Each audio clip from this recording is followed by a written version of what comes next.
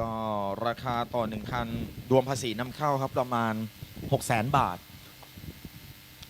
นะครับราคา Race Machine Bike สร้างขึ้นมาเพื่อการแข่งขันครับนี่คือเลเยอร์ของแทร็กสนามช้าง International Circuit ครับระยะทางความยาวของแทร็ก 4.554 กิโลเมตรมี 12 โค้งครับดูแทร็กนี้ดูง่ายๆนะดูโค้งน้อยแต่รายละเอียดของแทร็กค่อนข้างจะเยอะนะครับโค้งซ้าย 5 ขวา 7 ครับโดยมีไฮไลท์ในเรื่องราวของทางตรงยาวๆจากโค้ง1ไปโค้ง3 1 กิโลเมตรครับสามารถทำความเร็วได้ถึง 315 กิโลเมตรต่อชั่วโมงครับนี่คือตามในเรื่องราวของตามสเปคของแทร็กแต่ใน MotoGP กดกันมาถึง 340 กิโลเมตรต่อชั่วโมงแล้วนะครับ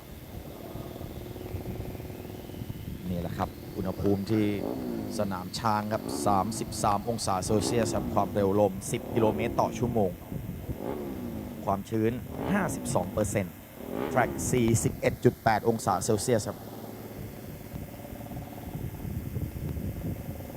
มาดู starting grid นะครับเกียรติศักดิ์สิงหพงศ์ครับออกสตาร์ทในตำแหน่งโพครับตามมาด้วยโกยุนาคากาวะนพรุตพงษ์บุญประเวศในกริดที่3ครับเด็กซ่าอัลเมอร์อัลฟาราเซลในกริดที่4ธนชัดประทุมทองนะครับอันดับที่5แล้วก็โพรพัฒน์อ่อนศรีในกริดสตาร์ทที่6ครับ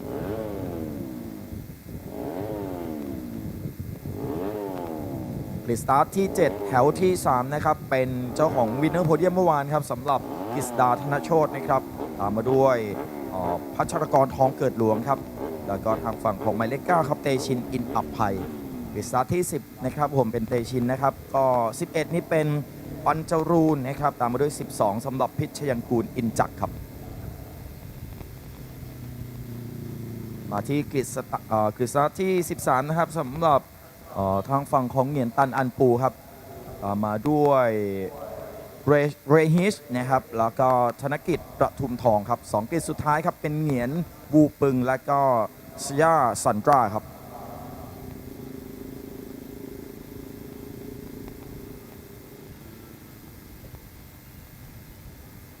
กราฟิกนี้น่าจะเป็นโอเคสยิมซุนตราครับมาครับดูที่บริเวณกริดสตาร์ทกันนี่ครับการแข่งขันจะแข่งขันทั้งหมด15รอบของสนามช้าง International Circuit นะครับ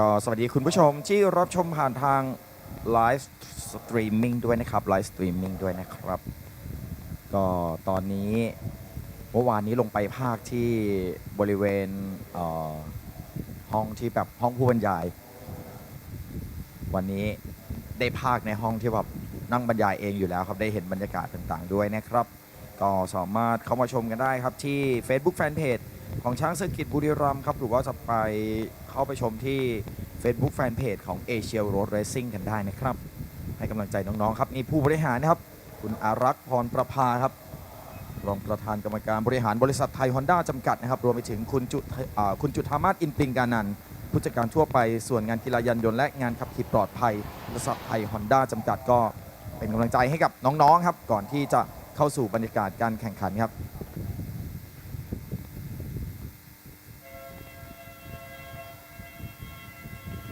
ป้าย1นาทีที่เส้นสตาร์ทครับ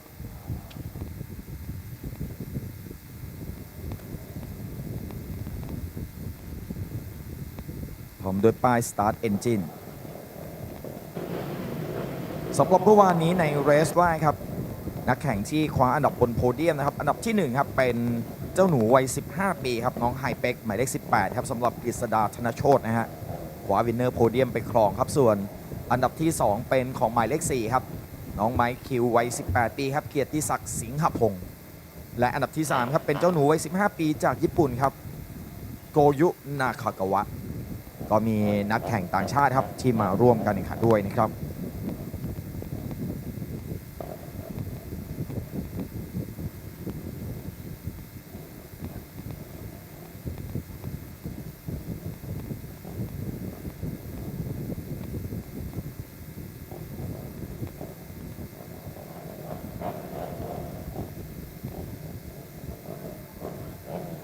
ก็ที่ต้องแข่งกัน 15 รอบนี่ก็ต้องบอกว่าทาง Honda เองครับอยากให้น้องๆครับมีเขาเรียกว่าความหนึบนะความอดทนในการแข่งขันครับในเรสยาวๆเพราะว่าต่อไปในอนาคตนะครับคือต้องก้าวสู่ในระดับอินเตอร์ครับไปต่อไปคือต้องขับเยอะอยู่แล้วเพราะฉะนั้นการแข่งขันก็จัดมา 15 รอบการแข่งขันครับ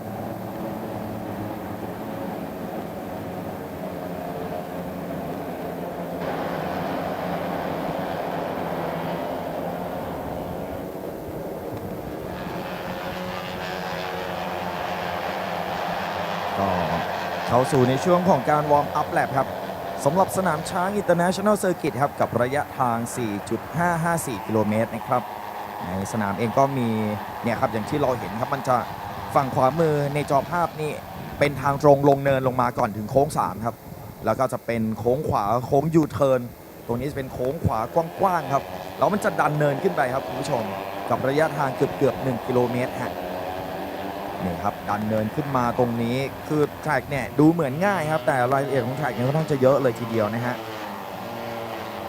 มาจะเข้าสู่เป็นโค้งซ้ายไฮสปีดความเร็วสูงครับเป็นโค้ง4ตรงนี้ใน MotoGP เข้าโค้งกันด้วยความเร็ว280หรือมากกว่านั้นนะครับไม่ยกคันเร่งเลยทีเดียวครับสำหรับใน MotoGP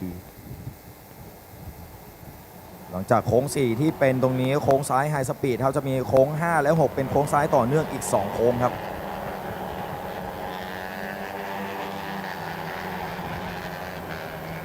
โค้ง6ไปก็จะเป็นโค้งขวา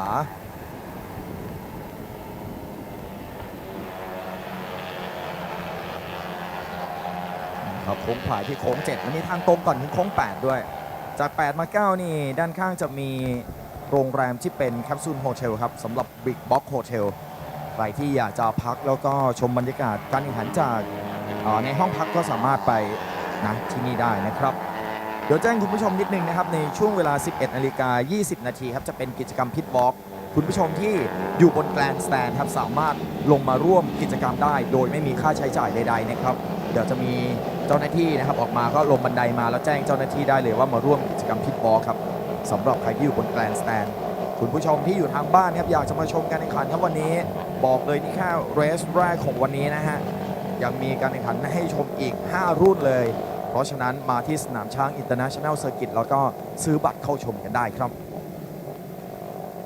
รถมาประจำที่กริดสตาร์ทครับ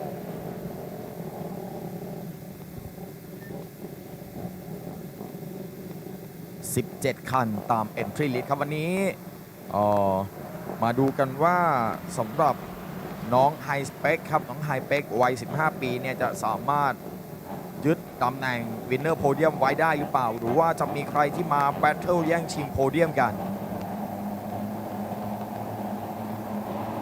ออกสตาร์ทในช่วงเวลานี้ครับ Honda Thailand Talent Cup Race ที่ 2 ครับ 15 รอบการแข่งขันครับรถเหมือนกันทุกอย่างเหมือนกันนะครับคุณผู้ชม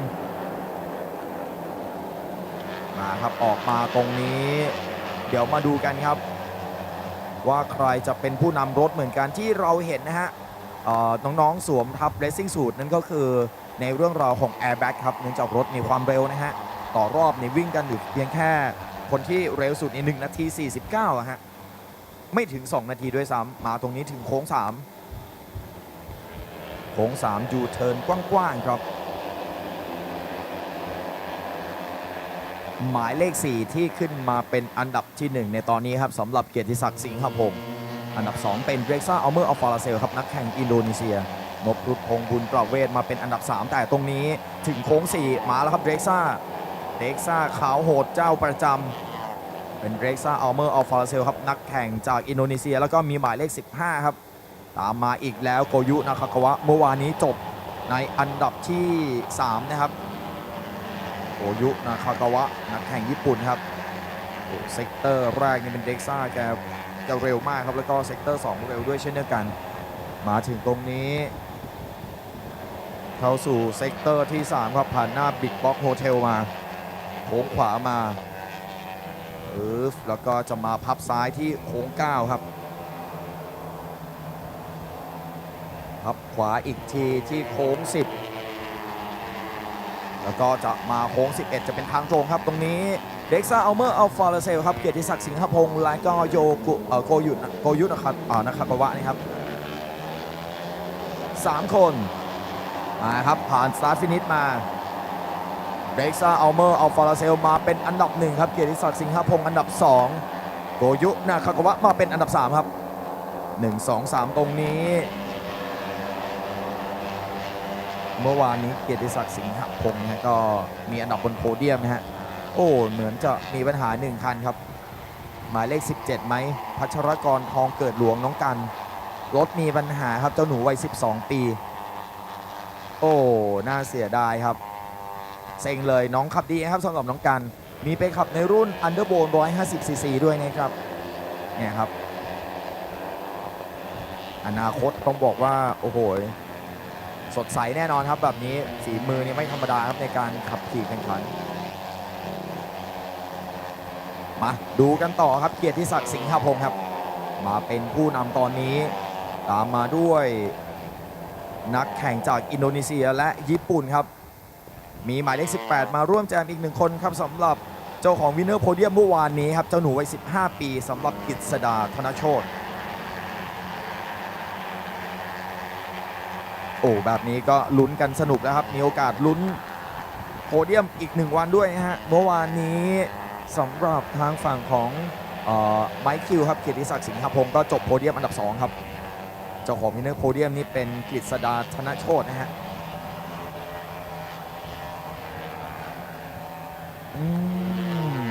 แจ้งมาบอกว่ารถไม่ได้มีปัญหาแต่อย่างไรนะครับสำหรับน้องกันครับเจ้าตัวมีอาการเจ็บขานะครับ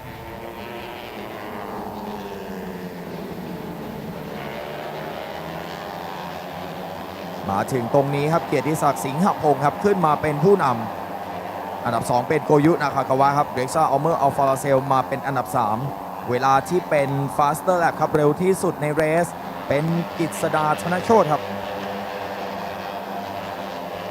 โอ้มาดีนะนี่เป็นนักแข่งที่แบบมาจากในกลุ่มนักบิดเยาวชนไทยครับจากปีที่แล้วครับกฤษดาธนโชติถ้าจำไม่ผิดนี่ผมไม่ค่อยได้อ่านชื่อนี้แบบในแถวหน้าสักเท่าไหร่ครับแต่มาปีนี้น้องมาโอ้โหเฉิดฉายจริงๆ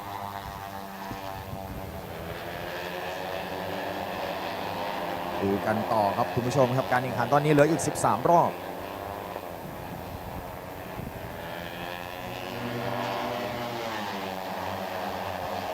กลุ่มผู้นำ4 คันตรงนั้นก็เกาะกลุ่มกันในแบบนี้ฮะ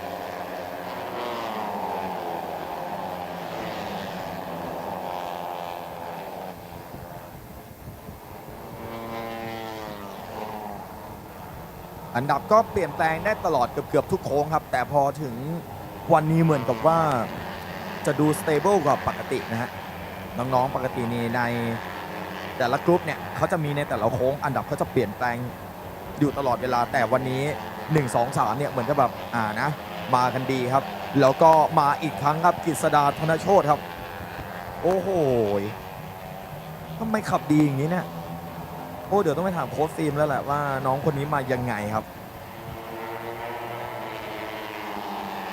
โอ้แล้วขับดีกว่ารุ่นพี่ๆเลยนะแบบนี้มาครับเกียรติศักดิ์สิงหพงษ์กฤษดาธนโชติแล้วก็โกยุนะครับกวะครับด้านหลังนี่มีอินโดนีเซีย1 คนนะครับสำหรับเด็กซ่าอัลเมอร์อัลฟาเซลทางตรงผ่านหน้าแกรนด์สแตนไปตรงนี้มาครับฉีกออกมาครับโกยุนะครับกวะโกยุที่โค้ง1ไม่ได้ครับเกียรติศักดิ์สิงหพงษ์ครับยังต้องไปต่อในตรงนี้ออกจากโค้ง1มาทางตรงยาวๆสุ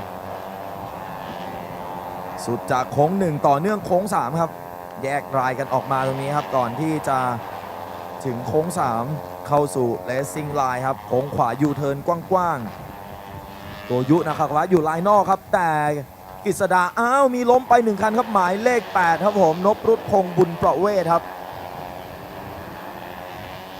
นพรุตพงษ์บุญประเวศครับล้มที่โค้ง3เมื่อสักครู่นี้เหมือนจะเจ็บนะครับ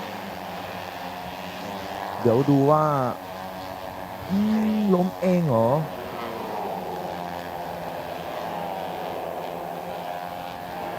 นี่ครับพอหลุดออกครับแอร์แบ็กก็จะทำงานครับคุณผู้ชม ก็ในเรื่องราวของเซฟตี้ต่างๆนะครับทั้ง Racing Suit รวมไปถึง Airbag เองหมวกกันน็อกรองเท้าต่างๆก็ถือว่ามีความปลอดภัยระดับสูงเลยทีเดียวครับสำหรับน้องๆที่ทำการแข่งขันนะครับเพราะฉะนั้นต้องแจ้งผู้ปกครองว่าในสนามมีเรื่องราวของความปลอดภัยมาเป็นอันดับหนึ่งแล้วก็การเข้าถึงของเหล่าบรรดาเจ้าหน้าที่ภาคสนามมาแชลแล้วก็ในเรื่องราวของเจ้าหน้าที่พยาบาลครับเข้าถึงตัวน้องๆอย่างรวดเร็วครับถ้าอยากจะเป็นนักแข่งก็ต้องเริ่มต้นในสนามแบบนี้ครับมาครับก่อนถึงโค้ง12ครับเกียรติศักดิ์สิงหพงศ์เดี๋ยวเรามีแปะกันนี่ยังไงครับคู่นี้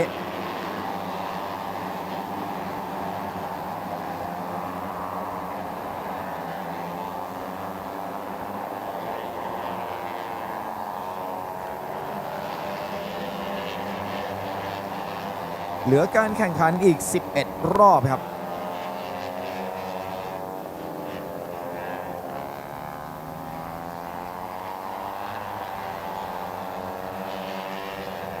ผู้นำยังคงไม่แน่นอนแหละนะฮะไปจนถึงโค้ง12รอบสุดท้ายนะครับคุณผู้ชมก็แจ้งด้วยนะครับสำหรับกิจกรรมพิทวอล์กนะครับวันนี้กิจกรรมพิทวอล์กเราจะมีขึ้นในช่วงเวลา 11:20 นาทีต่อเนื่องไปจนถึงช่วงเวลาเที่ยงตรงนะครับก็คุณผู้ชมที่มาชมการแข่งขันอยู่บนแกรนด์สแตนด์ครับเดี๋ยวลงบันไดฝั่งซ้ายมือนั่นแหละครับเดินไปแล้วก็ลงมาที่บันไดแล้วก็จะมีเจ้าหน้าที่เดี๋ยวเขาจะมีคาราวานของผลิตภัณฑ์เครื่องดื่มตราช้างเข้ามาก่อนนะครับเพราะฉะนั้นเดี๋ยวลงมาร่วมกิจกรรมพิทวอล์กด้วยกันมาสัมผัสบริเวณพิทเลนครับเห็นการทำงานของเหล่าบรรดาทีมแข่งต่างๆครับดูน้องๆพริตตี้เกิร์ลสาวสวยของแต่ละทีมครับมาดูบรรยากาศเหล่าบรรดาทีมแข่งไทยที่ลงทำการแข่งขันนะครับไม่ว่าจะเป็นทีมโรงงานอย่าง Honda Racing Thailand ครับ Yamaha Thailand Racing Team แล้วก็มีทีมแข่งอย่าง East NJT Racing Team ครับซึ่งเป็นทีมแข่งไทยอีกหนึ่งทีมครับมาดูการทำงานมาดูว่าเขามีของที่ระลึกมามอบให้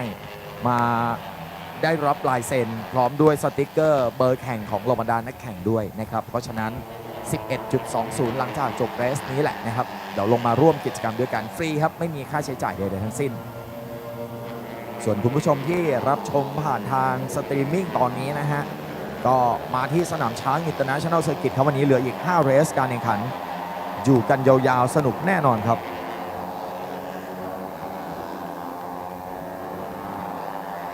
ตอนนี้สถานการณ์เปลี่ยนครับเตชินอินอภัยขึ้นมาอยู่อันดับ1ครับเกียรติศักดิ์สิงหพงศ์อันดับ2มูฮัมหมัดหมายเลขเดี๋ยวนะต้องอ่านชื่อสะกดกันหน่อยนึงครับหมายเลข5ครับมูฮัมหมัดกิอันดรา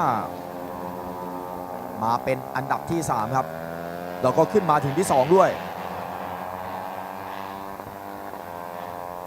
มูฮัมหมัดกิอันดราครับนักแข่งชาวอินโดนีเซียวัย14 ปี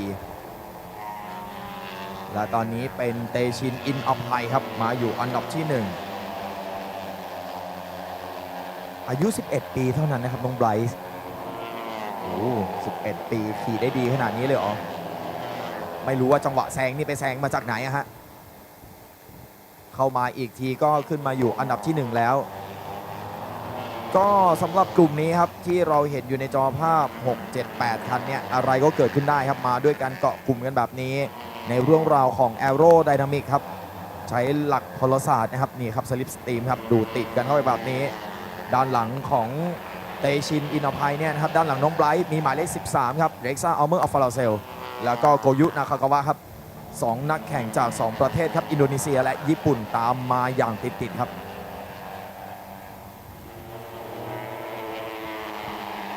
สุดทางตรงออกจากโค้ง11ครับแล้วก็ก่อนจะถึงโค้ง12มาดูว่าใครฉีกเข้ามาโอ้หมายเลข18มาอย่างนี้เลยครับฉีกมาแต่มันต้องเข้าลายนี้ฮะไม่งั้นมันจะลึกไปครับมาสวยครับเตชินอินอภัยครับน้องไบรท์วัย11 ปีตอนนี้ขึ้นมาอยู่อันดับที่1ครับในขณะที่มีหมายเลข13ครับเร็กซ่าอัลเมอร์แล้วก็หมายเลข5อย่างทางฝั่งของมูฮัมหมัดกิอันดราครับไล่มาอยู่ในกลุ่มนำครับฉีกออกมาครับน้องไบรท์ฉีกมาแล้วก็หนีครับหลบมาให้ดูครับจะมาสลิปสตรีมแบบนี้ไม่ได้ครับไบรท์หนีมาครับฉีกมาก่อนถึงโค้ง3ยกคึบมา มาคนเดียวครับตรงนี้เลสซิ่งไลน์โค้ง3สวยงามครับโอ้โหแบนไปอย่างสวยงามแล้วก็ออกจากโค้ง3ได้สวยไม่ปีนเป็กด้วยโอ้โหลายดีอะออกมาดีครับหมายเลข11ครับสำหรับน้องไบรท์เตชินอินทภัยหล่อด้วยนะรู้สึกจะเป็นเพื่อนกับผมใน Facebook อยู่ด้านหลังนี่เป็นหมายเลข13ครับนักแข่งอินโดนีเซียเร็กซ่าอัลเมอร์อัลฟาลาเซลมีปานหลุดออกไปครับ1คันแล้วก็เร็กซ่าจะเอาไม่ได้ครับโอ้ไบรท์บอกไม่ยอมครับไบรท์ขึ้นมาต่อมาที่โค้ง6ครับการแข่งขันเรืออีก9รอบสนามช้างอินเตอร์เนชั่นแนลเซอร์กิตครับคุณผู้ชมเรายังได้อยู่นะโอ้โหดูมั่นใจมากครับโอ้หมายเลข11ครับอุ้ยแล้วแม่ขาหลุดลงไปครับกลับมาได้ครับกลับมาได้ตอนนี้อยู่อันดับที่2ครับสำหรับเตชินอินทภัยน้องไบรท์อันดับ1นี่เป็นเร็กซ่าอัลเมอร์อัลฟาลาเซลครับมีคนที่จะพยายามมาอ้อมออกมาข้างๆอยู่เร็กซ่าอัลเมอร์ยกก่อนถึงโค้ง12แล้วโอ้โหมาเรียงแถวเป็นหน้ากระดานครับโกยุนะครับเลสซิ่งไลน์ดูดีกว่านะครับแต่เร็กซ่าแกแบบมาปิดตรงนั้นได้ครับ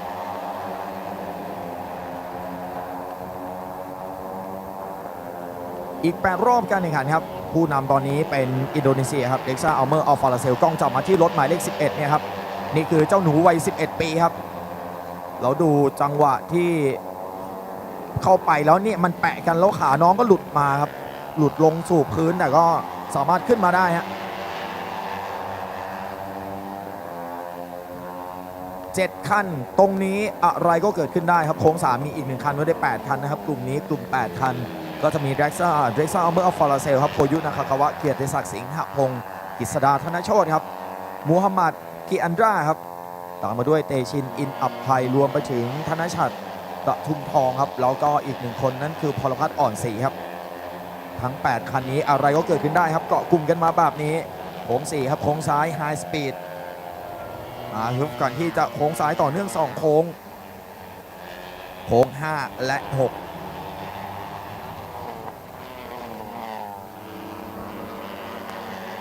โอ้ยล้มไปแล้วครับไปเนี่ยหมายเลข6ฮะหมายเลข6พลพัฒน์อ่อนศรีครับน้องต้องหลบนะฮะเดี๋ยวต้องพาน้องเข้ามาก่อนไปล้มยังไงจังหวะนี้โอ้ล้มเองฮะเราแรงด้วยนะลงแรงนะเราจะเห็นว่าเนี่ยครับแอร์แบ็กทำงานครับหลุดออกมาปึ้งแล้วลมก็จะออกมาฮะเหลืออยู่ในกลุ่มนี้7คันดูน้องไบรท์หน่อยอยากดูผลงานของเด็กวัย11ปีครับว่าจะสามารถทำมันได้แบบยอดเยี่ยมขนาดไหนในกลุ่มนี้ครับ7คันมาลุ้นกันดูกับอีก7รอบสนามช้างอินเตอร์เนชั่นแนลเซอร์กิตครับเวลาที่วิ่งกันต่อรอบครับรอบล่าสุดเมื่อสักครู่นี้1นาที501นาที51กันทั้งหมดเลยนะครับกลุ่มนี้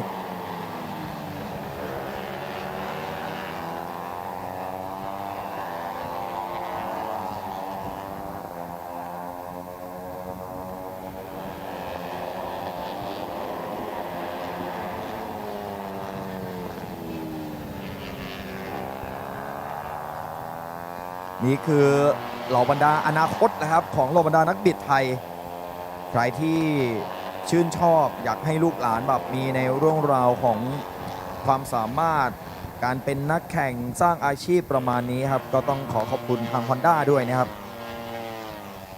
ที่จัดโครงการดีๆแบบนี้ขึ้นมาในแทร็กตัวนี้เหลือนักแข่งอยู่ทั้งหมด13คัน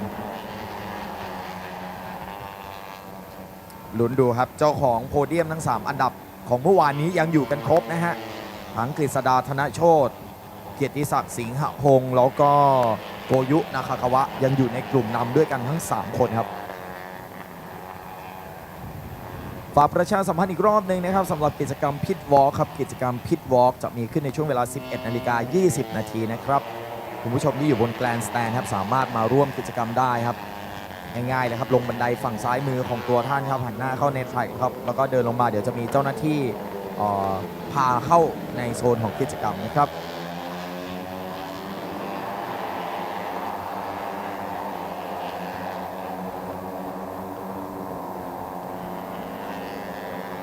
6 รอบสุดท้ายก็ยังมีการเปลี่ยนแปลงอยู่เรื่อยๆครับสำหรับอันดับในกลุ่มนำอะไรก็เกิดขึ้นได้ครับเราเนี่ยครับพยายามที่จะเกาะกลุ่มกันไว้ครับดูดติดด้วยหลักพลศาสตร์ครับเด็กซ่าอัลเมอร์อัลฟาราเซลเข้ามาเลข13นักแข่งจากอินโดนีเซียส่วนหมายเลข4นี่ครับน้องไมค์คิวเกียรติศักดิ์สิงหพงศ์โค้ง3ครับมาดีครับออกจะปีนเป็กนิดนึงเข้ามาแบบนี้เกียรติศักดิ์สิงหพงศ์ออกจากโค้ง3ขึ้นมาอยู่อันดับ1ครับเด็กซ่าอัลเมอร์มาเป็นอันดับ2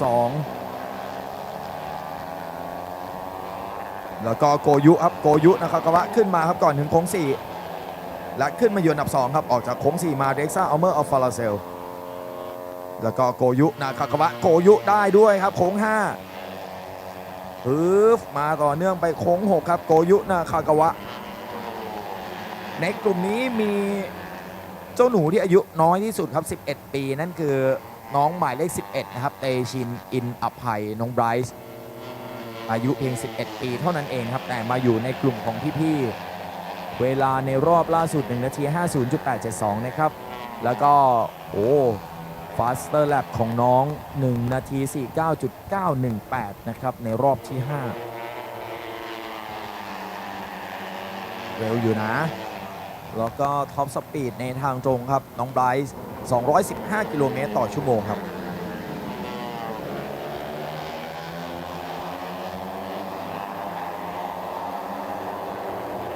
มาดูญี่ปุ่นหรืออินโดคู่นี้เมื่อวานนี้เร็กซ่าไม่มีอันดับบนโพเดียมนะครับแต่วันนี้เขาพยายามขับอย่างต้องบอกว่างานละเอียดครับวันนี้เร็กซ่าอัลเมอร์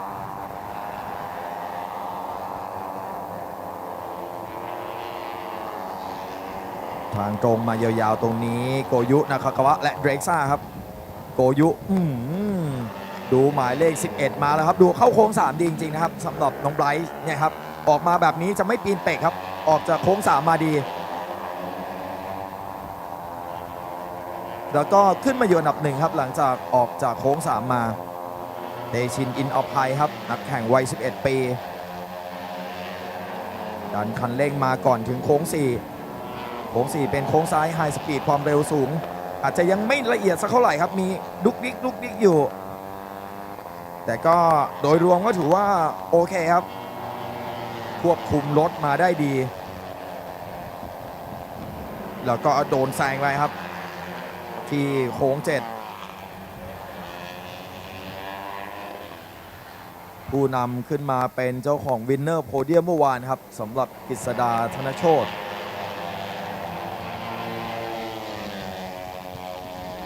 ในชินมาเป็นอันดับ2ในตอนนี้ก่อนถึงโค้ง10ครับขับขวาอีกทีมากฤษดาธนโชติขึ้นมาอยู่อันดับที่1ครับเตชินอินอภัยอันดับ2โอ้ยต้องหวาดเสียวอยู่เรื่อยเลยนะเนี่ยยกที่โค้ง12ครับเร็กซ่าอัลเมอร์อัลฟาราเซลครับมาดีกว่าครับกับการแข่งขันเหลืออีก4 รอบครับ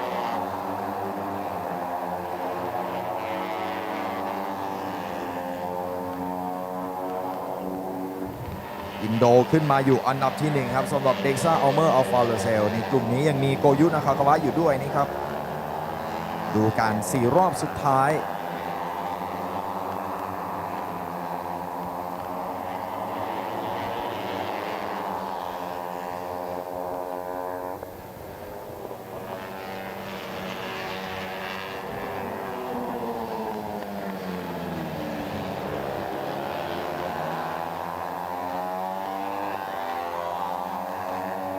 ก็จะมีการเปลี่ยนแปลงของอันดับแบบนี้อยู่เรื่อยๆแหละครับคุณผู้ชมอย่างที่ผมได้แจ้งไปนะครับเนื่องจากรถเหมือนกันทุกอย่างเหมือนกันนะครับสำหรับ Honda 250 NSF 250นะครับนี่เป็น Race Machine Bike รถที่สร้างมาเพื่อการแข่งขันโดยเฉพาะนะครับน้ำหนักก็จะเบาครับแล้วก็ในเรื่องราวของบาลานซ์ต่างๆก็จะดีครับทำให้การควบคุมคอนโทรลนี่ง่ายขึ้นนะครับ และปีนี้มาพร้อมกับแฟลิ่งที่ทำกราฟิกใหม่สวยงามครับ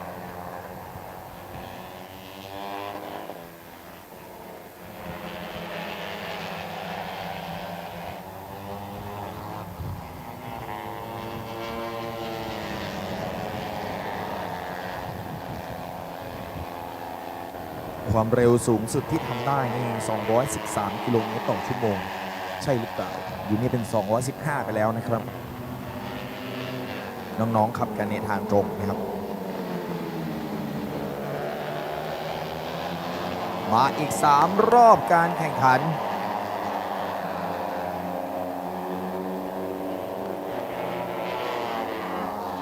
สำหรับการเก็บคะแนนสะสมนะครับการแข่งขันในปีนี้ก็จะมาทำการแข่งขันครับร่วมกันกับรายการเอเชียโรดเรซิ่งแชมเปี้ยนชิพ2 สนามด้วยกันนะครับนั่นคือสนามแรกแล้วก็สนามตัดสินแชมป์กันนะครับ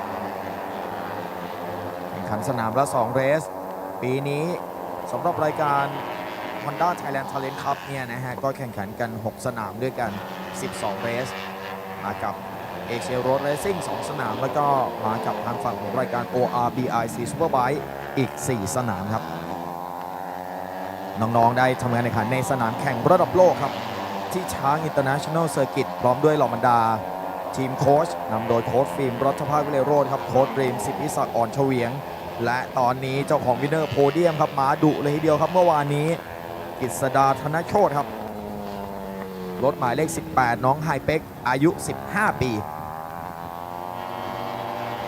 เราเนี่ยครับไม่ยอมเหมือนกันครับไมค์คิวนี่อายุ18ครับถือว่าเป็นพี่ใหญ่ในกลุ่มนี้นะฮะเกียรติศักดิ์สิงหพงศ์หมายเลข4หันไปมองข้างหลังครับแล้วก็เจ้าหนูวัย15 ปีจากอินโดนีเซียครับเด็กซ่าอัลเมอร์อัลฟาราเซล15 ปีนี่มี2 คนครับทั้งญี่ปุ่นแล้วก็ทางฝั่งของอินโดนีเซีย2 คนอายุเท่ากัน15 ปีครับเด็กซ่าอัลเมอร์อัลฟาราเซลแล้วก็โกยุนาคากาวะ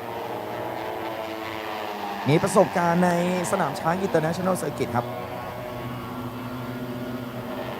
ยกมาครับก่อนถึงโค้ง12จะเหลือการแข่งขันอีก2 รอบครับผ่านตรงนี้ไป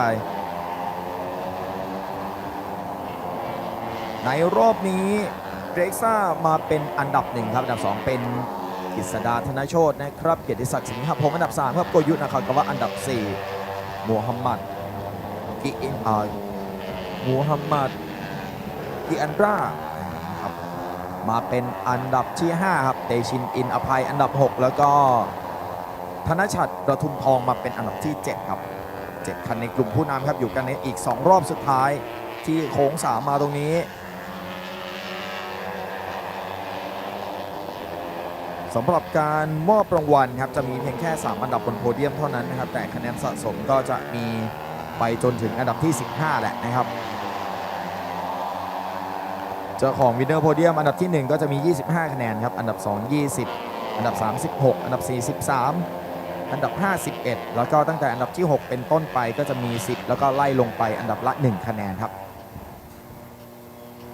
ไปจนถึงอันดับ15เก็บคะแนนสะสม6 สนาม12เรสดูมีระยะห่างนะโกยุนาคากาวะโกยุออกมาครับเริ่มทิ้งระยะห่างครับโดยมีเด็กซ่าอัลเมอร์อัลฟาราเซลมาเป็นอันดับ2ครับนักแข่งไทยของเราหมายเลข4ครับเกียรติศักดิ์สิงหพงศ์และก็หมายเลข18ครับอย่างเจ้าของวินเนอร์โพเดียมเมื่อวานนี้กฤษดาธนโชติตามกดดันมาแบบติดๆนะฮะถึงโค้ง11ครับออกจากโค้ง11จะเป็นทางตรงมาตรงนี้มาดูว่าใครยกแล้วก็หาเรซซิ่งไลน์ได้ดีกว่าครับยากครับโค้ง12เนี่ยครับคือเข้าลึกไปก็ออกบานนะครับนี่คือน้องไบรซ์เนี่ยยังมีในเรื่องราวของความละเอียดอยู่นะครับอย่างเวลาเข้าโค้งไปเนี่ยเหมือนจะไม่ค่อยเนียนดูเหมือนจะมียังดุกดิกอยู่นะครับแต่คิดว่าอนาคตน่าจะดีแน่นอนเพราะน้องเพิ่ง11 ขวบเท่านั้นเองนะครับรอบสุดท้ายของการแข่งขันครับคุณผู้ชม Race Director แจ้งเตือนนักแข่งหมายเลข4นะครับเกียรติศักดิ์สิงหพงศ์ครับ Exceed Track Limit ครับ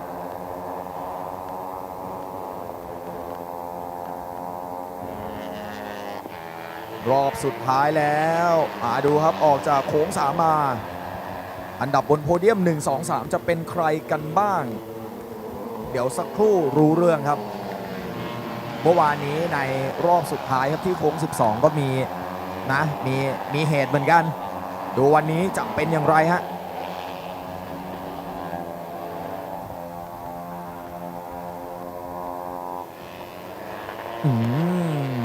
ยังไงครับไลฟ์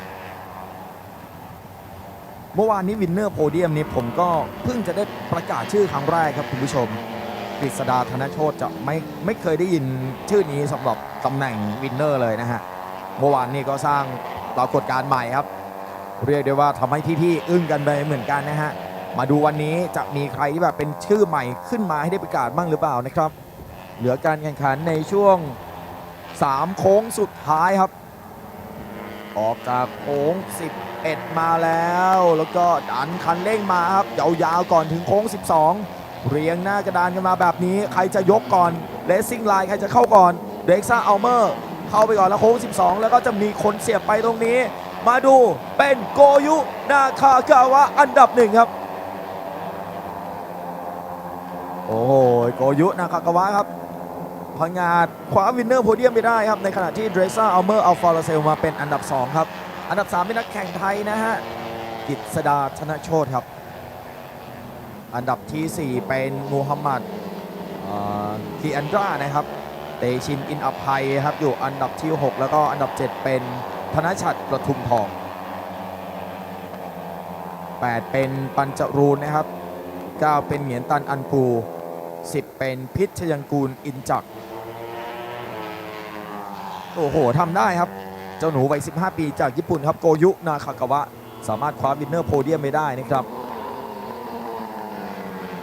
เดี๋ยวสักครู่หนึ่งครับจะเป็นบรรยากาศการมอบรางวัลที่วินเนอร์โพเดียมสำหรับรุ่นนี้นะครับแล้วก็จะเข้าสู่ในช่วงของพิทวอล์กนะครับคุณผู้ชมที่อยู่บนแกรนด์สแตนด์ครับสามารถมาร่วมกิจกรรมพิทวอล์กแล้วก็เดี๋ยวเราจะไปร่วมกิจกรรมด้วยกันนะครับสักครู่หนึ่งครับเข้าสู่บรรยากาศการมอบรางวัลที่วินเนอร์โพเดียมกับในรุ่นของ Honda Thailand Talent ครับเรสที่2ครับ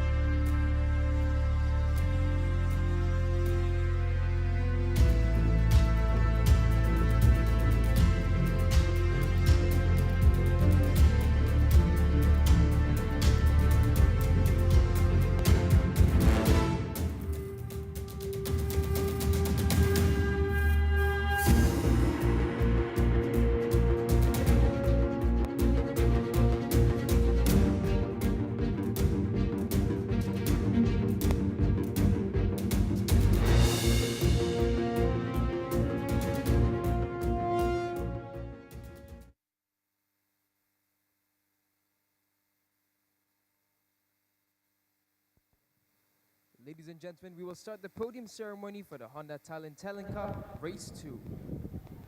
In third place, Kitsara Tanacho.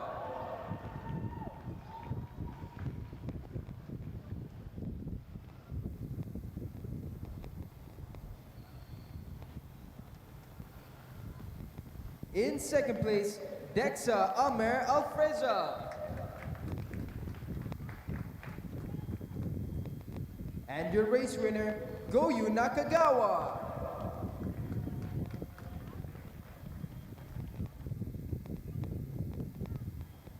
Ladies and gentlemen, please rise for the national anthem of Japan.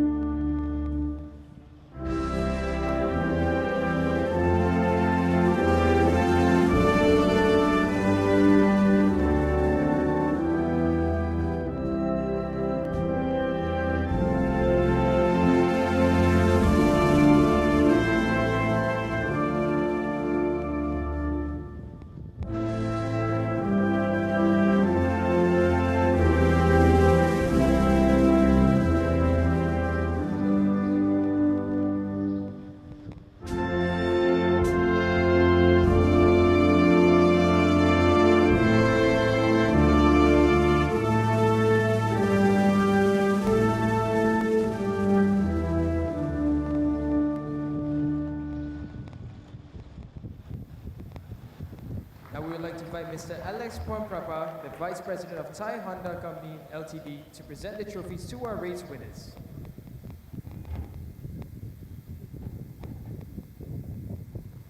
In third place, Kitsara Tanachon.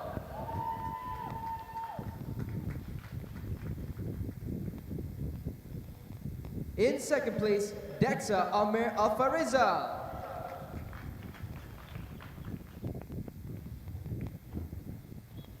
And your race winner from Japan, Goyu Nakagawa.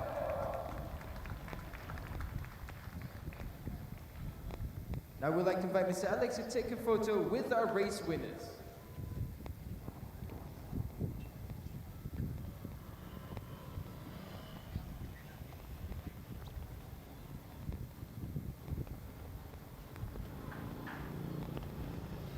Ladies and gentlemen, a round of applause once again for the Honda Talent Cup race winners.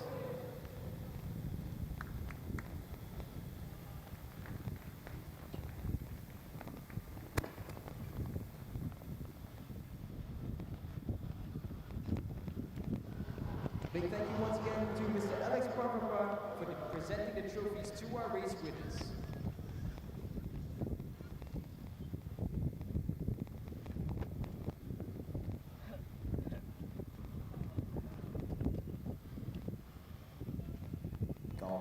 เป็นที่เรียบร้อยครับสำหรับพิธีการมอบรางวัลครับในการแข่งขันเรสที่2ของ Honda Thailand Challenge Cup ครับโดยเจ้าของที่นั่งโพเดียมครับเป็นของนักแข่งญี่ปุ่นวัย15 ปีโกยุ Thank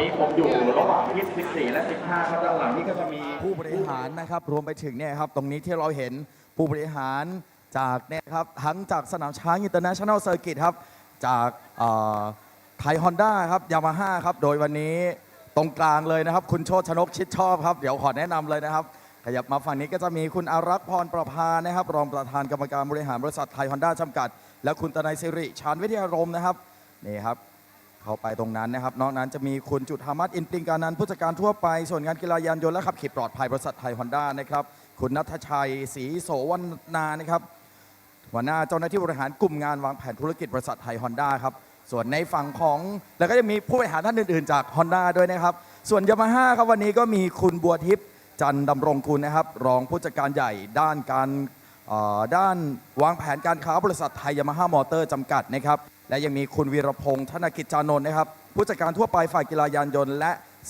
สถาบันขับขี่ปลอดภัยบริษัทไทยยามาฮ่ามอเตอร์จำกัดนะครับคุณสมเกียรติภูลขวัญครับผู้บริหารระดับสูงบริษัทไทยยามาฮ่ามอเตอร์จำกัดนะครับคุณการันสีทองผู้จัดการส่วนสถาบันฝึกอบรมขับขี่รถจักรยานยนต์ยามาฮ่าบริษัทไทยยามาฮ่ามอเตอร์จำกัดนะครับรวมไปถึงผู้บริหารท่านอื่นๆนะครับวันนี้อยู่ร่วมกันนะครับผมมาร่วมในเรื่องราวของพิธีกิจกรรมพิทวอล์คครับโอเคครับแล้วเดี๋ยวช่วงนี้เราไปชมบรรยากาศพิทวอล์กกันนะครับผมว่ามีความคึกคักขนาดไหนครับไปชมกันครับ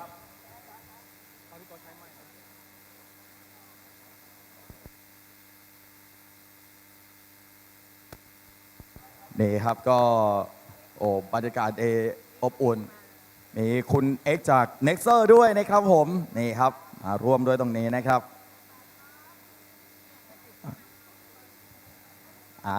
เดี๋ยวภาพก็จะพาคุณผู้ชมไปดูบรรยากาศต่างๆนะครับผมเองก็จะเดินไปดูด้วยนะครับว่าในเรื่องราวของวันนี้ในนักแข่งของเรานักแข่งไทยเราเองหรือว่าจะเป็นบรรยากาศต่างๆเป็นอย่างไรบ้างครับขอขอบคุณผู้บริหารทุกๆท่านด้วยนะครับผมขอบคุณนะครับเดี๋ยวเราจะไปดูในเรื่องราวของโอ้โหความคึกคักจริงๆนี่ครับคุณอารักษ์พรประภาครับเดินมาเลยครับที่พิษหมายเลข13-14ครับสวัสดีพี่ตุ๊ตู่ด้วยนะครับวันนี้พี่ๆสื่อมวลชนมากันเยอะมากนะครับผมนี่ครับมาดูตรงนี้ครับคุณผู้ชมคุณอารักษ์พรประภาพร้อมด้วยเหล่าบรรดานักแข่งจาก Honda Racing Thailand ดูคึกคักเลยทีเดียวโอ้โหน้องนิวครับน้องนิวเดี๋ยวให้คุณอารักษ์ลองพูดถึงทีมแข่งของ Honda Racing Thailand หน่อยนึงครับว่าปีนี้มีความพร้อมมากน้อยขนาดไหนครับคุณอารักษ์ครับปีนี้เราก็อย่างที่ว่านะครับจัดมาเต็ม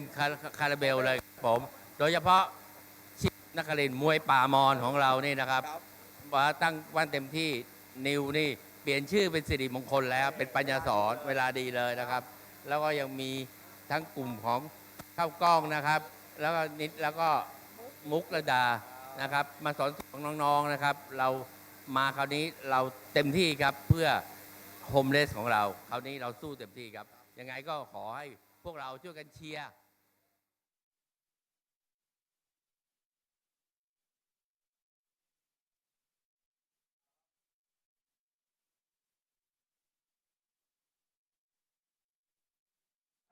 จาทิพย์นี่ครับนักเรียนครับซูเปอร์บัคคันซีนะครับแล้วก็มีน้องนิวนะครับน้องนิวก็เปลี่ยนชื่อใหม่นะครับปัณสอนแก้วสมคิดนะครับที่คุณอารักษ์ได้นะแนะนำไปมีน้องเข้ารอบของทุกตาสารพืชที่ก็พาน้องๆครับลงแข่งในรุ่นเอเชียโปรดักชั่น250 cc ครับส่วนทางฝั่งนี้ครับขยับมาที่พิษหมายเลขดีเลยครับ15ครับนักแข่งไทยยามาฮ่าไทยแลนด์เรสซิ่งทีมนะครับโค้ชรัชพงศ์วิไลโรจน์ครับโอ้โหขออนุญาตแทรกตัวพี่สื่อเข้ามานิดนึงนะครับโค้ชสวัสดีครับเดี๋ยวให้แฟนๆถ่ายภาพก่อนสวัสดีพี่อู๊ดด้วยนะครับโอ้โหครับ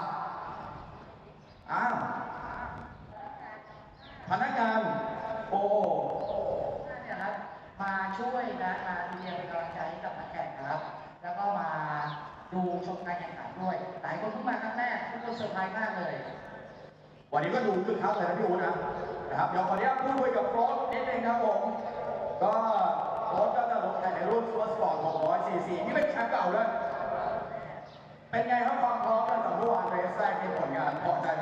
มีอะไรต้องปรับปรุงบ้าง สำหรับเมื่อวานอากาศค่อนข้างร้อนครับแล้วก็เราได้เจอปัญหานิดหน่อยในระหว่างการแข่งขันก็เลยเก็บข้อมูลในข้อผิดพลาดของเมื่อวานนะครับแล้วก็สิ่งที่เราต้องพัฒนาตรงนี้เรามาปรับปรุงแล้วก็คิดว่าในเดย์สองคิดว่าน่าจะพอครับ ช่วงวอร์มอัพในช่วงเช้าเป็นไงบ้าง แล้วก็ในวอร์มอัพตอนเช้าเราเน้นหาข้อมูลมากกว่าครับในผลแล้วก็ระบบแตกอะไรอย่างเงี้ยครับก็เลยเป็นการเก็บข้อมูลเพื่อไปใช้ในการแข่งขันเดย์สอง ฝากอะไรถึงแฟนๆหน่อยครับโค้ช ก็ขอขอบคุณแฟนๆก่อนเลยครับที่ส่งกำลังใจเชียร์มาตั้งแต่เมื่อวานแล้วก็ตั้งแต่ปี2000เทสครับก็สำหรับวันนี้แข่งเป็นสองแล้วก็อยากฝากส่งกำลังใจเชียร์ให้ผมกับไทยแลนด์เลสซิ่งทีมรวมถึงนักแข่งทุกคนด้วยครับ โอเคน่ารักมากครับโค้ชครับแล้วก็ผมไปแล้วโค้ชนะครับผมโอเคขอเสียงครับโค้ชกองเชียร์เยอะแล้ววันนี้มีของที่ระลึกมามอบให้ด้วยโอ้โหเชิญเลยนะครับเชิญเลยนะครับนี่ครับยามาฮ่าไทยแลนด์เรซซิ่งทีมครับ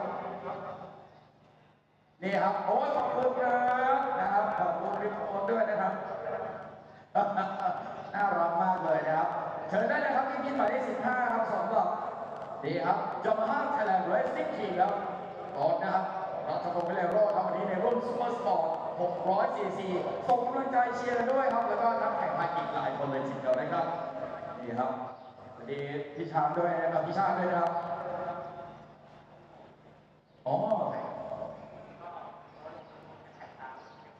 ที่ไหนครับพี่ชาติตรงนั้นนั่นจุดไหน วันนี้ช้างมีหมวกสวยๆมามอบให้นะครับผมเนี่ยครับมาถ่ายภาพกับพิกกี้ช้างเรสเลนของเราและพิกกี้เกิร์ลของช้างนะครับนี่ครับแล้วก็ทำงานให้แฮชแท็กช้างแล้วก็เช็คอินสั่งช้างอินเตอร์เนชั่นแนลเซอร์กิตได้รับหมวกสวยๆไปเลยนะครับผมนี่ครับก็เห็นแบบขอบพระคุณผลิตภัณฑ์เครื่องดื่มตราช้างด้วยนะครับนี่ครับมอบความสดชื่นสดใสครับอากาศร้อนๆแบบนี้ครับช้างจัดให้เลยทีเดียวนะครับก็ผู้บริหารทั้งคุณตนายสิริชาญวิทยารงค์ครับเดี๋ยวมาพูดคุยกับนี่เป็นทีมช่างไทยที่ไปทำให้กับทีมแข่งต่างชาติเลยครับโอ้คนไทยสวัสดีครับพี่ปุ้ยครับเป็นไงบ้างครับได้ทำรถให้นะครับโอ้โหแล้วทีนี้รับค่าจ้างเป็นดอลลาร์ด้วย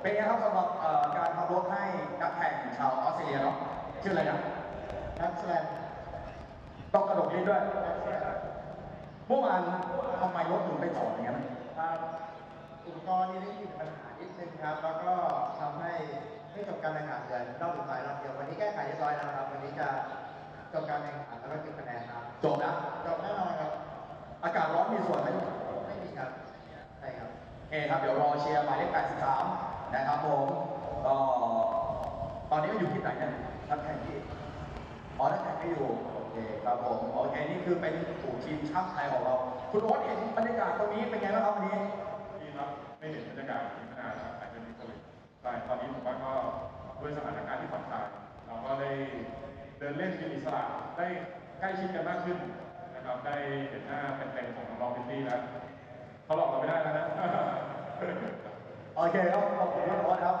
คุณนันท์สิริชันวิทยารมณ์ครับเฮ้เฮลโลคุณเป็นคอมเมนเตเตอร์ตั้งแต่ยูโนเลยเฮลโล Hi, how are you? Hi everyone, hi Buriram. โอเค I'm Lucy. Hopefully everyone enjoys the race today. Thank you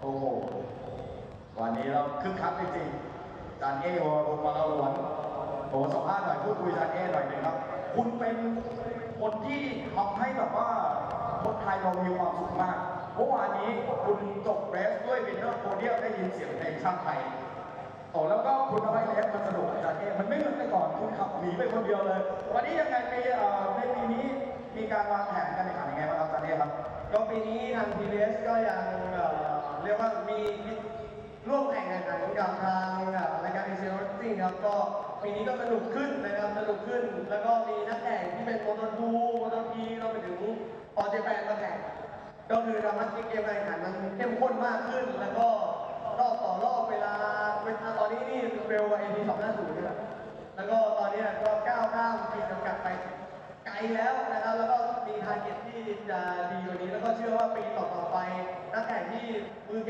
ก่งๆนะครับเรา ร่วมใน TVS Racing ในรายการชิงแชมป์เอเชียครับ ผมเลส2นี่คุณคิดว่าคุณจะสามารถรักษาวินเนอร์โพเดียมไว้ในมือได้ไหม คนไทยมาเยอะขนาดนี้ก็ต้องพยายามที่สุดแหละครับก็อยากจะจบโพเดียมแล้วก็ร่วมร้องเพลงชาติไทยของวงกันครับ โอเคครับขอบคุณอาจารย์เอคุณผมก็ต้องสุดน่ารักมากครับอาจารย์เอครับผมเดี๋ยวเดินเล่นหน่อยเดิน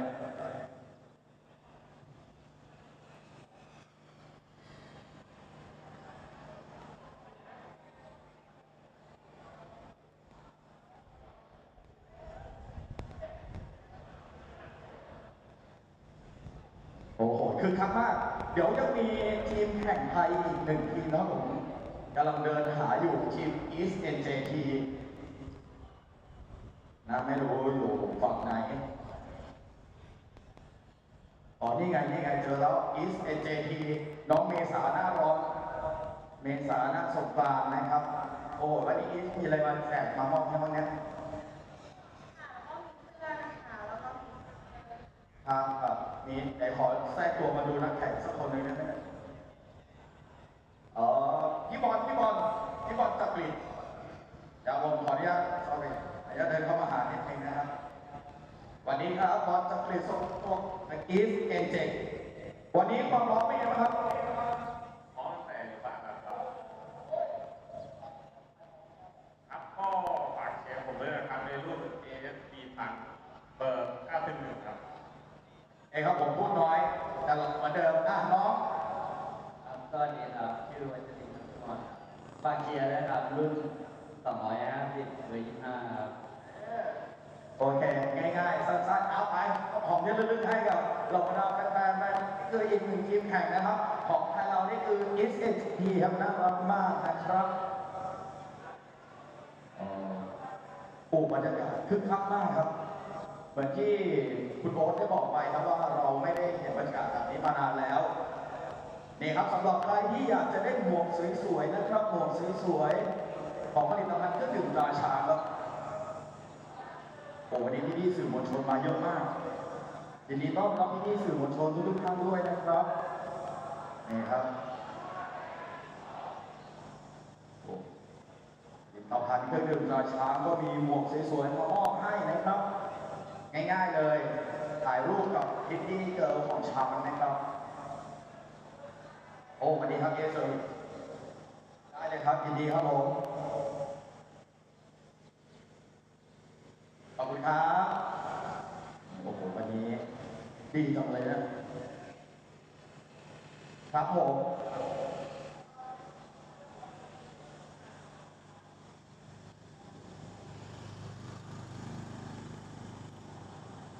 เชียร์ลิเวอร์พูลเลย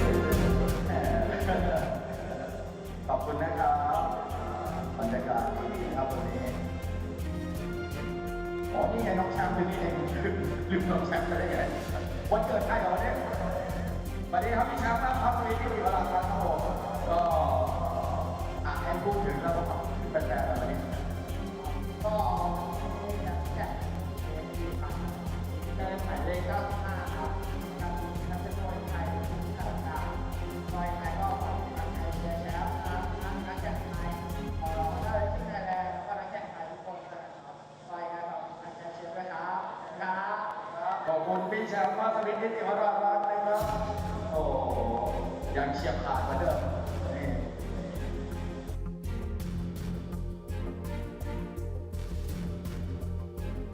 แต่เขาบอกเชียร์นักแข่งไทยทุกคนนะครับ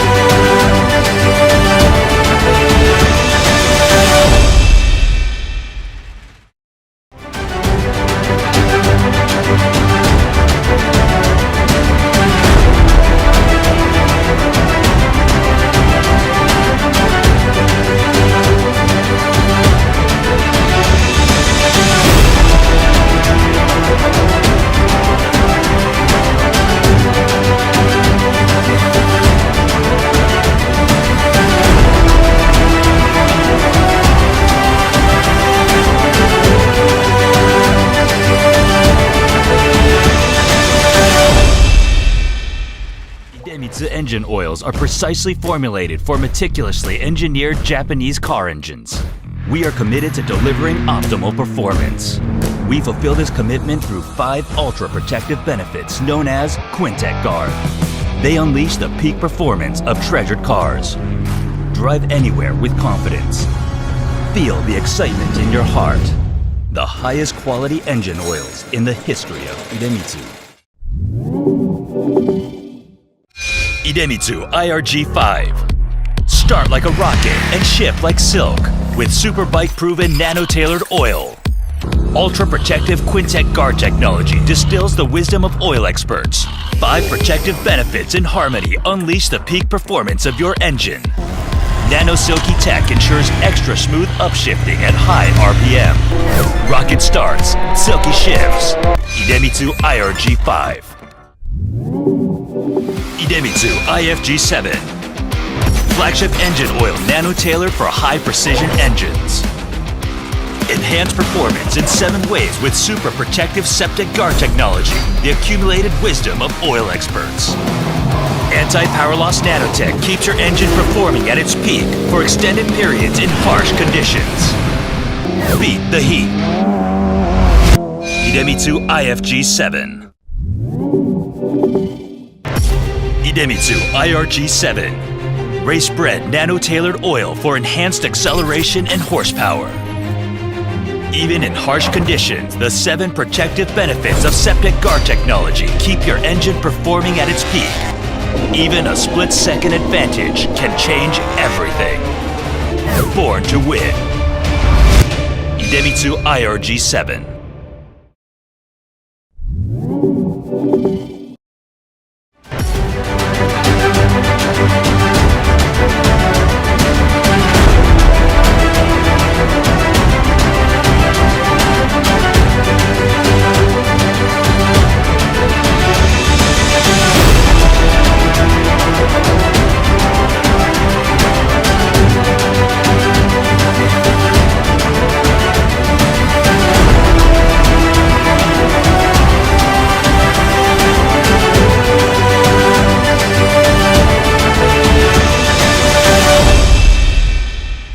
IDEMITSU engine oils are precisely formulated for meticulously engineered Japanese car engines.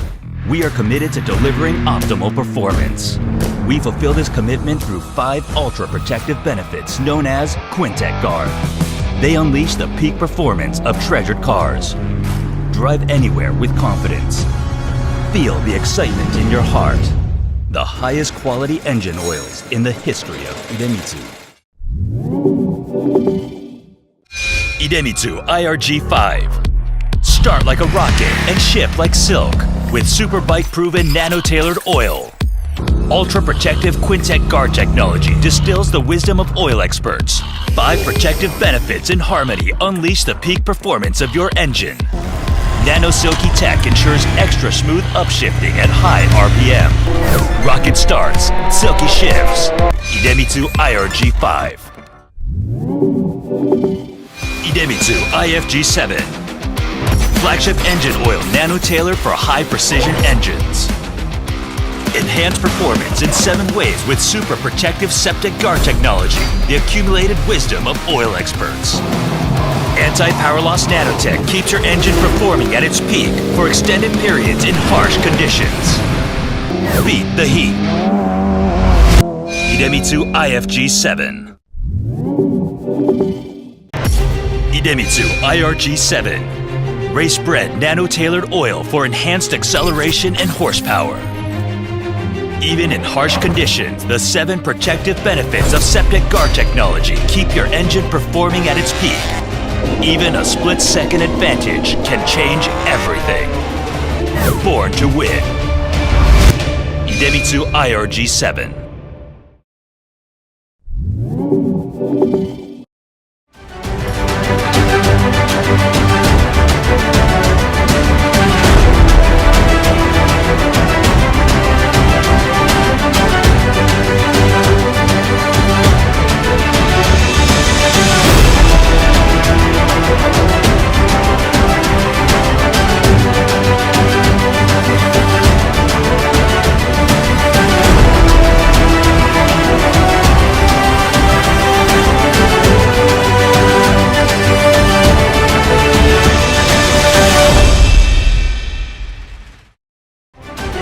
engine oils are precisely formulated for meticulously engineered Japanese car engines.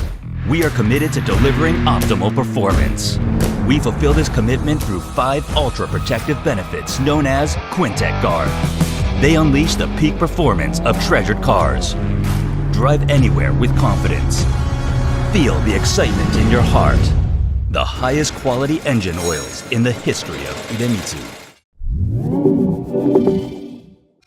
IDEMITSU IRG5. Start like a rocket and ship like silk with super bike proven nano-tailored oil.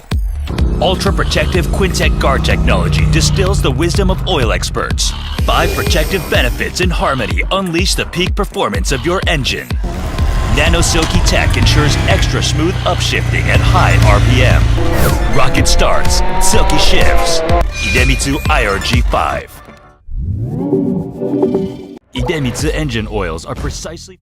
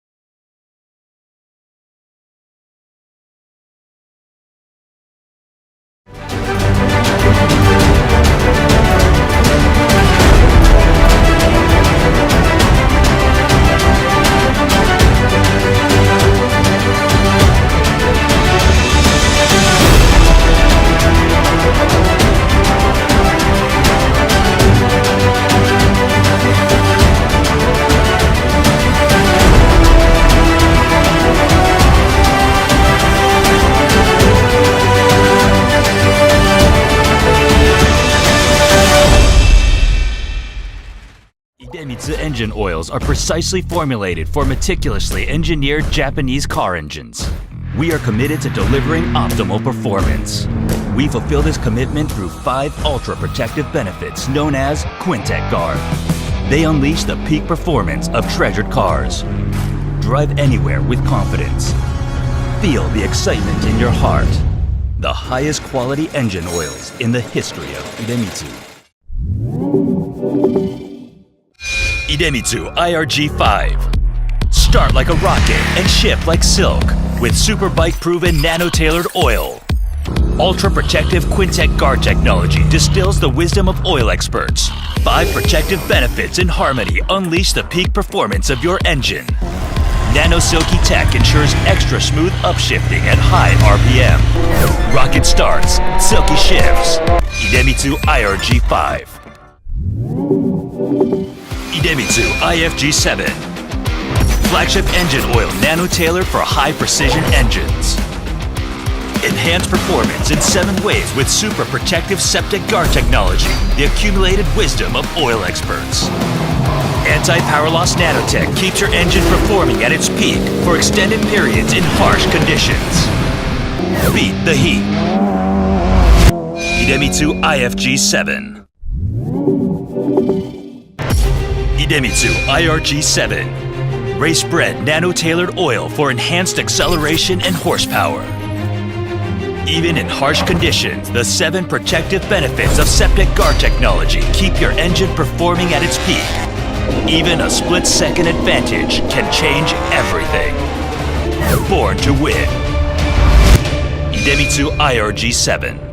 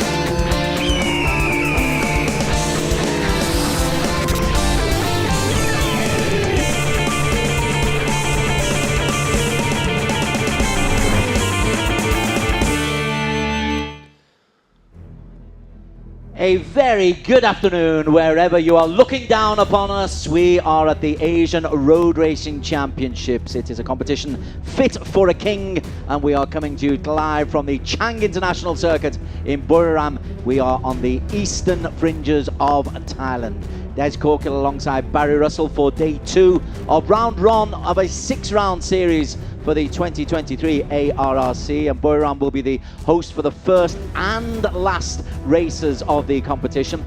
5 races coming your way. We'll be starting with TVS 1 make, and just a very quick recap yesterday, Barry, we had some terrific racing. Perhaps the only one that was disappointing was the 250, where Astra Honda completely dominated, but in all other cases, terrific racing all the way through. It was, absolutely, and there was plenty of action in the 250s as the other teams tried to get amongst those Astra Hondas. And there were some literal elbows as well, so there was a bit of fighting on the track. More of that in a couple of races' time, I guess. Indeed. This is the circuit that they go around, and it all comes down to, at this venue, corner number 12.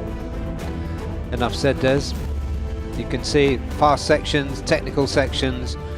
There are a lot of challenges actually on this circuit as we look there at the football style grandstand. It's part of a sporting complex here in Buriram to make it an international sports destination. And our first action today will be the TVS 1 make competition. It's an event that's in its 2nd season with the Asia Road Racing Championship. The champion last season was Vorapong Malawan. The winner yesterday in race number 1, Vorapong Malawan, the Thai.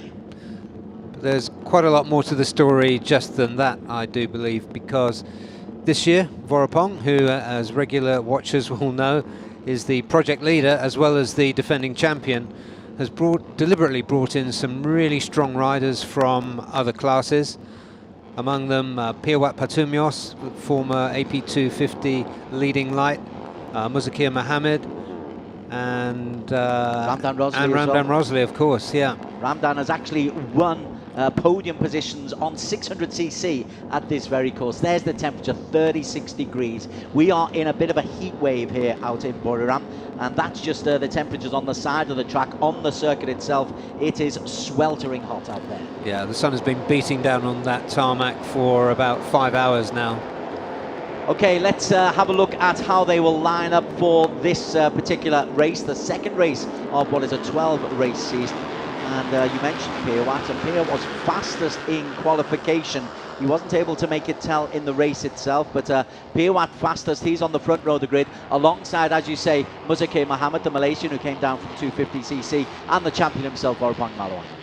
And on row 2 is Ramdan Rosley, Dekitiano Aldi, who picked up P2 in the championship last year, and Fugo Tanaka, who joined late but performed very well. On the 3rd row of the grid, we've got the best of the Indian racers, KY Ahmad, then Kerwin Chang, who was very much involved in the chasing the lead up until the latter stages, and Tayo Saito, who came through from nowhere to take a podium yesterday in race 1. Yeah, and then on row 4, the veteran Jagan Kumar. Next to him, Arshad Rusti, who qualified 11th after a pole position here back in November, and 12th, Darren Pob Tongyoi. And the grid is completed by Deepak Ravi Kumar, the slowest of the trio of Indians, but certainly capable of getting up to the top end of this. And Louis Abelyard, the Indonesian, who is making his debut, had a tough time of it yesterday. There is the splendid circuit out in Buriram. Lovely fisheye view of the stadium there. We've got a couple of drones up for your improved enjoyment of this circuit, but the sun is beating down, and race conditions, other than the heat, Barry, absolutely perfect. Yeah, they are, except for the heat. That's quite a big exception, but this is a really good view of the circuit. You can see the grandstand there to your left. If you're sitting halfway up or even high, you can see the whole of this circuit. Okay, as for the particular race itself, we've mentioned the fact that some experienced campaigners have come in. Piawat number 13, Muzakir number 11, and Ramdan Rosley number 10 in particular. Is there anybody else who you see as potentially able to maybe knock Vorapong off his well-earned throne? I think those are the three. I think it's Muzakir, Ramdan and Piawat who are really going to take it to him over race distance. There are promising riders coming through. Kerwin Chang we do particularly like, and Dekitiano Aldi, he's got something to show after a very good season in 2022. This is Piawat. Quick mention. Why would you be? Is it a relegation to come down from AP 250 to TVS? You could see it like that. I think the reality is, I mean, he was really quick last year. He was the sole tie rider in the AP 250 Championship, and he had a lot to carry on his shoulders. He did pick up 2 podiums. He picked up a few pole positions, but he ended up 6th behind Indonesian and Malaysian riders. And the other point is that so many new riders are coming through. Okay, let's get on with this race. Piawat on the extreme right, on pole. As the red lights go off, we are underway. Piawat gets off to a solid start from the third row of the grid. KY Ahmad got off to a bit of a flyer as well, but it's Piawat who's leading the way, and he's taken with him KY Ahmad, who really did get to a flyer and has got up into the top 4 early on. So decent start for the best of the Indian races. Yeah, and that was Vorapong, who got away slightly better than he did. He got away in the front yesterday. Now he's in P2. P2 at the moment, the familiar white helmet for the defending champion and the Sifu of this particular competition. But it's all nice and congested as they go into the hairpin, everyone giving each other a lot of respect, a lot of room. All the bikes they ride are identical. You can tweak a little bit here and there, but for the most part, this is very much down to rider potential to take this one, and it is Piawat who is showing the most potential in the very early stages with the lead. Yeah, nice and neatly done, and that's Piawat holding the lead. With Randan Rosley just behind him in the easy to pick out lime and pink helmet. Yeah, there are many shades of pink in the championship this year, and quite a few just in this series. 8 laps of the track as they just work their way around. The guys have been here in Buriram for most of the week. There were 2 days worth of testing pre-season earlier on in the week. It's going very wide there. Was it Vorapong who went wide? It looks like that was Deki. Oh, Deki Aldi, who made a slight misjudgment there. Deki Aldi, one of the new potential riders who was runner-up in last season's championship. Like Ahmad in the white helmet as well, but look at this. 3 of the 4 who you said at the very start are likely to be leading the way. Piawat and Ramdan Rosley and Vorapong, they are the 1, 2, 3 as they go across the start-finish line at the end of lap number 1. Yep, and that group behind them again. Vorapong had a bit of catching up to do yesterday, but he's staying with the leaders this time, and we know how much damage he can do from that position. Mohammed is leading the rest of that group. At the tail of that group is bike number 12, Tayo Sato. Now keep an eye on Sato because he was absolutely nowhere throughout the whole race yesterday, and then came through on the last half lap to pinch a podium place. And you can tell it was his first podium because he really didn't know what to do when we got to the prize giving ceremony. Standing up on the podium where the helmet was meant to be. Yeah, that was magical. Ramdan Rosley leads the way. Piawat just overtakes him, that blue helmet. Anchors down, looking good, and those 3 have got a lead of about a second over the group behind them. And if they work together, they might be able to work their way away from the peloton, although saying that, Muzake Mohammed has managed to bring the peloton back alongside Fugo Tanaka, who had a disappointing day yesterday, the 3rd place racer in last season's competition. Yeah, we often use the analogy of the peloton, but it happened yesterday, and Vorapong actually used it to me this morning when I was talking about his race. He did pull the peloton up so that he could get in touch with the leaders. Well, it is fair enough, and it's exactly what has happened here as well. It's Muzake Mohammed, who's another who has performed pretty well on the Cup Pre-Series in Malaysia and in the 250 on the ARRC, who's racing on the TBS 1 make. He's got himself back relatively close, but saying that, then the front 3 just pull away. And it will be Piawat Patumyans who leads once again as they come to the end of lap number 2, which is 25% of the way through the race. Yeah, talking about these quick riders, Ramdan Rosley, of course, didn't finish yesterday, which was disappointing for him. And Muzakir Mohammed, who was with the leading group, just seemed to lose power a couple of corner or so from the end. Correct. And got swallowed up on the line. Yeah, it looked, he was actually looking very, very good for a win, Muzakir, and then something went wrong, loss of power, and managed to squeak home in 5th place. Yeah, he's in 5th place again. But just a little bit down on the front 3, who remain Piawat in the blue helmet, Ramdan Rosley in the colourful, and Vorapong in the white. Behind them, we've got Tanaka and Muzakir Mohammed. And Tayo Sato, we're going to watch out for. We're giving him more mentions so far today than we did yesterday. Certainly did. I think we're just making sure we're there. Struggling a little bit outside of the pictures that we're seeing here. Lewis Abelyard is having a tough old time, the Indonesian, as is Deepak Ravikumar and Arshad Rusty. They are lapping in the 152s, 154s for Abelyard and Deepak Ravikumar. Yeah, it's not going his way, Arshad Rusty, this weekend, is it? You know what he's capable of. But it's going the way of Ramdan Rosley and Piawat Patumyas. Now this is the kind of competition I think that Vorapong was trying to promote when he maybe persuaded these guys to come down to TBS and get involved a little bit more. And Tanaka as well. He is pulling Muzakir Mohammed around. That's a very, very strong front five with Deki Tiano Aldi just behind them in P6 and Kerwin Chang, the young Filipino, behind them in P7. Yeah, I'm expecting Tanaka and Muzakir to catch these three. See what the gap is. This is the end of lap number 3. We're approaching the halfway mark. It's all been about the front three so far. Piawat has been doing most of the pace setting. Ramdan Rosley just eases out of the slipstream there and doesn't attack. The difference between P3 and P4 is still a second between Vorapong Malawan and Fugo Tanaka.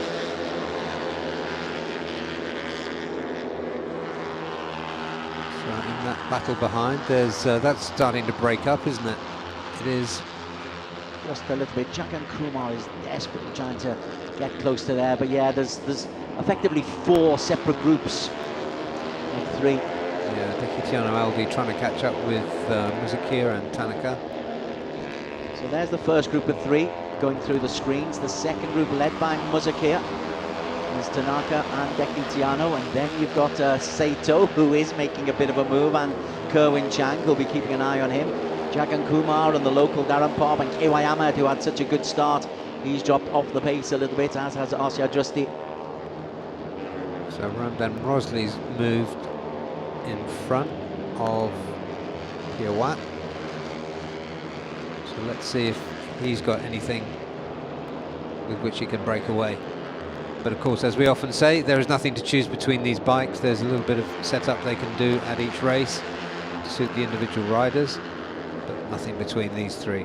Well, riders lapping in the low 151s, 1 minute 51 seconds, 151.1 for Ramdan Rosley, 151.2 for Piawat. And it's Ramdan who has the lead. As we now approach halfway, Vorapong makes a move, and you called it dead right. Fugo Tanaka has indeed got right onto the tail of that front 3, and he's been able to drag Muzakir and Dekitiano Aldi with them as well. Look over the shoulder from Ramdan Rosley. Once upon a time, there were just 2 behind you. Now it's a whole train of 6 of them. Yeah, there's good work by the chasing pack. Not holding each other up, helping each other up towards the front. It does make an awful lot of sense to have allies in the middle of a race so that you can knock them down come the end of a race. It's a bit like life itself. That's deep, Des. And we have a new race leader. And it is indeed Fugo Tanaka, who has taken the lead. And look at that, Vorapong has dropped right the way back down into... Where's he? Oh, he's P3 just at the moment. Ramdan Rosley has dropped a pace. Yeah, it's Deki you can see at the end of that group, although he's trying to do something about that. White helmet of Deki. 2 white helmets, yeah, number 2. Any helmet sponsors are watching. But it is Fugo Tanaka, who had a disappointing P11 yesterday, having come 3rd in last season's championship. The young Japanese will be looking just to make a mark on the title. It's a long season, 12 races, but it's always good to get some points on the board to make sure you're competitive, especially if somebody like Vorapong has got off to such a stunning start, and Vorapong, right on cue, retakes the lead. He doesn't like not being the main man, does he? No, he doesn't. He rode a beautiful race yesterday. But now you've got Tayo Sato hitching up. Yeah, Muzakir in there. Tanaka retakes the lead. I'm liking that as Muzakir, bike number 11, just tucks inside Deki Aldi. And well, so much racing is going on. The guys behind, Sato, Jagan Kumar and KY Ahmed, they've got themselves not a million miles away. Yeah, this race is bunching up rather than stringing out. They really are putting on a good show, TVS, one mate, you have to say. The bikes have got better, the riders have improved. Top 7 racers separated by less than a second. And just 0.6 of a second down to the Indian duo of KY Ahmed and Jagan Kumar. With another half second down to Kerwin Chang. Then Darren Pob, Arshad Rusty going backwards, as are Deepak and Lewis Abelard. Yeah, Deepak, I've seen much better from him. The field is still quite bunched up. Long straights. And then they just come over the brow of the hill, and it looks a nice gentle left-hander this one, but it suddenly steepens. And it's caught more than one racer out, as Muzakir Mohammed is the new race leader. Muzakir, one of those who has joined the competition, having raced AP 250 last season. He and Fugo Tanaka and Vorapong Malawan are there. Well, this is building up rather nicely. Yeah, Muzakir showed really well until he had that problem yesterday. As you said, he was a potential race winner. But Vorapong scampered through that last sector, the last few turns, to take quite a safe win in the end. Interesting to see Ramdan Rosley there, as we see Muzakir just right on the tail of Tanaka. So then, we are approaching the 3/4 mark of this race. And stretching in through there will be Fugo Tanaka, who has the lead. Deki Tiano Aldi is there, as is Muzakir, Vorapong, Ramdan, Saito. Look out for Saito. And Piwa Patumyas, who was the fastest in qualification, he's down in P7. Just ahead of Kerwin Chang and Jagan Kumar. It really is condensed. First 8 separated by less than a second. 2 laps to go. Yeah, so we were talking about Piwa. He qualified fastest. He needs to convert pole position into a good result here. He needs to get himself onto another podium, ideally. We're running a little bit slower than yesterday's race, where the fastest lap was 150.0. Here, nobody's got inside 151.3.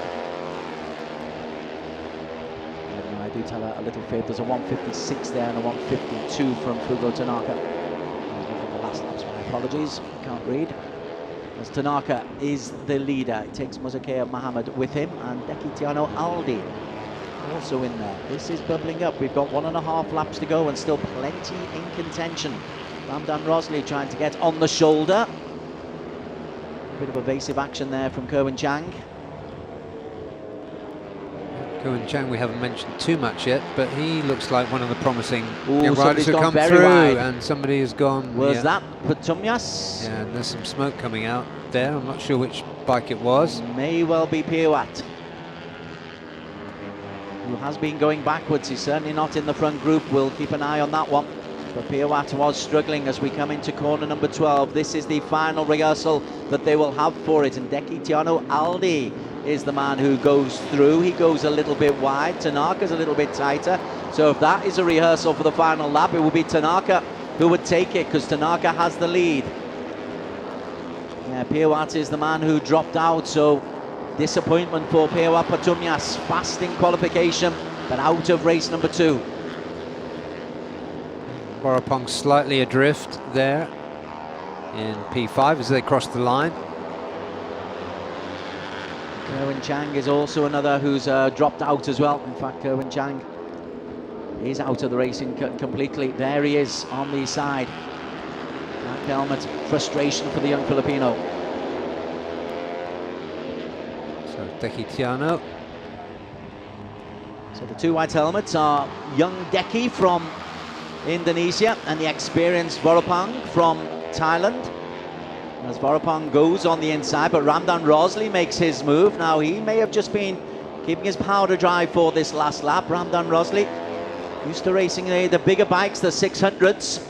As he tries to throw his knee very, very low down. He's got himself into the lead, has a little look. Something's gone wrong for Ramdan Rosley as he was in the lead. Frustration for the Malaysian. Oh, you can feel it. Surely not. That's exactly what happened with Ramdan Rosley Muzakir. out. It happened to Muzakir yesterday. It did. There is Muzakir in P2. Tanaka leads. Muzakir in P2. Vorapong right behind them. Really feeling for Ramdan Rosley at the moment. You could sense his frustration. But on the track, here's Tanaka. The Japanese, 11th yesterday. Is he able to have a win on day number 2? Goes wide, takes the wide outside. Vorapong takes the inside track. But Tanaka tries to cut inside. Tanaka and Vorapong wheel for wheel. Tanaka will take it ahead of Vorapong. Deki, Aldi, Muzakir, Jagan Kumar into P5. And a great result for Darampov. Well, Fugo Tanaka did the switchback on the last corner, Barry. Brave. He did. I did. Watching them going in, I thought Vorapong had just got it right. But that was he found a great way through, Fugo Tanaka. And there's this very unfortunate. Ah, Ramdan, poor fella. Yeah, didn't DNF yesterday, DNF today. But good to see young Tanaka coming through to take a win. Pipping the boss on the line there. Really good performance from Fugo Tanaka. Bike number 3. And also very, very decent from Jagan Kumar. I believe P5 is his best ever finish in this competition. Yep, I believe you're right. And Darampov came up well. I was watching Darampov in free practice, and he looked like he was really enjoying the ride. Looks like he's got potential, so that was a good jump up for him into P6, and within a second of the winner. Well, let's have a look at the photo finish once again. It's the switchback from Tanaka. He just gets a slightly better drive. It doesn't look like it, but he's just able to power through and takes it by, what, quarter of a bike length, if that. Gosh, that's tight. It's a tyre width. Gosh. Yeah. It's a tyre tread width. Yeah, and officially that is 0.0. That's a thousandth of a second. That's what it looks like, folks, in case you were wondering. Fantastic. 0.001, the differential. We only go to 3 figures. Deki Tiano within 2/10. Muzakir, good performance. Good recovery for Muzakir after yesterday's frustration. And Jagan Kumar, well done to him, but the final result, though, is under investigation. A photo finish will have a double check on this. Oh, wow, there is a change. Vorapong, after the photo finish, Vorapong Malawan has been given this. I'm surprised. I'm surprised. Far be it for me to argue with the technology, but that definitely looked to me like a Tanaka win. Well, he's celebrating as though he thinks it's his win. And indeed, it has been amended. Well, to the naked eye, it looked incredibly tight, but it did look as though the Japanese Fugo Tanaka had got his first win of the season, but no, the boss comes through and takes it by the tightest of tight margins. We can usually see those. You can usually see them, even if it's a tyre width. I'm surprised we didn't get that. So, well, that's the way to open your title defence, isn't it? And he knows exactly where that camera is as well, doesn't he? Yeah. He was aiming straight down the lens, and yeah, a little wave to his fans in Thailand and back in India, where he was a real success promoting TBS. And back-to-back wins. Yes, it's that far. Actually, that was a bit too far. Tighter than that, Vorapong. Yeah, it certainly was. So the winner has been given by 1,000th of a second ahead of Fugo Tanaka. Deki Tiano, Aldi just 2/10 down. Muzakir Mohammed, well done to the Malaysian. Particularly well done to Jagan Kumar, the veteran, just half a second down. Darampov, certainly his best performance in his first round. Sato again gets into the top 8, and KY Ahmad picks up another 8th place to add to his 6th place yesterday. The surprise for me there really is that none of the new riders got into the top 3 this time. Arshad Rusty will be happy to have got some points on the board. 5 points for him there for the young Singaporean. Deepak Ravikumar, he will pick up points as well for P10. Sorry, 7 points for Arshad Rusty, 6 for Deepak Ravikumar. Lewis Avillard, he will learn from this. Piawat was able just to splutter on home. Something happened to him, but poor old Ramdan Rosley and Kerwin Chang, they will end up pointless as they were unable to complete the race.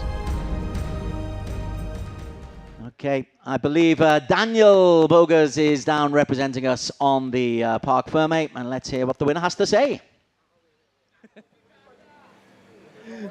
We're down here in Park Ferme with Buriram. So Buriram, another hard-fought victory. Different a bit compared to yesterday, as you mentioned earlier. How do you feel about this race? This race is different for yesterday. Yesterday is we is push together in the first lap. Second lap is push bunch too much, but today no. Today is all rider is planned to save for the tire because we use a tire from race 1. Me too. On the warm up is I just only warm up only 2 laps for save the tire for race for the competition for today race 2.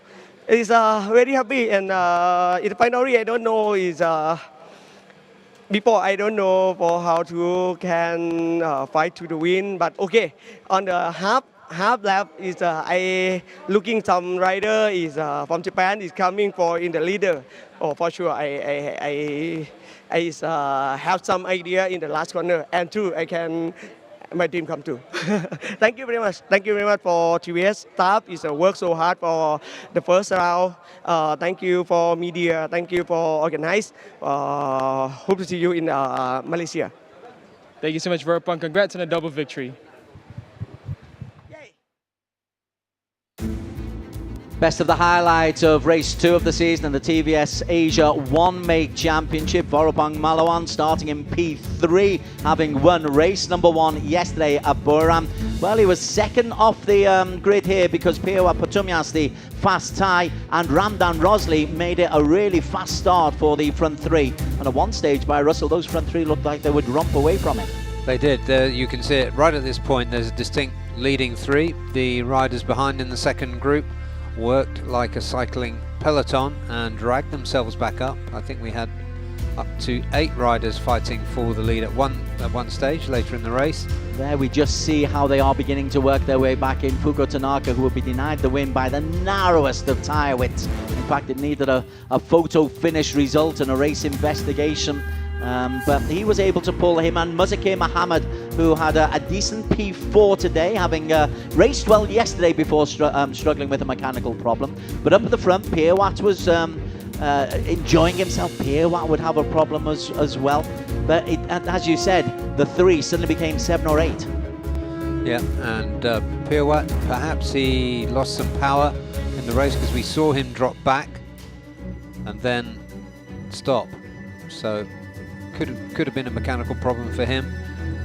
Tanaka leading though with 3 laps to go. This is really the first time that we saw Fugo Tanaka 3rd in the championship last year, and now just proving that yesterday's poor performance wasn't how we should really judge him. We also saw Deki Alditiano, bike number 2 in the white helmet. He made a move to the front as well. Indeed, there was an awful lot of movement, but you're always aware in this competition that Buriram Malawan knows the best way to race this bike and this circuit. Well, he's their teacher, and there really couldn't be a better one in terms of racecraft. There's Tanaka and Deki there going through. Tanaka again leading the way. Ramdan Rosley was looking very good here in the in the very colourful helmet. Here he is leading the way, looking like he's going to at least get a podium, and then just there, a problem and frustration for Ramdan Rosley. He is left beating his bike, whereas up at the front, this is as close as you can possibly get. 1,000th of a second in the finish. Tanaka on the switchback. To the naked eye, looks like he's done it, but just there is where the line is. And tell you what, Buriram Malawan gets back-to-back wins this weekend. Back-to-back wins, but you couldn't say it's dominant because the others were so close. He said to me this morning, I just don't know what's going to happen today. But when you look at the record books, it says Vorapang Malawan 25 points, 50 points for the weekend, and a massive, massive lead in the championship already. Yeah, and I'm pleased to see Deki taking P3 on the podium there. He's re-established himself after a great 2022. Deki had a disappointing P11 yesterday. Sorry, that was Tanaka. Deki had a P8 yesterday. So he's on to 24 points. But there is the man who is leading the way, and we'll describe it just a little bit more after the Thai national anthem.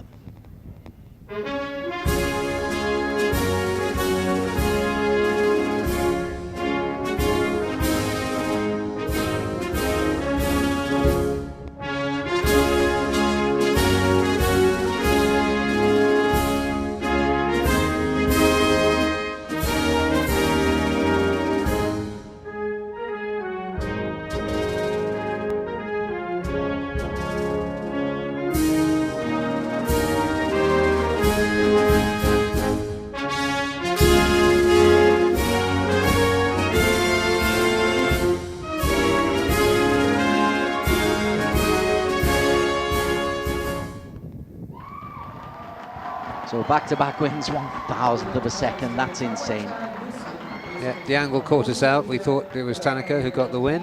Yes, my apologies to all of you at home, calling the wrong winner. It's a fatal mistake for a commentator, but it looked like it. I was sure of it. Anyway, the prizes. Third prize presenter, Tawachai Nusin, the race technician for Olins Asia Company Limited. And the second prize handed out by Mr. Midas Huang, the manager for A Racer. That goes to Fugo Tanaka, who's smiling despite the narrowness of the margin. And Kentaro Kobayashi, Sumitomo Rubber Industries Limited, Dunlop, hands out the first prize. Very popular figure, Kentaro. Not quite as popular as the man who is handing the prize to, though, Vorapang Malawan. TBS One Make winner twice, a double at Buriram, a 50-point start to his campaign. That's tight. That's a lovely way to start the day, Barry. Yeah, and I'm pleased to see Dunlop on the podium there, because they have brought these slicks into the championship. There is the group photo. There is indeed the group photo, and immediately our attention will move ahead to the next round of races, which are in Sepang on 6th and 7th of May. So about 6 weeks, just 5 or 6 weeks, just to savor the taste of victory for Vorapong, and he does enjoy the taste of victory. Let's have a look at the championship standings after 2 of 12 races, and Vorapang Malawan leads 50 points, 25 points clear already of Fugo Tanaka, although Tanaka will be very happy to get on the podium. Saito on 25 points as well, Piawat on 24, as is Deki Tiano Aldi. Really, really tight. 24 for Muzake Muhammad as well, 20 points for Jagan Kumar, 18 for KY Ahmad.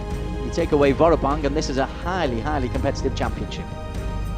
It definitely is, and that's without, Ramdan Rosley coming up. Yeah, a little bit further down, poor old Ramdan Rosley down at the bottom, 2 DNFs, but he will be competitive so long as his bike finishes with him. Arshad Drusty will improve. Lewis Abelard will take a lot of comfort from getting his first races under his belt. Kerwin Chang is going to be an asset to this championship, as is Darren Pod. And that is the championship at the end of the first round. It's also the end of the first race. We focus next on the Underbone, the 150cc, the unique feel of a Asia Road Racing Championship. That's coming in just a couple of minutes' time. We're in Buriram in Thailand. Asia Road Racing Championship returns to you in just a couple of minutes' time.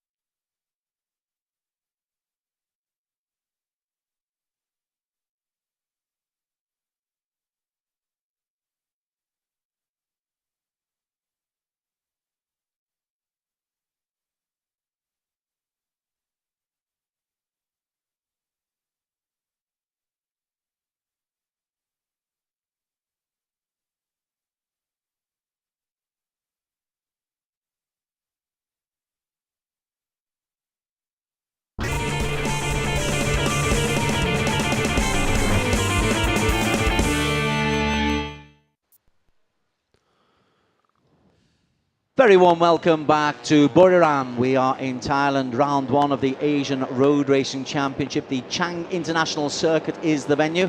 Barry Russell alongside Des Corkill describing the action. We've got 4 more races coming for you this afternoon. We've had our first race that was decided by 1,000th of a second.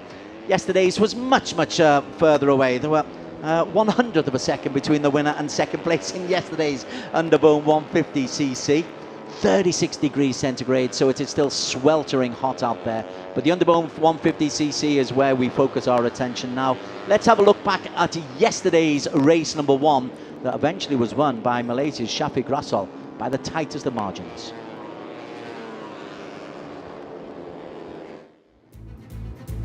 So on the grid when we got underway for the 8-lap race, Hafiza Rofa from Malaysia in green was the man in pole position. He was alongside Izzat Zaidi, who was denied the title by a narrowest of margins last season. But as always with Underbone, it was so impossible to pick out a winner right the way from the very start. It gets so congested, Barry Russell. They've just got to keep eyes everywhere for races that might appear out of nowhere. There's top riders going to the front, dropping back to 15th, working their way back up again. It's really difficult, if not impossible, to spot a pattern in these races. There is Fazli Sham. Ahmed Fazli Sham often leads these races, again in the green of 1 XOX, but also leading the way Haziq Fairuz for Uma Racing Maju Asia team. There's a Filipino Uma Racing and a Malaysia Uma Racing team, so there's competition going on there. 24 starters. There were 1 or 2 who had to drop out. A couple of did not finishers, a couple of did not start as well. But generally, you just look at how they're condensed into there. And keep an eye out there. We saw our first look there at number 122, Shafiq Rasul, at the back of this little group. Not him, that's the leader, Hafiza Rofa, as we came through to the halfway stage of yesterday's race. But this is Underbone, 8, 9, 10 abreast going into corners. And it's a case of just making sure you find a little bit of space, don't barge anybody else off, and keep your own line as tight as you can. And we've got former champions in there. We saw Waiwaji Trilaksana, who of course is defending the title this year in his brand new team. He was up and down the order. Indeed, we're on board with Waiwaji Trilaksana, looking for a 3rd title, but as you say, with his new team, would actually come for him a frustrating 8th, although he does get points on the board. But it was impossible to pick up, and this is the final lap. You can see dust is being kicked up, everybody trying for the best angle. Now that's the first time we see Shafiq in the lead now. Is he able to hold on? He gets a good drive out of the final corner under immense pressure and just is able to hold on ahead of Haziq Fairuz and Wawamwelo. So a terrific performance for the 1 XOX TKR Racing Team, Shafiq Rasul, and that's why the celebration's there, because Shafiq picking up 25 points. So that was yesterday, but Shafiq had already won a race at this Underbone, but hadn't really been competing at the top of the championship. What a great way to get your season up and running. Yep, and in really good company in the 1XOX TKKR team. This is the track. Now the long straights cause a little bit of a problem for these Underbone bikes, but it's all about getting yourself into a good position coming through the little kink and corner number 11 to get yourself in correct position coming into corner number 12. Let's go down to Daniel Bogas, who is on the grid. Let's see who he can be talking to. We're down here on the grid for the Underbone 150 Race 2, and yesterday we were entertained to some fantastic racing, but it was also very clean. We had a group of about 20 riders within just 1.6 seconds at the end, but it was still clean racing, not too many incidents. And now we're going to talk to one of the really strong performers of this weekend. Of course, we have Hafiza Rofa, who's been exceptional, but missing out on the podium this last time round. We're going to talk to Wawamwelo. We're going to have a quick word with him at the fantastic podium. So, Wawan, it was a great race from you yesterday. You managed to get on the podium. How do you predict this race going now?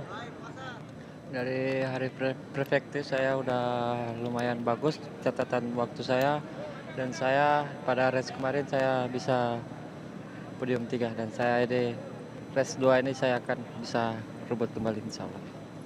Thank you so much, Wawan. Good luck for this race. And now we're going to head down to row 2, actually. Just behind here, we have Shafiq Rasul, the star performer of race 1, coming out of nowhere, really. So, Shafiq, yesterday, brilliant victory in your first full season of the ARC Underbone 150. How do you feel about this race now, knowing everyone's hungry? Untuk perlombaan kedua ni, saya cuba buat sehabis-baik saya lah untuk mengutip poin yang maksimum. Thank you so much, Shafiq. Good luck for this race. And now we're going to head down a couple of rows back. We're going to have a talk with one of the young time riders, Pascual Sanwong. And of course, over here we have Nazrul Izzat, who was strong in most of the sessions, but yesterday falling short. Wahiaji as well, who's been exceptional. We're going to go down to number 53. We have one of the new riders as well, Haziq Hamdan, one of the young talents coming up from Malaysia. We're going to have a quick word with Pascual now. So, Pascual, I want to ask you, you had a DNF yesterday. Could you tell us a bit about what happened? Have problem in the intercooler, but water leak and out to intercooler and piston is broken. But in the race two, I put and can go to in the front group. Yes, thank you. Thank you so much. Good luck for the race. Back to you, Desmond. Thank you very much. Yeah, it's looking a bit warm out there. It was 39 degrees when I looked at the charts very recently. There's a man on pole position though, Hafiza Rofa. Wasn't able to turn that pole position though into significant number of points. He got a P7, 9 points yesterday. And it's so difficult though. You can be as good as you want during qualification. It doesn't always translate onto the points when it comes to the race itself. But P4, I think he can be satisfied with that. That still keeps him in championship contention. There's Izzat Zaidi, who was runner-up last season by the narrowest of margins. A countback cost him the title. So he is looking to really improve on that. For Izzat himself, what was it yesterday? That was only a 11th position for him, yeah. 12th position, my apologies. As, we have our first look at the drone today, a new little toy for the director to play with, and it just gives us a view of how warm it is down there, actually, because the sun is directly over. Everybody's using the umbrella to keep the heat off the riders. And in those racing suits as well, it's pretty torturous out there for the racers. Yeah, the riders are all ice-packed. They've got ice baths waiting for them. That's the number there of yesterday's winner, Shafiq Rasool. Note the colour, that shocking pink colour of the number. His teammate here is the yellow number. Ahmed Fazli Sham, who so often takes the lead in the middle of races. I say this time and time again. He managed to get a P4 yesterday, so won't be too upset that he was out of the points completely, but I'd love him to convert some of those early race leads into victories. And then alongside him, April King Moscaro, the young Filipino, third in the championship last season. Yeah, he threatened yesterday, but ended up in P9. They're going to clear the grid now as the 3-minute board is shown. 24 racers starting. We had a couple of non-starters yesterday. Q3 was one of them. I'm just making sure that both Vietnamese bikes are out there. And Nazrul Izzat Bahoudin, expect him to produce something decent throughout this season. He's always there or thereabouts, but it's converting those there or thereabouts situations into podiums on a regular occurrence, which is the difference between the also-rans and the champions. Exactly right. And this is the champion. Racetech 60 Racing, new look for Wahiaji Trilaksana, his own team with backing from Racetech and a few other sponsors. And alongside Wahiaji Trilaksana, Izam Iqbal, one of the young emerging Malaysian talents. Yeah, he looked really good yesterday.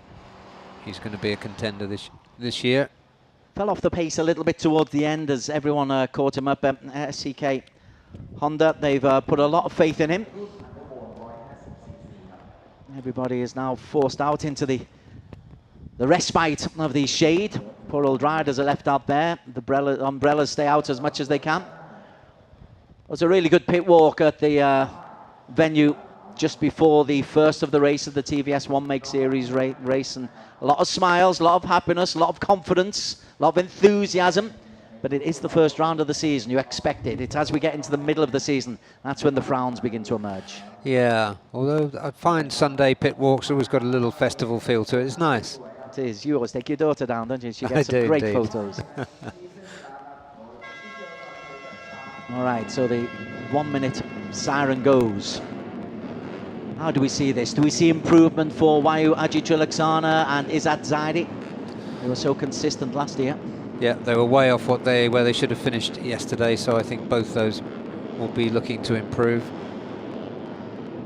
The big names to look out for are the green of the 1XOX TKR racing team, Pittsbike JRT Tech, where Wamuwelo got himself onto the podium, and also Uma Racing, the purple livery of the Uma Racing, 2 teams that they have, one from the Philippines and one from Malaysia. Yeah, Nazrul Izzat should be another one you could expect to see on the podium. He did the fastest ever lap around Chang International on an underbone on Friday, the 1:59, almost dead 1:59.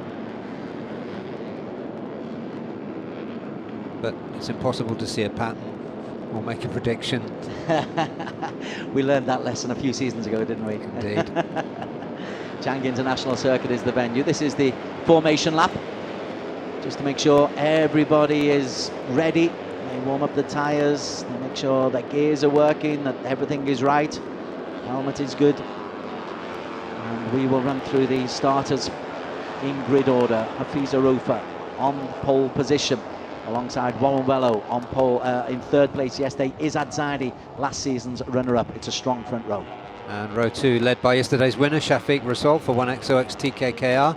Teammate alongside him, Ahmad Fazli Shan, and outside of him, April King Moscado for Uma Racing Philippines. Moving on to the 3rd row, Nazrul Izzat Bahudin for Uma Racing Asia, based out of Malaysia. Wayu Ajichulaksana, the 2-time defending champion, but he's won the title twice. Izam Iqbal, one of the young Malaysians for SCK Honda Racing. And Haziq Hamdan performed well in stages yesterday.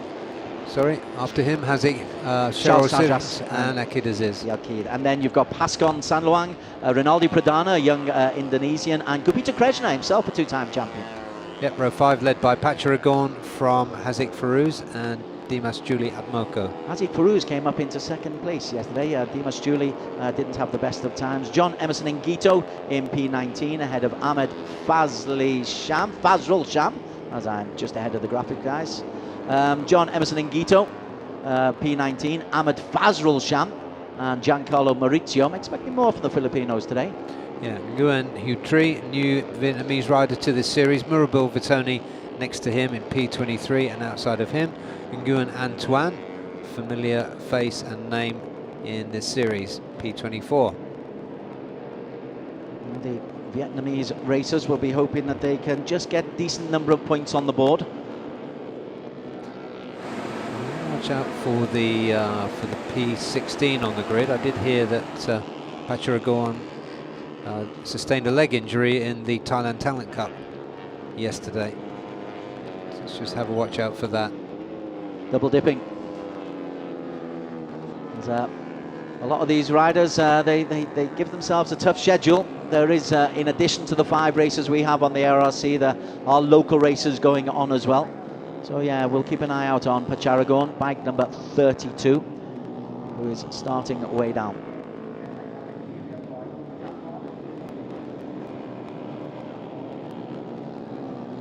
Formation lap completed. Everyone's just making sure they're in a good position. You don't want to get back too early and be sitting waiting for everybody else.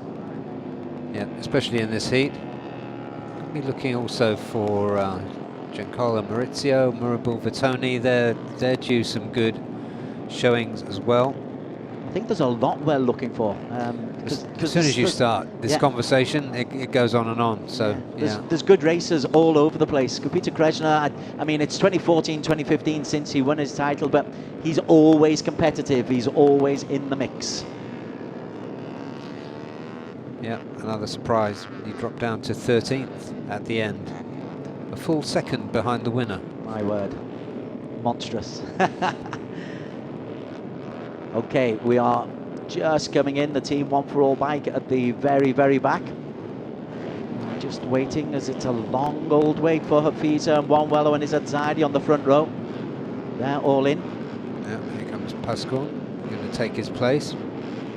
Charming lad in the interview. Very, very last to settle down was yesterday's race winner, Shafiq Rasol. Bit of mind games perhaps, but we are just about ready Keep an eye on the lights at the top of your shot. When they disappear, we are underway. And the drone shot shows you that Wawanwelo has got up to a very, very decent start. It'll be the Indonesian from P2 who leads the way into the first corner. So Wawanwelo, who got himself a good podium, and he's always been a good competitor, Wawanwelo. Him and Izzat Zaidi, and Shafi Grasol's got off to a half-decent start as well. He'll be buoyed, no doubt, by yesterday's victory. But everybody, crucially, away safely, Barry Russell. Yeah, and all three men in green in the top 5 there as well. But let's see, I think they're going to go around this turn 3 fairly carefully. First time around. We are on board with the defending champion, Wayu Aji Trilaksana, and he just got a little bit tight there. Good view of April King Moscada, the number 43, Uma Racing Philippines. Up at the front. And I'm keeping an eye out for Haziq Fairuz, who started bike number 17, or back in P17. He worked his way through pretty quickly yesterday to get near the front end. And he's probably going to have to try and do something similar once again. He's not there just at the moment, but 27, who is, 27, Giancarlo Maurizio has made a move there. To my Uma Racing men a little bit mixed up. Easily done. Everybody coming through. Only Nhan Hu Tri, the Vietnamese, is being dropped right at the very back of the pack. Yeah, I think that's Fazli Sham that's got himself into the lead. Of course, it's Fazli Sham. There's not a race goes by where he isn't leading at some stage. Yeah, that would be a statistic, wouldn't it? Number of laps led. Yeah, that would be a very nice one for him. On board with Wayu Aji Trilaksana. His brother, Fazrul Sham. Izzat Zaidi right up there, sorry Des. Yeah, Izzat Zaidi will be looking for a little bit of retribution as they come round corner number 12, and Izzat Zaidi will be the man who just leads, coming over the line at the end of lap number 1. 7 to go. Wayu Aji Trilaksana is there as well, bike number 60, keep an eye on him. Izzat Bahudin, Ahmad Fazrul and Ahmad Fazli, the brothers, 11 and 46, they are together, Fiza Rofa, and Haziq Fairuz, yeah, he has got up there. He's a very fine racer, Haziq Fairuz. I think he was runner-up in 2018, 2019 in the Underbones. Yeah, and there's a big parting in the circuit there. It's almost like there was a line in the sand, but they've come together just to make sure that they're safely around this generous hairpin. It's a new green bike in the front. New leader, perhaps? No, it is Fazli Sham. Fazli Sham is still leading the way. Wawanwelo in there as well, and then Hafiza Ropa takes his moment in the spotlight. Plenty have moments in the spotlights. Hafiza Ropa, fancied by some, including this this one, over the course of this championship, but he managed to drop back from first to about 17th as I was getting that sentence out. Indeed, yes. They kept the sentences shorter, but it was a 1 second sentence. So Haziq Fairuz is the new race leader, bike 17. He does like to be in the thick of the action, Haziq. Dimas Juli Apmoko's got himself up there as well, Indonesian bike 202. He's in the dark livery. Wawanwelo has been there all the while. Ahmad Fazrul Sham is taking the glory away from his brother just at the moment. Hafiza Rofa in the middle of the pack alongside Charles Shazras and Shafi Grasol. And Nazrul Izzat also there, I think currently in about P3. Again, a split in the track, but it'll be Haziq who will trail Ahmad Fazli Sham. Fazli goes a little bit wide and goes from P1 to P6, literally on one corner. The leader as we go over the start-finish line is Wawanwelo, the old dark livery of the Indonesian. Wow, if he could get back-to-back podiums, that'd be a great way to start the season. Also in that little mix, Haziq Fairuz is there, Giancarlo Maurizio. I did say I expected more from the Filipino racers today, and Giancarlo is backing that one up just a little bit. Dimas Juli, I remember getting the fastest lap in this race last year. Indeed, he started very quickly last season. He did, yeah. So down to this long straight, it's an 8-lap race. Wawanwelo, a nice tight line, he gets his way through. staying out of trouble is one thing. Making sure you're competitive and in a good position to strike coming into the final 2 laps is what it's all about. Well, I did show some maturity and put a really good race together yesterday. Azik Farouz is the leader. Team 1-4 rider coming through from the back. But Warren, man in black, still lead the way. Hazik Farouz is determined though to try and lead from the front. Track limits warning for Hu Tri. Hu Tri, the debutant from Vietnam, struggling a little bit in this level of quality of company. Good bit of Kreshner, the rider of his caliber. We missed so far, but he's there or thereabouts in that group. He's about P7 or P8, I think, in that group. Hazik is still there. John Emerson and Guito in that top little group as well. The men in purple, the Uma Racing colours. Added a little bit more white to it this year, haven't they? But it's Giancarlo is from the Philippines. Hazik is from the Malaysia team. They're just coming under a little bit of pressure at the moment from Wawamwelo, but it's which of the one XOX TKR. Oh, he went wide, didn't he? So it'll be Giancarlo Maurizio who leads. Going through, we approach the halfway mark. Yeah, those 3 seem to jump ahead a little bit, but here comes Gupita Krishna up into P4. Back number 23, Gupita Krishna, yes. Approaching a decade since the first of his underbone. It was then 130 cc's. The underbone race, the underbone category itself has changed a few times since then. Now these 150s, but this seems to be the regular stock.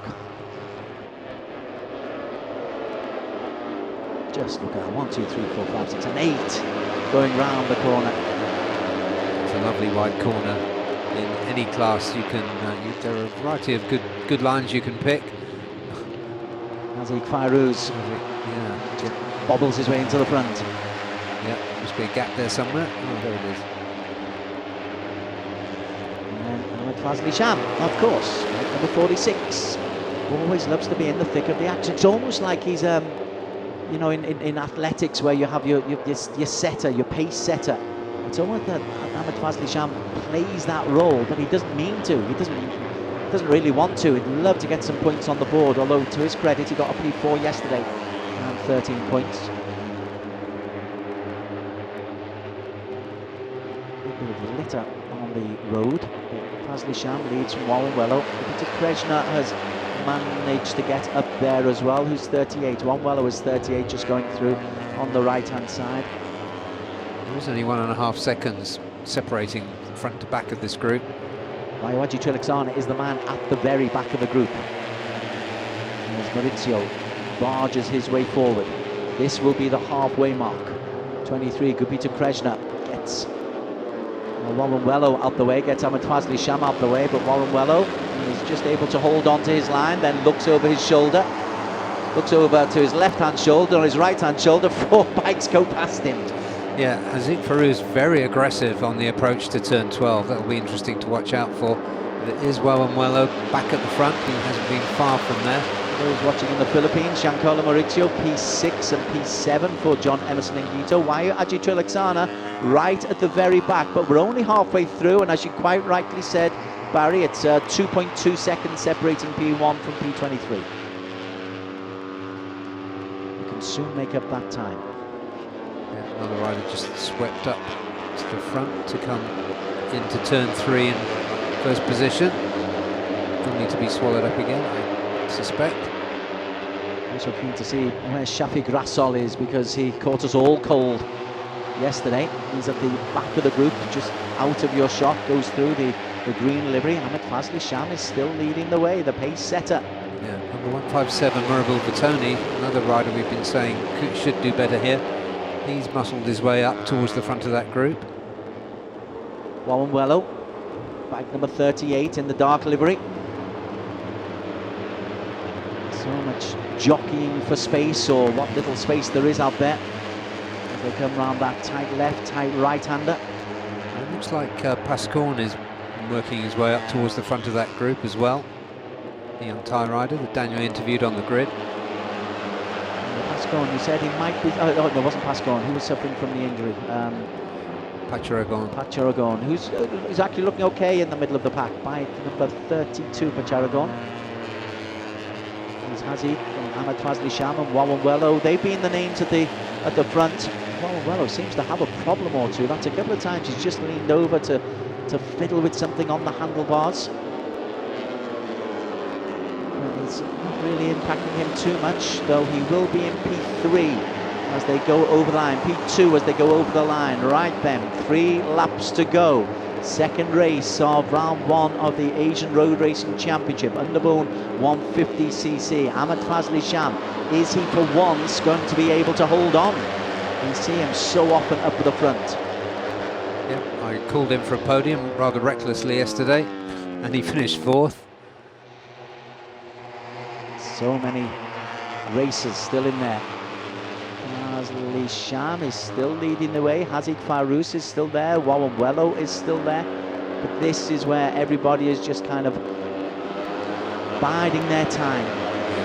Fisa Rofa having quite a quiet race, so you should be worried about that if you're one of the competitors. Absolutely. There is Hafisa on the left-hand side of that group, just at the back in the green. Fastest in qualification, really competitive in his own domestic series. Through bike 171, Ronaldo Pranada. We've not really mentioned Pranada on the Yamaha. Yeah, he ended up 0.6 of a second behind the winner yesterday, in 11th place. But a good debut from him. Iqbal, the latest to make his way through. Again, he's another who we mentioned. It's so competitive. It all comes down to how you finish. It all comes down to making sure in the opening 7 laps or so, you're in a position to strike. And then it comes down to how cool you are, what position you can get, and who you're following.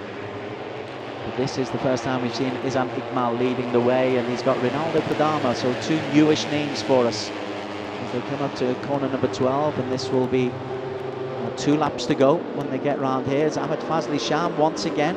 He goes through. Still some way back in that group. If he's going to make a move, Wayuaji Triliksana needs to make one. Fazli from Ronaldo, from Wawanwello, from Nazrul Izzat, from Izam Iqbal, from Haziq Hamdan, and John Emerson and Gito, Haziq Farouz, Giancarlo. Where are we? 13 bikes separated by less than a second. Yeah, and if provided all is well with the machine of Wayuaji Triliksana, we should see him start to make a journey towards the front of this group. He was 1.5 seconds off the pace. Bike number 60 down in 18th. April King Moscada was right at the tail end of that group. April King, is he in the white helmet? Yeah, I think April King is still there. Utroy is the only one who's really been dropped. Nazrul Sham has been dropped a little bit as well. And somebody has pulled out. There's a mechanical issue. I just saw somebody pull out right at the very tail end. That might be Ahmed Fazrul Sham. I think it is Ahmad. But looking out also for Wawanwello. It did have the dark numbers, didn't it? But there is Wawan. Yeah, there's Wawan, bike 38, black helmet. Wawan makes himself visible to us by taking the lead. Yeah, thanks to him. Look who he's got behind him, Fazli Sham. Of course, Fazli. Is he able to convert, though, these regular end-of-lap leads into points? Haziq Farouz, he's there once again. 202, Dimas Julia Atmoko, the Indonesian. We've not really mentioned Dimas on the Yamaha.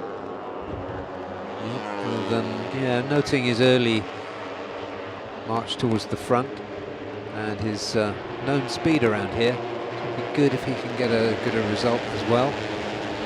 For Indonesia, as this time, this is the last rehearsal. Ahmed Fazli Sham, is it 4 laps he's been leading, Ahmed Fazli Sham?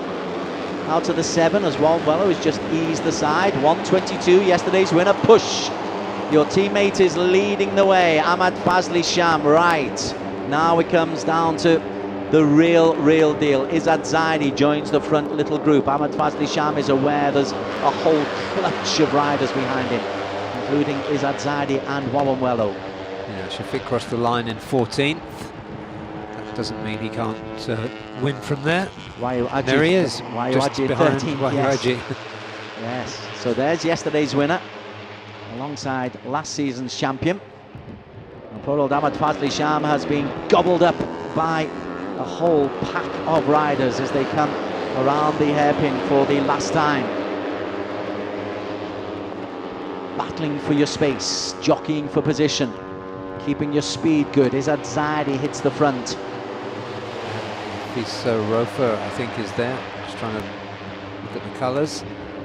Ahmad Fazli Sham not too far out the way. There's Afisa Rofer going around the outside, and the three green liveried 1XOX riders are in there. That means that yesterday's winner is also amongst the mix. Shafiq Rassol looking for a double.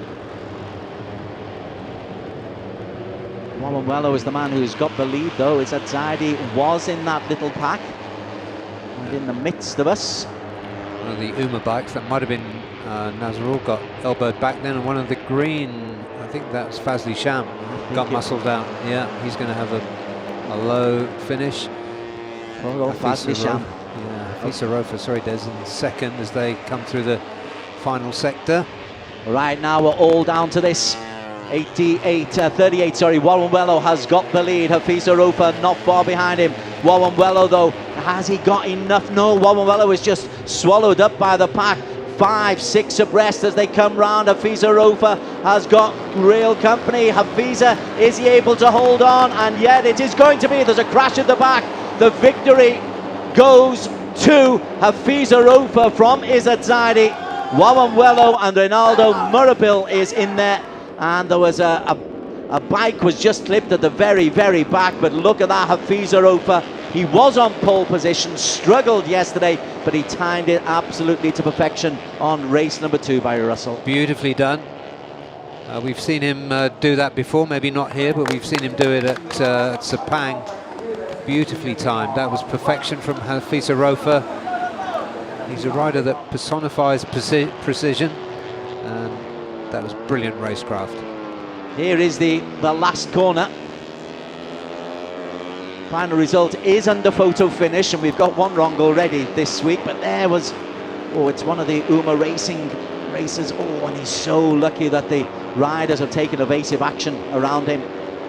That is brilliant riding from those who were coming up very, very quickly onto him. That was April King who went down. April King Moscato, hopefully, and we saw he actually did get up, but gosh, that must have been a scary moment for him.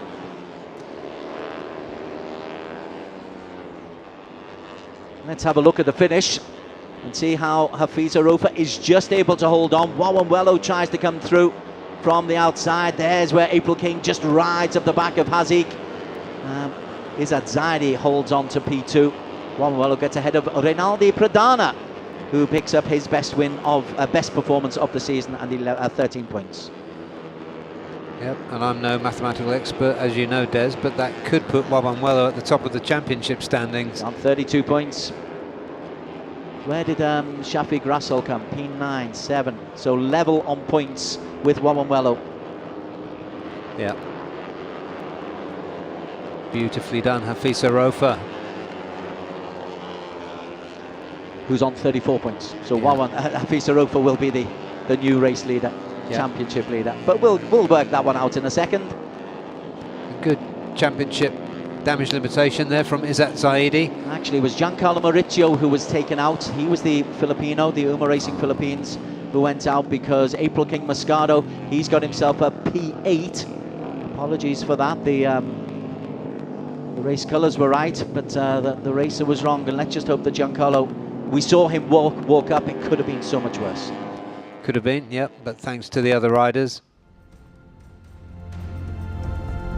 So, Hafisa Rofer takes it by 0.1 of a second from Izzat Zaidi. Wallenwello in P3 for his third place of the weekend. Ronaldo Pranada, his best performance of the season, ahead of Murabil Vitoni, who I know you've kept an eye on. Gupita Kreshna, always competitive. Haziq Fairuz, having been leading for so long, back in P7. April King Moscato coming through for a decent P8 for the Philippines. Shafiq Raisal, 7 points for him, P9. Izam Iqmal in 10th. Wayu Aji Trilaksana, while the defending champions had a tough weekend. Charles Shazras in P12 ahead of Najul Izzabahudin. John Emerson in Gito in 14.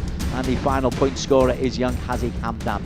Ahmad Fazli Sham out of the points, having led for 5 of the 8 laps. Pacharagon 17, Pascon 18, Akid Aziz, former Underbone champion in 19, Dimas Julie in 20, Yun Antoine and Yun Hu Tri 21 and 22 respectively. Giancarlo Maurizio did not finish, neither did Ahmad Fazrul Sham. He had engine problems, Giancarlo, in a crash right on the final straight. So as usual, thrilling work at the Underbone 150cc. And tell you what, we're seeing familiar green at the top of the podium. Yeah, he was looking very happy during the pit walk a little bit earlier. Hafisa. Big grin there from Izzat too. He's a really good competitor, Hafiz Arofa. I really would not be surprised to see him competing for the title come the season's end. And similarly with Izzat Zaidi Salahan. Malaysia are producing a really good crop of competitive racers of this Underbone category in particular. And let's go down to Daniel, where I believe he's got some reaction in the Park Fermi. Down here at Park Fermi with the race winner for race 2, Hafiza Rofa. Hafiza, what a hard-fought victory and a perfect last lap. Firstly, I want to thanks to my team for preparing me the good bike. Good weekend for me. Thanks to my crew, my chief, and my boss also at home. Thanks for giving me this opportunity again this year. And the race was very tight. The guys were crazy, but I tried to manage the last 2 laps. I tried to catch up the middle group, and then the last lap I catch up the front group.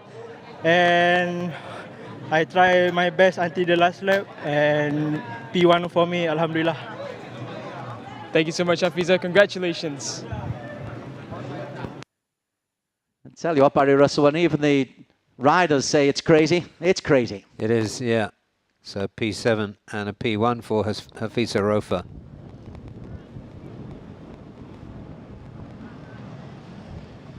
It will be good to have a look at the championship standings. Okay, highlights of the best of the race that we've just seen.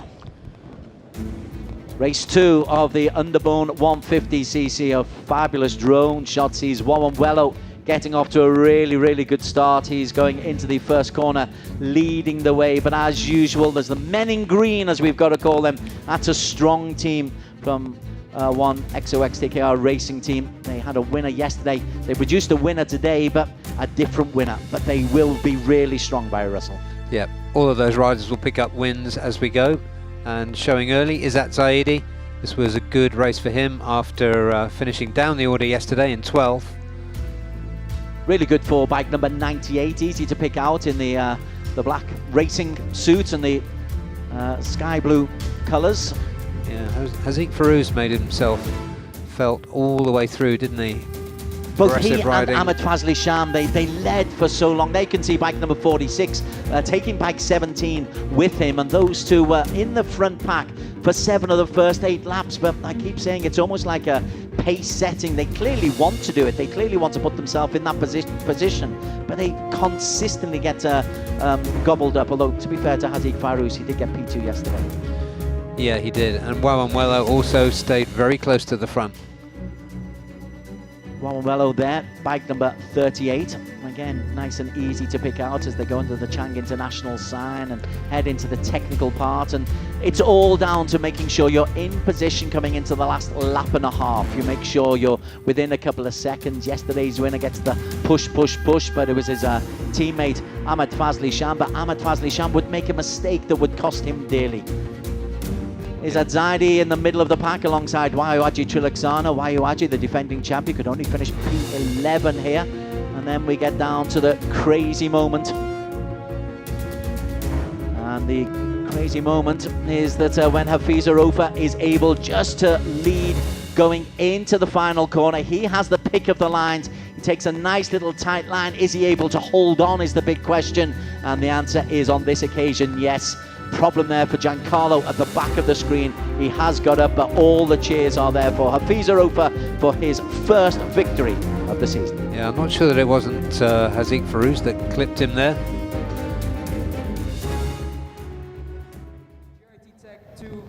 Number one. Okay, they're in third place again. Wawanwelo. In second place from the Cardinals Factory Racing Welcome back to the Underbone Championship. We missed him last season.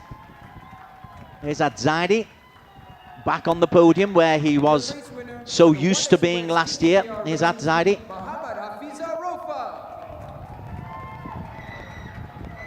He had 3 race wins and a P2 last season, is Zaidi, and coming up a runner-up, but there is the man, Hafiz Arofa, picks up the victory for today.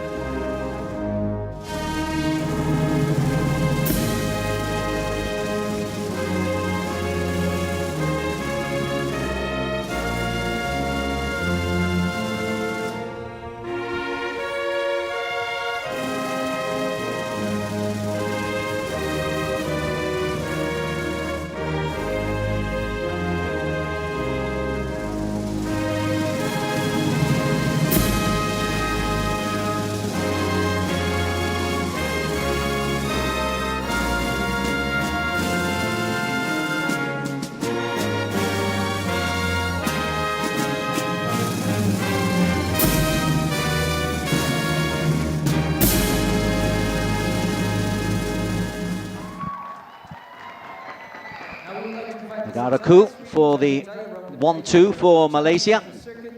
Both draped in the Malaysian flag. And Tanasiri Champitaram, the managing director of Chang International Circuit, the very good hosts, handing out the prizes for P3. Wawanwelo, the Indonesian, for Pittsburgh JRT.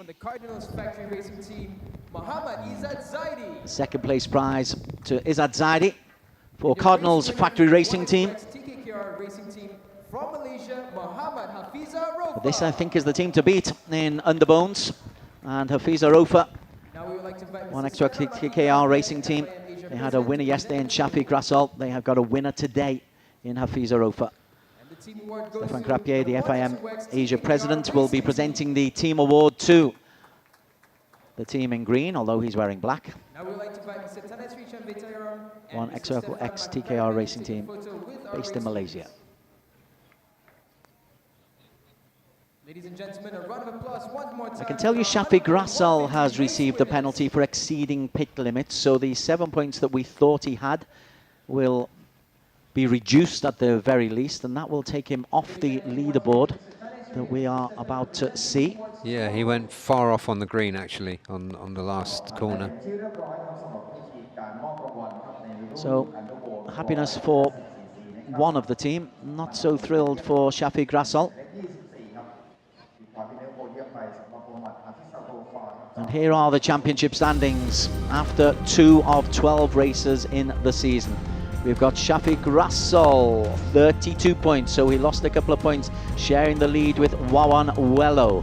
Hafiz Arofa is 34 points. Shafiq Rasul and Wawanwelo joint second. Haziq Farus on 29 in fourth. Izzat Zaidi in fifth on 24. Ronaldo Pradana, that's a really good first weekend for the LFN Putra 969 Indonesia Racing Team on 18. April King Moscado on 15. Najul Izzat Bahadim, keep an eye on him, on 14 points for Uma Racing Yamaha Maju. Ahmad Fazli Sham, only 13 points. He deserves so much more for his work this weekend. Murabil also 13. Gupita Kreshna and Y Ajitulaksana 13. Akid Aziz on 10, another former champion. Haziq Hamdan, good weekend for the Australia Uzi Honda team for the young racer. And Izam Iqmal on 6 points as well. They are the leading 15 racers in the Underbone 150cc championship. Okay, we've settled down just a little bit. We're going to rev up again after the break as we go on to the Asia Production 250cc. You're watching the Asia Road Racing Championship from the Chang International Circuit. We are in Buriram, Thailand.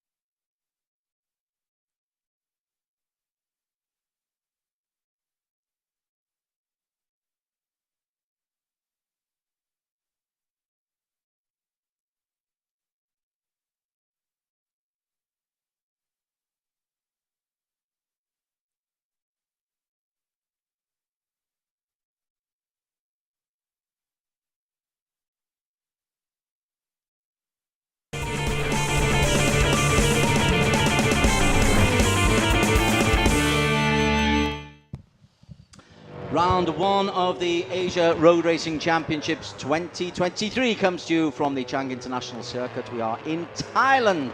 The season will start here and it will end here in early December. Between now and then there will be 12 races. This is race number 2 of the season in the Asia Production 250cc that we're about to watch. Let's have a look back at what happened yesterday in race number 1 of the season.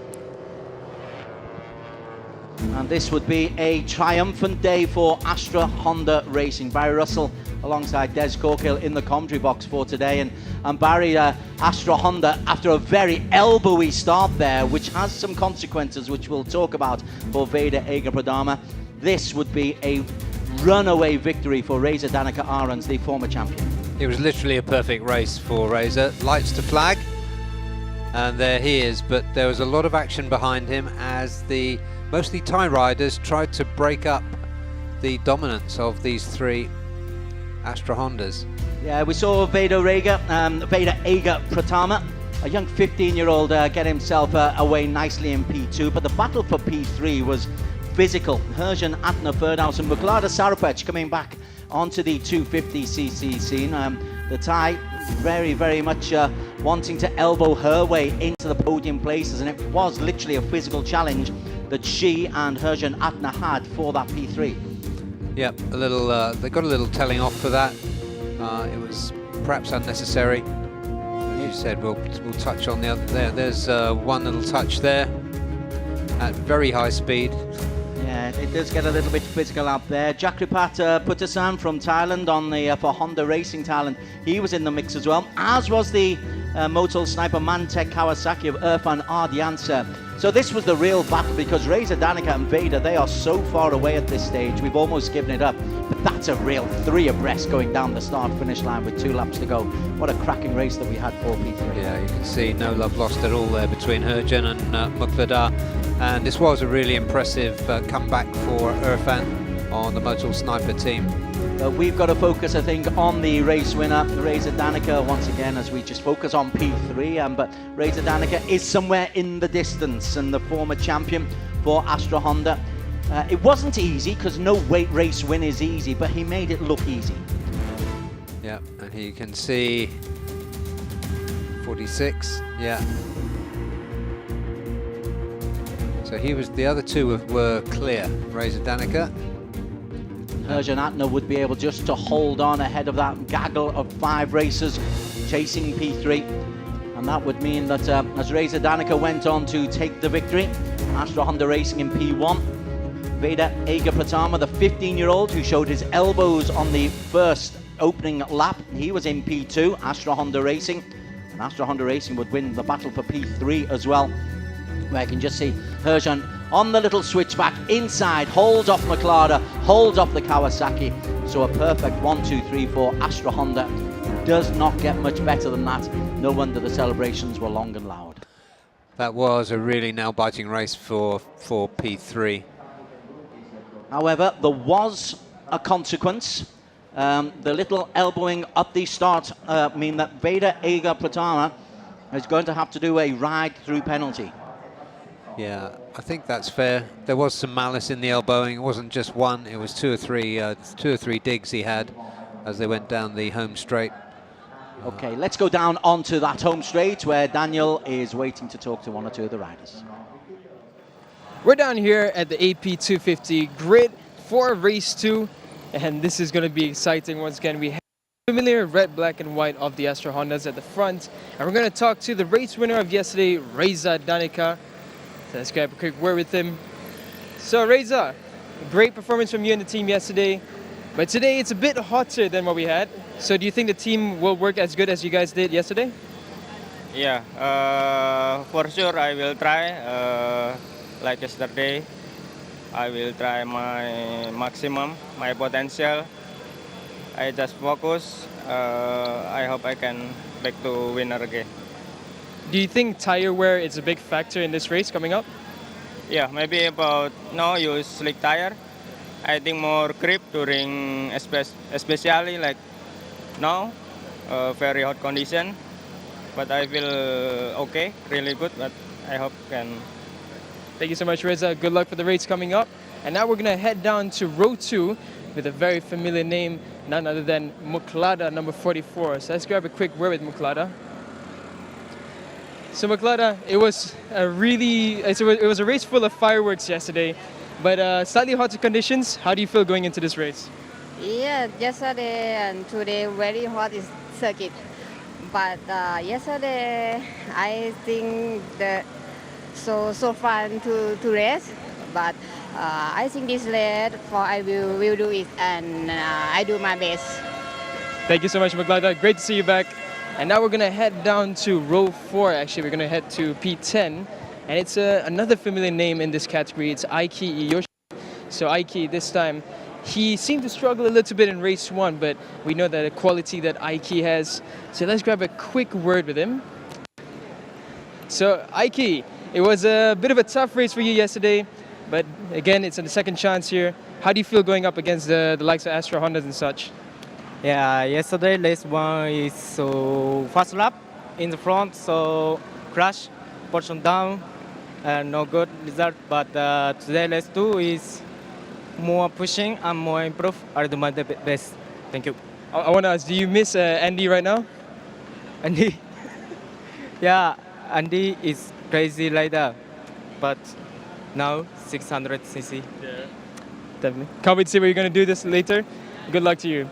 Back to you, Desenberry. Reference there to Andy Mohammed Fadli, the defending champion, who was a teammate of Iyoshi last year, but has now gone up to the 600cc's. And it is kind of important, isn't it? If you've got a teammate who you trust and you like, you can work in pairs if you've got the right chemistry. Yeah, they were good teammates. It was a cheeky question, but they did work well together.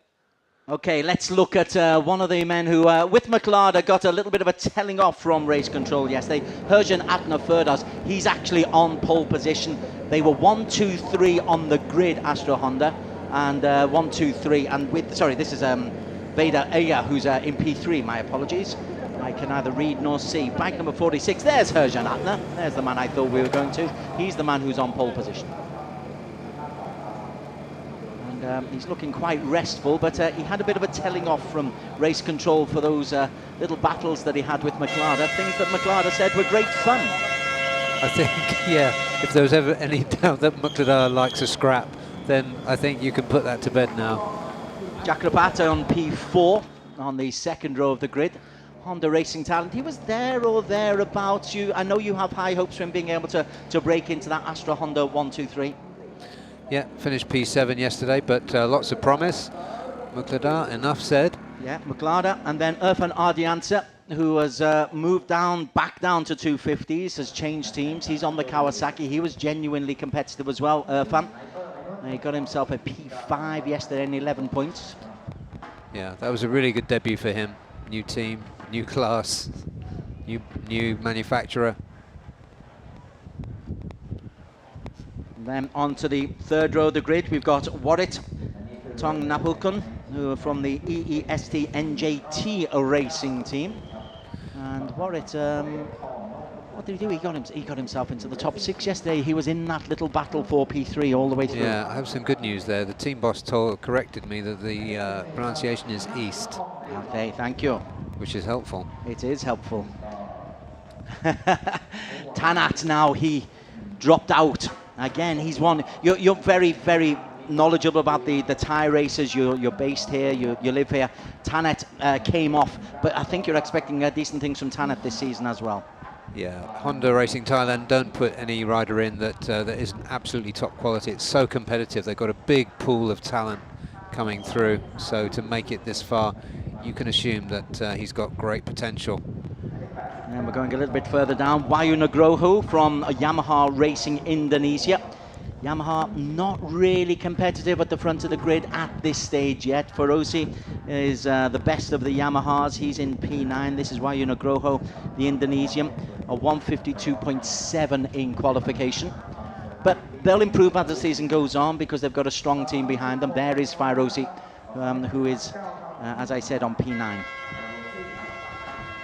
Yeah, good rider, but the Yamahas do seem at a disadvantage, like you said. So the 1 minute board is being shown to the warm-up lap. What we'll have to wait to see once the race starts is when Vida Ega, what he will do in the race before he comes in to do his ride-through.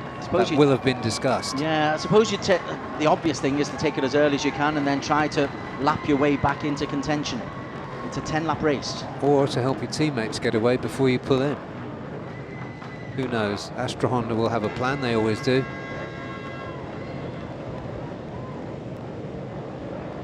.22 on the starting grid. Just awaiting the start of the formation lap. Everybody poised. There's a long old wait for them to get the say-so to go. McLaren was quick off the line. Let's see if she can be as quick off the line in the race itself. Herjan Atner Ferdaus, Astra Honda Racing 1, 2 and 3. Reza Danica Ahrens, yesterday's runaway winner.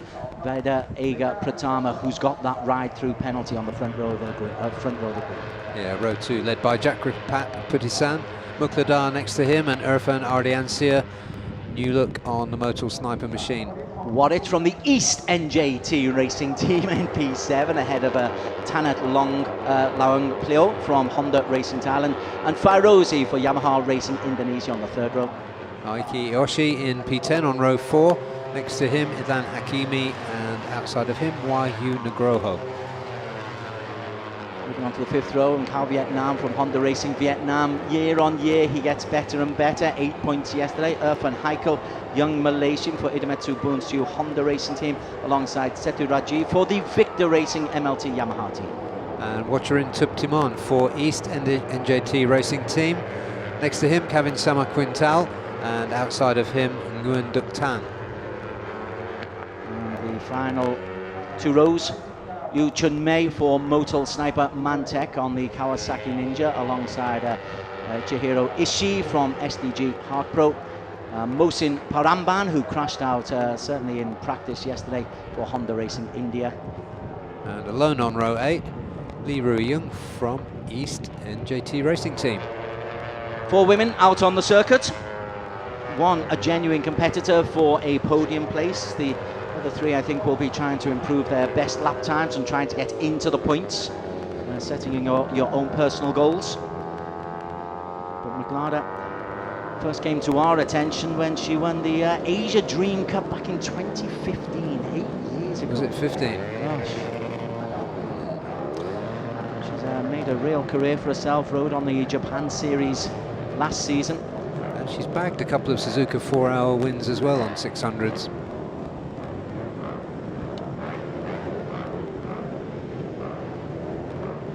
But the headlines yesterday were by Astra Honda. Okay, we are just about set, a 10-lap race. Fraser Danica Aaron's the man to look out for in the middle, bike 123. On pole, Herjan Atner, extreme right of your picture. Let's see if anyone is able to challenge them. Race number 2 is underway, and it's a solid start from Herjan Atner Ferdhaus, and he's taken, well, I tell you what, Jakrapat's made a solid start, and at the back, oh, it's one of the Kawasaki's has disappeared. I think it may well be Liu Chun Mei, who is down and out on the floor. That was a horrible crash. You never want to see that on the start. Hope everybody is okay.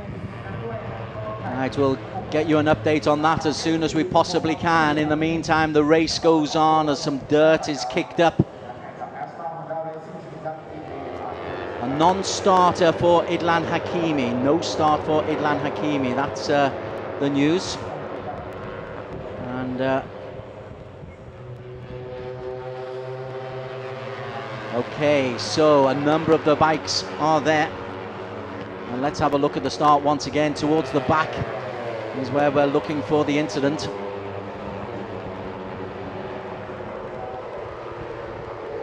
Which of the Kawasaki's is it? Yeah, it's the 183 is in trouble. Duktan was coming across. And is it Fairozi who's been knocked out as well? One of the Yamahas, a difficult time for Fairozi, if indeed. Look at the movement that he's made across the track, Barry. Just clattered straight into the Kawasaki, and poor Duktan was just caught up in that. So 3 taken out within 20 yards of the start line. Meanwhile, Reza Danica has taken the early lead from Herjan, his teammate. And coming in for the ride-through penalty is bike 54, Veda Ega Pratama. So it was, as you said, Des, going for the early one. And then will just try to work himself back into contention. You imagine a podium is way, way, way beyond him, but maybe you get yourself back into a top 8 or top 7 and pick up valuable points for the long season ahead. Absolutely, and it's Indonesia versus Thailand. This is something we saw in 2017, 2018 in this championship. It's Reza Danica, a former champion himself. It always feels like purgatory when you've got those ride-through penalties. He's quickly down on the throttle. But he's a full length behind, a full long straight behind. There is Herjan Atner. He leads the way, and Jakrapat has got himself ahead of Reza Danica, so Reza's not going to get things all his own way today. It's not like yesterday. And Irfan getting up there again. Muqtada just dropping off slightly from those few. Probably get herself back as we get into the technical section. There's Warrit from East NJT. He makes his way through as well in the purple and white liveries. Warrit had a good outing yesterday. Privateer finished 6th. I saw him in a restaurant last night. I had forgotten how tall he is. He towers above me. He must be 185 centimetres. The incident at the start line is under investigation, but the end result is that there are 3 riders out. Iklan didn't start. Veda Ega Pratama, well, he's on his out lap now. Fairozi was taken out, as was Chun Mei. Jakrapat taking it to the Astra Hondas as they come up to complete another lap. Well, Jakrapat and the Kawasaki of Irfan Ardiansa are responding to yesterday's challenge. I'm sure the race team, the pit crews, the engineers have been working to get whatever they can out of the vehicles. Just fine-tuning as close as you can as into the pits goes Nyunduk Tan. He was the accidental collateral damage of that incident on the start line. Yeah, very unfortunate for him. And he did take a tumble, so hopefully it's only bruising. Muktadar, I think, has chopped away into third place. It's ahead of the Kawasaki, but it's Honda Racing Thailand leading the way with Jakrapat as 46 Herjan Atna, who was fastest in qualification. He goes through and he takes the lead on this long second straight. And there indeed, as you quite rightly say, is Maklada and Reza Danica Arends, former 250 champion, yesterday's race winner. As the team has the bike, is he looking for a 250 double? You can see Irfan's right back in it now, isn't he? Certainly is, and it's a little bit strange to see him on the Kawasaki, but it's looking like it's a good fit for him. Further down, Warwick in 6, Ayoshi in the second of the Kawasaki's is just on the tail end of that little group. Tanat has stayed on the bike so far. Reza Danica is trying to assert himself now at the front. Let's see if he can make an escape, as he did yesterday. Jakrapat staying very close. Muktadar moving in behind her teammate.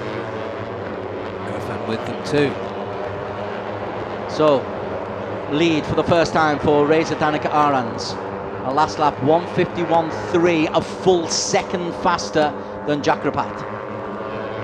A full 8/10 second faster than Maklada. So he has got that little bit of grunt in the Honda, in the 250. Muktadar's observation was that they've got, the Astra Hondas have got more power on corner exit than the slightly older version that the Thai riders are on. Over there in P3, just ahead of her old pal Herjan, and the Kawasaki of Irfan Ardiansa down in P5. With Warwick just being lost a little bit and under pressure from both Kanat and Eiki Ayoshi and Irfan Haikal. Now Vietnam's got himself up into the top 10. Seki Rajiv up to P13, Watcherin and Kevin Quintal. They're both graduates from TVS, 13th and 14th respectively. Chihiro Ishii in the points ahead of Mohsin Paramban.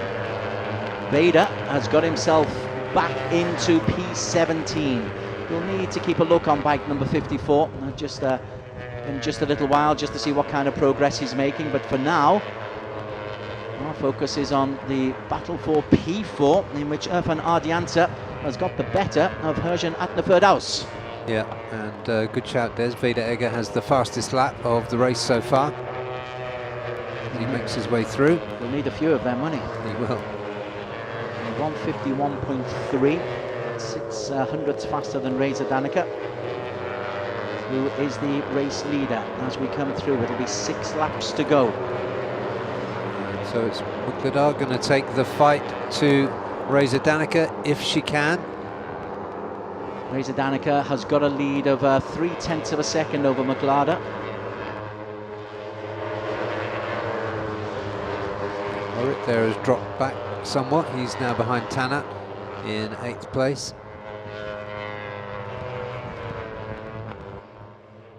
Actually, Irfan Haikal. Herjan's just overtaken him, just as you were mentioning that. I was looking at him at the same time, but Herjan's got into there. Further down, that is Ayoshi losing out to Irfan Haikal, who's got himself into the lead in that little group. That's the battle for P6. That's it, that was the rest of my sentence. He's significantly higher than he was yesterday. Finished 10th yesterday. And Warwick has dropped off the pace just a little bit. So Warwick, who I can only imagine there was a mistake, because there doesn't seem to be any mechanical problem there for Warwick, but he was at the tail end of the front 5, but he's been caught up and now has to just worry here. Now then, Aoki Ayoshi. got himself into P8. Tanat is amongst that little group as well. Yeah, Mukladal's just set the fastest lap. 1:51.2. Yeah. So she is trying to take the fight to Reza, but you can't see much progress. No, all you can see is Reza Danica increasing that lead. To the naked eye, it looks like it. Yeah, it looks like Mukladal's holding up her teammate Chakrapat and Irfan just behind. Chakrapat takes a wide line. Doesn't quite work. In fact, Chakrapat loses a position on that wide line to Irfan Ardiansa. No further action for the incident at the start line, and we hear that everybody has walked away. Okay, we will keep an eye on that because it was a nasty, nasty incident. But the lead has gone up to 7/10 of a second. It was 3/10 of a second at the end of the previous lap, so a 0.4 advantage for Reza Danica, and it's looking really good for the Indonesian. And look at that behind them, 4 in a line looking for P2 as Herjan Atna makes his move into P2. Yep, the fastest lap has now gone to Irfan Ardiansa. Dropping down into the 150s now, that's pretty quick. But saying that, he's dropped down into P5 as Maklada moves into P2. Chakrapat and Maklada battling, and Irfan Ardiansa is there as well. In many ways, I suppose you just ignore the man who's so far ahead, Reza Danica, and you work together as that team, as that peloton. You just try to pull yourself back in. Or is this just a race for P2? This is a race for P2. Okay. Yeah, I think so. I will stand duly admonished. Reza Danica does have that lead and is going away from the rest of them. Maklada and Irfan Ardiansa. Maklada 44. Irfan Ardiansa on the green Kawasaki, but not in a green racing suit. To ask him about that. They're using a lot of red, it's kind of pinky red in the snipers team. Chakrapat just behind him in the green helmet.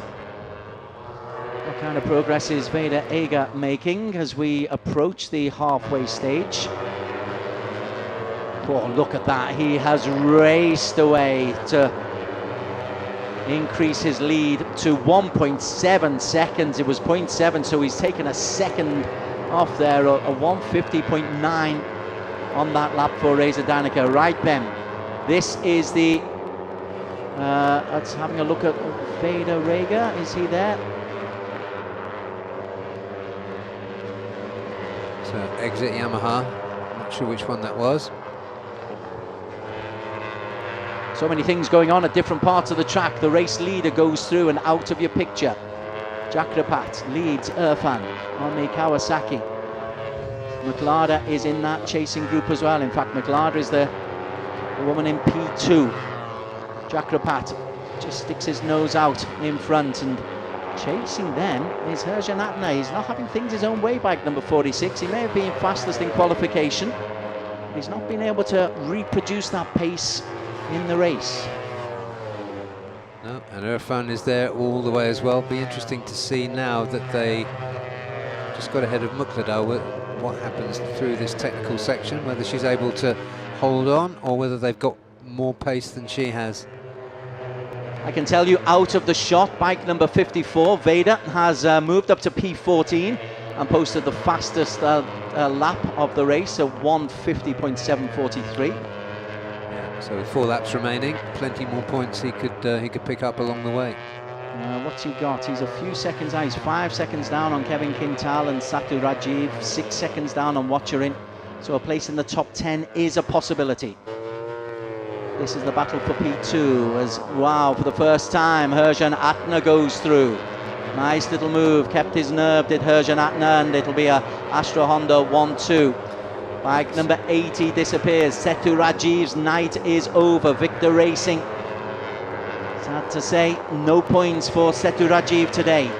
Or indeed this weekend. He was 16th yesterday. And it did not finish to add to today. Veda is now up to 13th. He's overtaken Ishi, Mosin, Ryuyun, Nugroho, who's struggling. Again, we focus on the battle for P2 because in a race of his own, he's the man at the front. So far out in front, he's not even in the shot. There he is. Gosh. Muklada Sarapech is once again the one who's leading the way. Bike number 50, a warning for track limits. That's Kevin Quintal. Young Indian, learning the ropes on the international scene. Yeah, got a good drive down there, Erjan, but he's been mugged again by Irfan and Muklada. Good racing. Yeah, this is good racing. This is a really nice battle. Real jockeying for positions. And you know that this is going to go on until the final lap, the final corner, as it always does here at Buriram. Battle for P2. Vader Ager has got himself ahead of Kevin Quintal. He's up into the top 12 now. As they come to the late stages of this lap, let's see what Erjan does to, as they come up to turn 12, whether he can put himself back towards the front. He's taking a very wide line into turn 12. Bit of dirt thrown up there by Irfan Ardiansa that just stopped him getting a good drive out. The lead though for Reza Danica. Well, he's taken it now. Remember, it was really tight. It's 6.2 seconds now. That is how far advanced Reza Danica is ahead of this group of 4 very talented racers at the AP 250 level. Jakripat, good drive out of turn 1 to get alongside his teammate and challenge her on this long run through turn 2, really kink 2. Look at that line though being taken by Jakripat. Was it successful? He tried to take the short version. It didn't work. Interesting, there's so many lines on that long straight. A warning for bike number 25, Watcherin Tubtimon, exceeding the track limits. These guys who are stepping up, Watcherin was TBS 1 maker last season, stepping up, they're pushing as much as they can. Watcherin P12 at the moment. Vader Ager has gone past Watcherin and has got himself into the top 11, Vader Ager. Muklada shuffled down to 3rd place in that group, 4th place on track. It's going to get very heated very soon amongst this 4. Jakripat just on the back there. Is he losing touch, Jakripat? That long straight seems to have taken a little bit of the pace out of him. No, he's got himself back on the back wheel. Erjan Atna leading the way, but look at that. That is a monstrous lead for Reza Danica Arons. Yeah, podium place will mean a lot to all of these riders for many different reasons. Erjan, Muklada, Irfan, for Honda Racing Thailand. The differential gone up to 7.4 seconds. Again, Jakripat decides to take a straight line where everybody else uses the full width of the track. Now there's a little burst away by Erjan Atna. I was wondering whether the Astra Honda did have that little bit of extra oomph. In which case it will come down to a 3-way battle for the podium. But it's not going to be that simple. Again, Jakripat took that long straight line down to the right of the, as we look at the right of the track, the left as he's riding it. Trying the slingshot out, he had to roll off slightly, I think, to avoid hitting the back of Irfan. Erjan Atna, as we come into this final lap, he has just upped the ante a little bit. Muklada, though, is alongside of him. Muklada, Sarapech and Erjan, they continue their head-to-head battle. And look at that, Irfan Ardiansa's got through there as well. And Erjan is blocked off. Oh, that really was a block there by Muklada. Can she make the most of it? She forced the others to slow down then, but Irfan's going with her. Irfan Ardiansa in P3, Muklada Sarapech in P2. The Kawasaki Ninja looks on the inside. Erjan once again is desperately trying to find a way through. He's going to have to leave it late. Muklada is there, miles ahead of them, some 8 seconds ahead of them. Reza Danica is going to take this, and he's on 50 points. What a great weekend for him, but what a great battle for P2 as Irfan goes around the outside. We come to the final corner. There's the race winner. Reza Danica takes it by the country mile.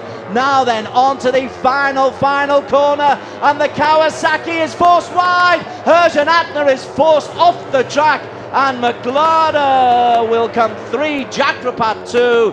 Irfan Ardiancia 4. Herjan Atner is barged out of the way.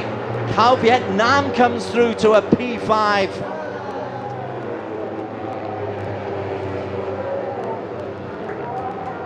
I wish we had a microphone on there. Reza Danica takes the victory, but poor old Herjan Atner. He has really been in some physical battles this weekend. Yeah, I think those, while you were lip reading, there was a bit of Schadenfreude in Thai. But Reza Danica Arons, Astra Honda Racing, back-to-back wins, and wow, he's won that one by 8.8 seconds, slowing down. Fabulous race by him. This is the final corner. Where's the fault, Barry Russell?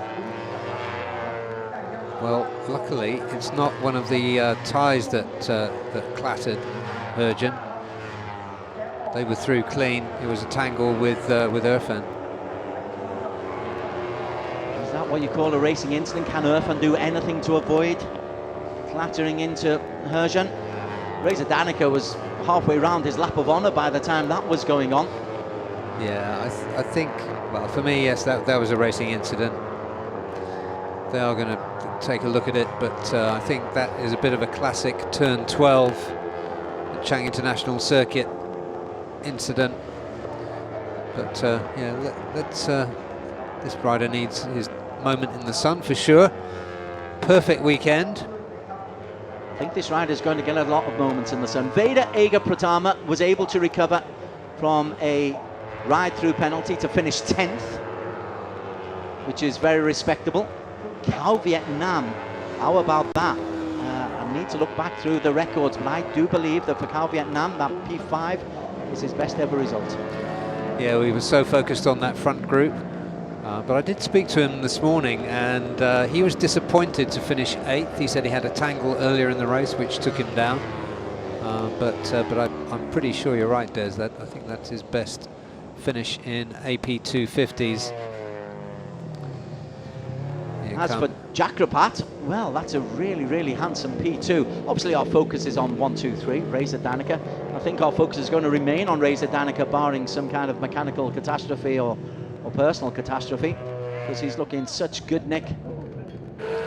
Yeah, it was a really close battle for 5th that was won there by Cal Vietnam, as we look at Moncada have a very well-deserved hug. But there is our winner coming into the Parc Fermé, out of the way. Number 1 position is mine.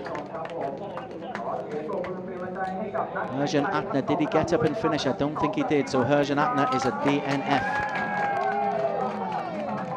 Irfan Ardiancia just eased out. Bike number 16, Irfan, has been asked to report to race control, which is always an ominous signing. It is. He's sitting in P4 at the moment. And at this point, it's hard to judge whether there'll be a penalty, a rocket for him, or a penalty to like a ride through next time around. There you go. Big cheesy grin from Maklada Sarapwech, a P3 for her. And this is the result as it stands at the moment. There could well be some action, but Reza Danica Arons won it by the country mile, nearly 9 seconds ahead of Jakrapat. Well done from Jakrapat and Maklada from Honda Thai Racing, or Honda Racing Thailand in 2 and 3.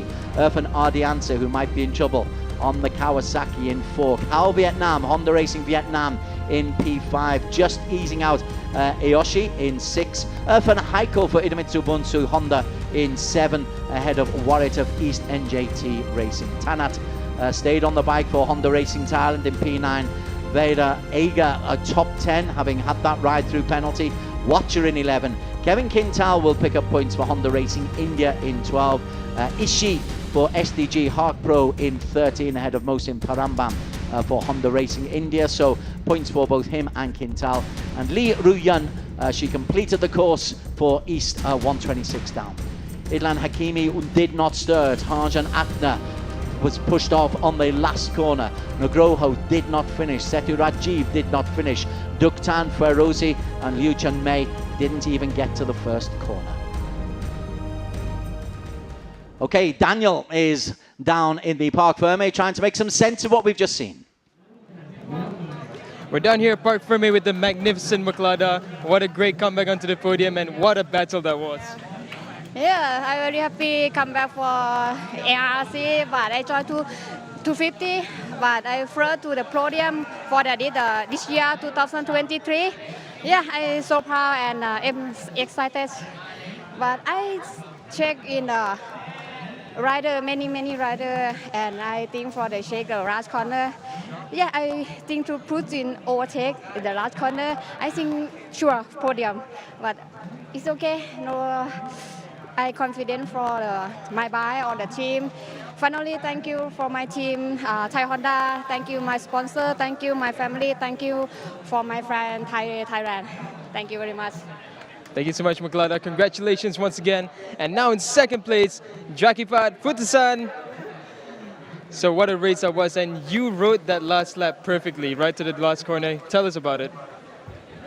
Yes, today I try to push very hard every corner, every lap. When finished, I finished in second position. Yeah, thank you for my team. Thank you, Carabao. Thank you, KYT. Thank you. Thank you so much, and congratulations once again. And now we move on to the race winner, Reza Danica Arends. So Reza, a double victory for you, and you pulled away with an 8-second gap. Tell us how you did it. Yeah, in the beginning, a little bit tough fighting with another rider, but after in front, I just try focus and make my rhythm, make a good pace, and I no thinking another. Finally make a gap, we did it again. Also, I want to say thanks to my team, Astra Honda Racing team. Also, all mechanic help support me this round. Also, my family in home. Maybe it's good for the season. It's good start for 2023. Thank you. Thank you so much, Reza. Congratulations. Best of the highlights from the AP 250 race number 2 of 12 of the season. And on the very start, a big crash took out 3 racers. Ferozi on the Yamaha, Chun Mei from Chinese Taipei, and Duktan all taken out. And a ride-through penalty also for bike number 54. So much going on in the early stages, Barry Russell. We almost forgot about the race at the front. Well, we almost missed the first lap as it unfolded, but it was Herjun who got away. Jack Rapat initially who took the fight to him, but there would be a little breakaway group. Jack Rapat, bike number 20 for Honda Racing Thailand, would manage to get himself into P2 in the end result. And at this stage, they were keeping Reza Danica Arends within sight. And we were hoping, I think, that Reza Danica wouldn't run away with it as in a strictly neutral way as you can. But Reza Danica really does look like he is the man on the machine with the right team this season. Yeah, he looked really unhurried. He made his way to the front and he just pulled away like it was the most natural thing in the world. But like we said yesterday, the really top professionals make it look easy. So much so that our focus, or the television focus, was on the battle for P2 because he was on a race of his own. But what a battle it was for P2. It would go down, as it always does here at Buriram, to the final corner. And I promise you there is some real incidents on the final corner. Maklada, who would eventually get P3, she's leading the way. Herjan Adna, she and Maklada had a little bit of a contretemps yesterday and a warning from the race control. But as they come into the final 2 laps or so, this was a battle royale. Yeah, all 4 of these riders fought so hard. Really good races, every one of them. Everyone had their own special reason to be on the podium. Plenty of dueling going on. Maklada, as always, in the thick of it. Irfan Ardiansa was just trying to ease her off the track, but Maklada bows to nobody. There's the race winner, Reza Danica, but then into the final corner. Look at the Kawasaki of Irfan. He's just forced wide, catches the back wheel, and then forces Herjan Atna off.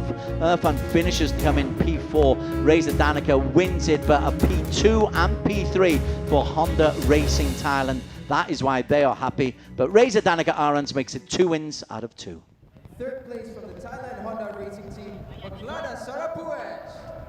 Race control have called for both Irfan Ardiansa, bike number 16, and bike number 46, Herjan Atna, to go and have a little word with them, but that will not stop the happiness of Maklada Sarapech, back in 250 and on the podium on the first weekend. It will not stop the happiness of Jakrapat Puertasan on the podium on his debut weekend. And for Reza Danica Arons, the 2018 250cc champion, wow, what a great start he has made to try to make it a double championship. We will talk more after the national anthem of Indonesia, Indonesia Raya. Ladies and gentlemen, please rise for the national anthem of Indonesia.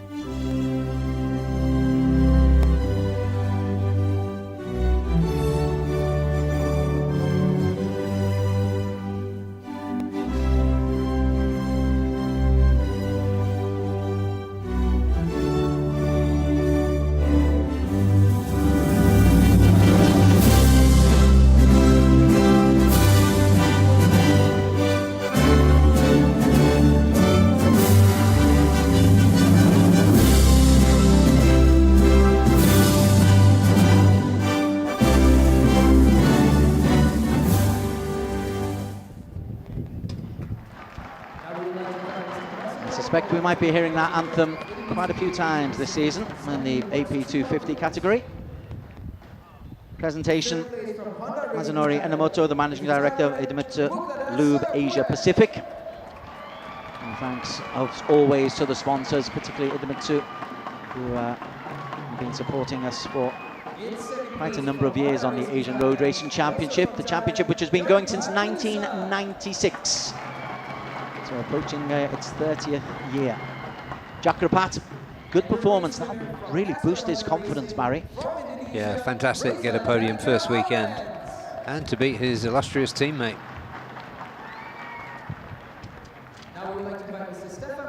So Reza Danica from Astra Honda makes it a weekend double, and that means that the team prize will go to Astra Honda, and Stefan Krapier, the FIM Asia president, will be handing out that award. As always, with a smile.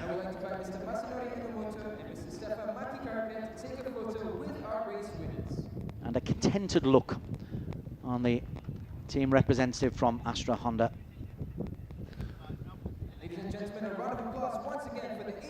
So we will move on to the championship standings, and it's no secret that Reza Danica Arons will be the leader.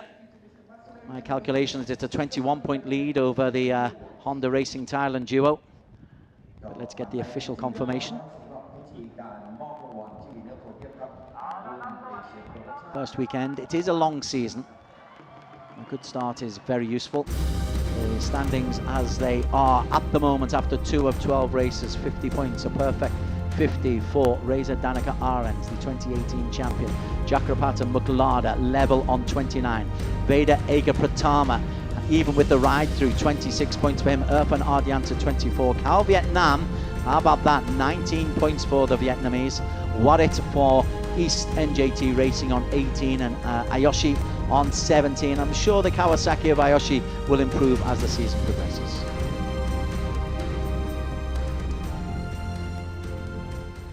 Okay, we have got 2 more races to come, but 2 biggies they are from Buriram.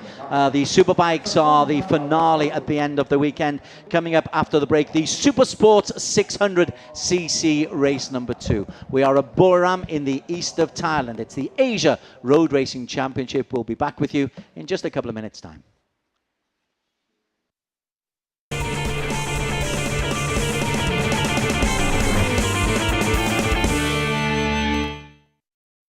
IDEMITSU engine oils are precisely formulated for meticulously engineered Japanese car engines. We are committed to delivering optimal performance. We fulfill this commitment through 5 ultra-protective benefits known as Quintec Guard. They unleash the peak performance of treasured cars. Drive anywhere with confidence. Feel the excitement in your heart. The highest quality engine oils in the history of IDEMITSU. IDEMITSU IRG5. Start like a rocket and ship like silk with Superbike proven nano-tailored oil. Ultra-protective Quintec Guard technology distills the wisdom of oil experts. 5 protective benefits in harmony unleash the peak performance of your engine. Nano Silky Tech ensures extra smooth upshifting at high RPM. Rocket starts, silky shifts. IDEMITSU IRG5. IDEMITSU.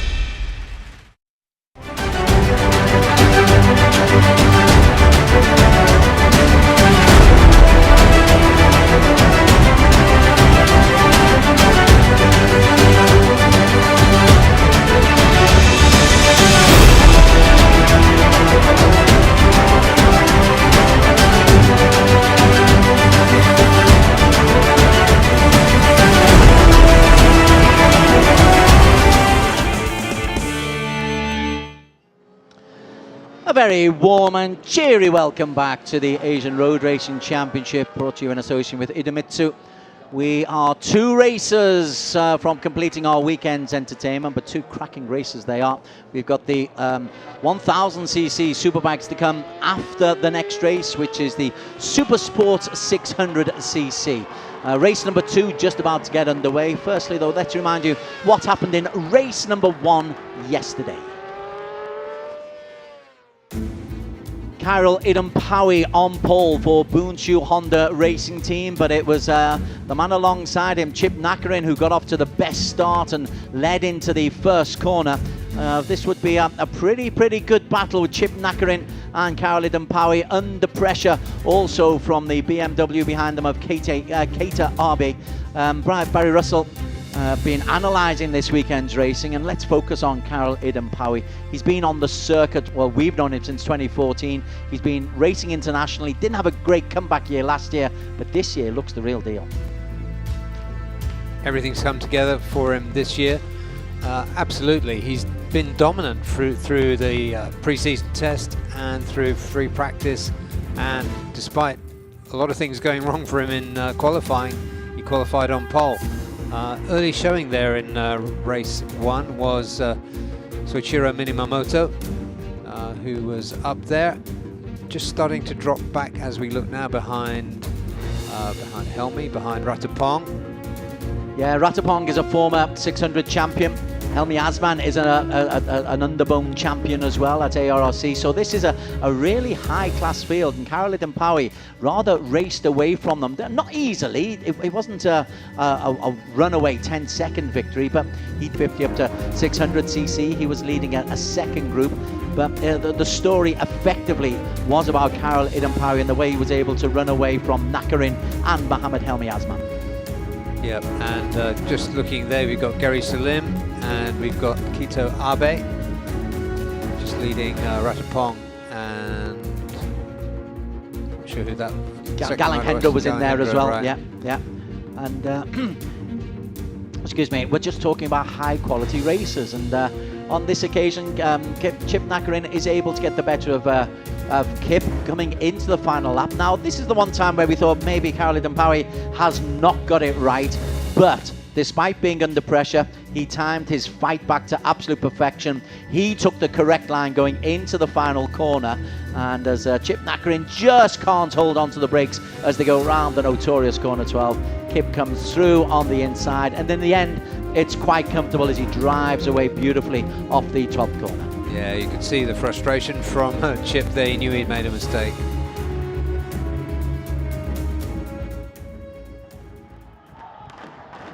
So Karol Idampawi has got himself #1. It is early in the season, but he didn't win a race in his comeback season to the Asia Road Racing Championships last year.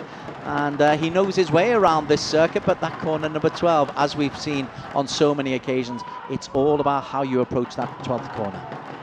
And in particular, perhaps getting down from corner 9 down to turn 12. Yeah. Working your way into the position. I feel like a broken record talking about corner 12, but it is so influential on so many occasions. Absolutely. Right, let's talk about influential people. Let's go down to Daniel Bogers. I believe he is on the grid, and let's see who he's talking to. We're down here on the grid for the Super Sports 600 Race 2. Now this is of course a very exciting category. You can see there the race winner, Karol Idampawi. But we're not going to talk to Idampawi now. We're going to talk to the Hartplay tire rider here in second. As you can see, all the cameramen have their eyes on him. Literally a sea of media going on here. So we're just going to try and squeeze through while they take a few more photos. All right, let's go.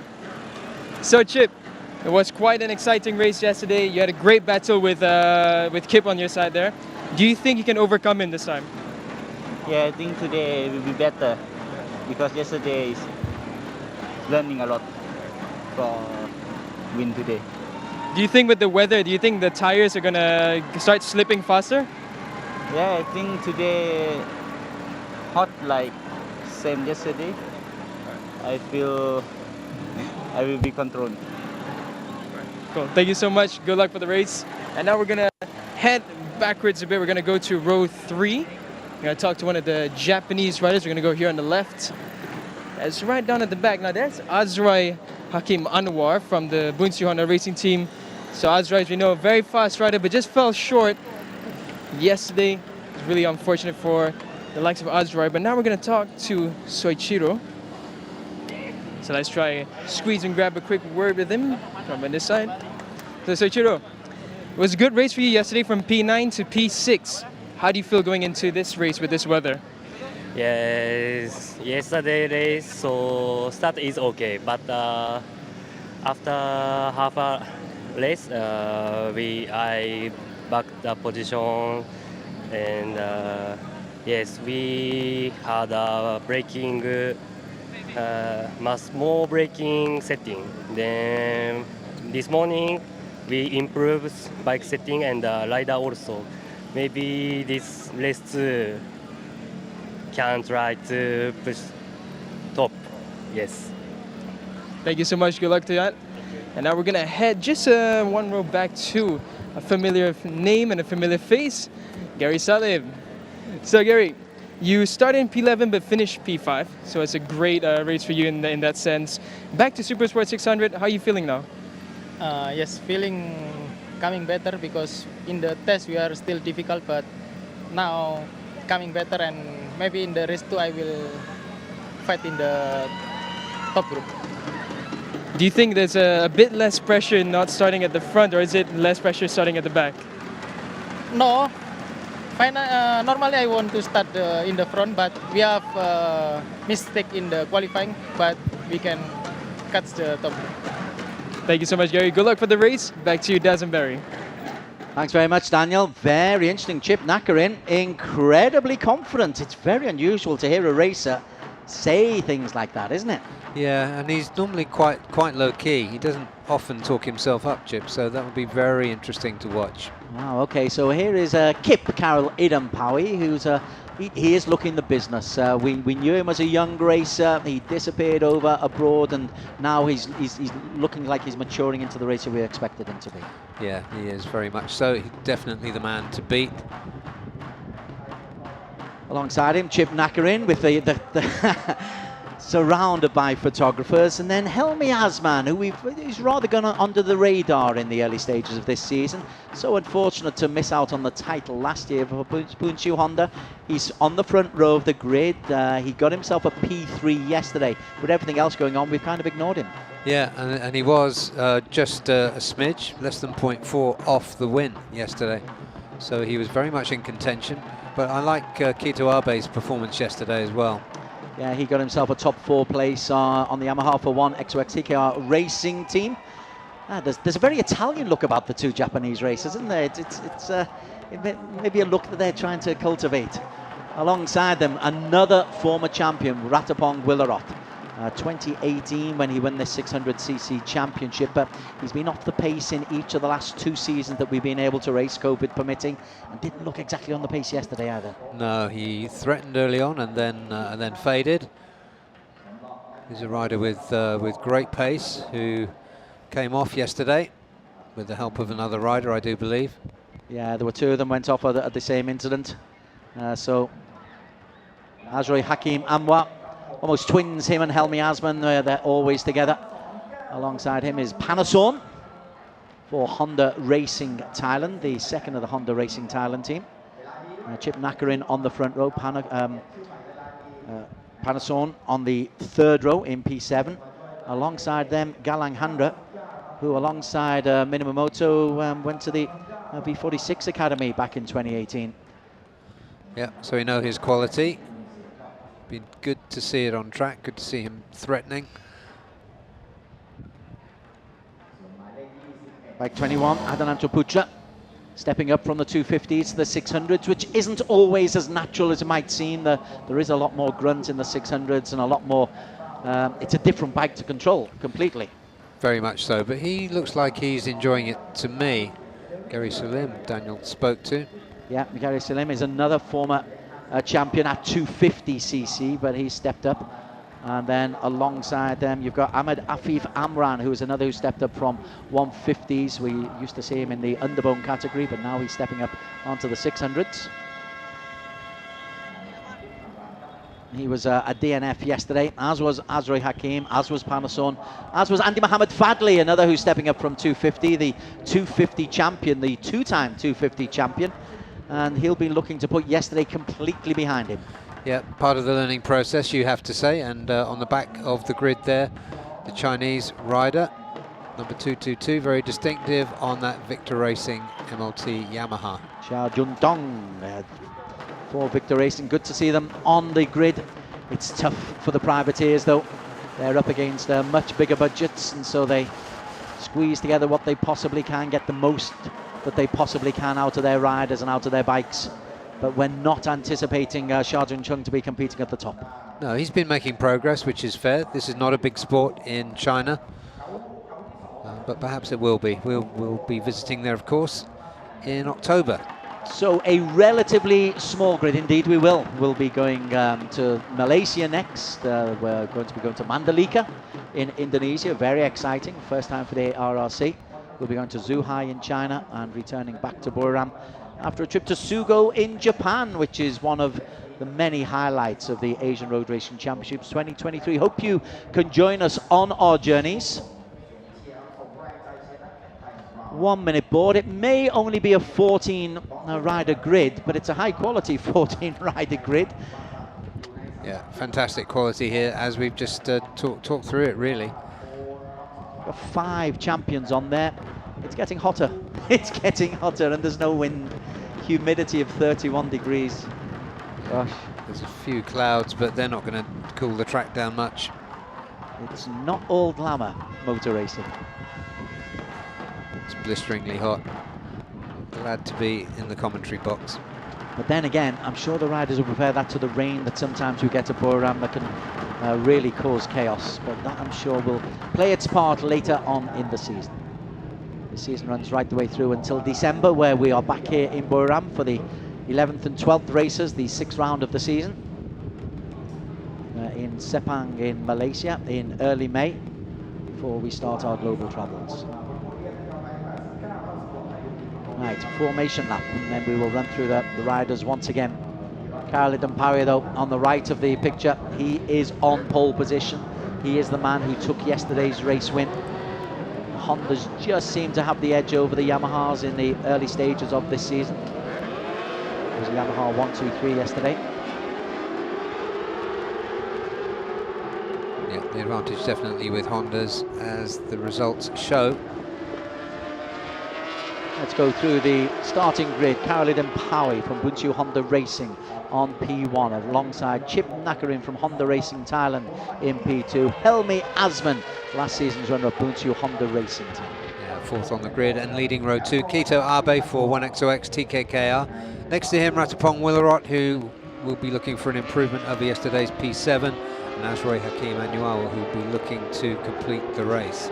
Panason, P7 for him for Honda Racing Thailand, alongside Galang Hendra Pratama, who I keep expecting to be performing better than he does, and Minamoto, who at one stage yesterday was in the top 3. That's the 3rd row of the grid.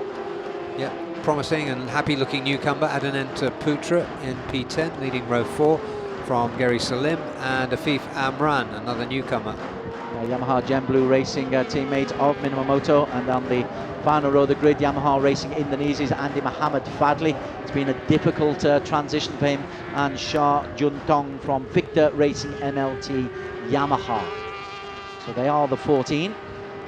The only 10 finished yesterday. DNFs for Panason, Azri Hakim, Afif Amran and Andy Muhammad Fadli. Let's hope the attrition rate isn't as severe today.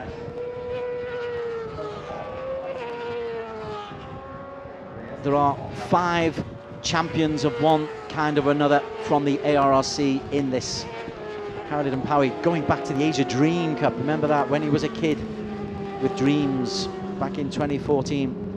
Helmi Asman, an underbone champion in 2018. Gary Salem, a 250 champion in 2017. A 600 champion, Ratapong, in 2018. And the defending 250 champion, Andy Muhammad Fadli.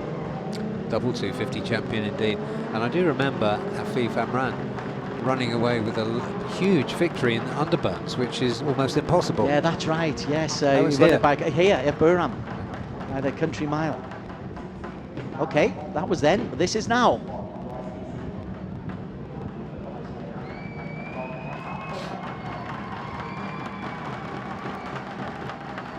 Everybody just checking that they are legal. That was Chip Nakarin. Front row, Karel Idenpawe on the right, Chip Nakarin, Mohammed Helmi Asman.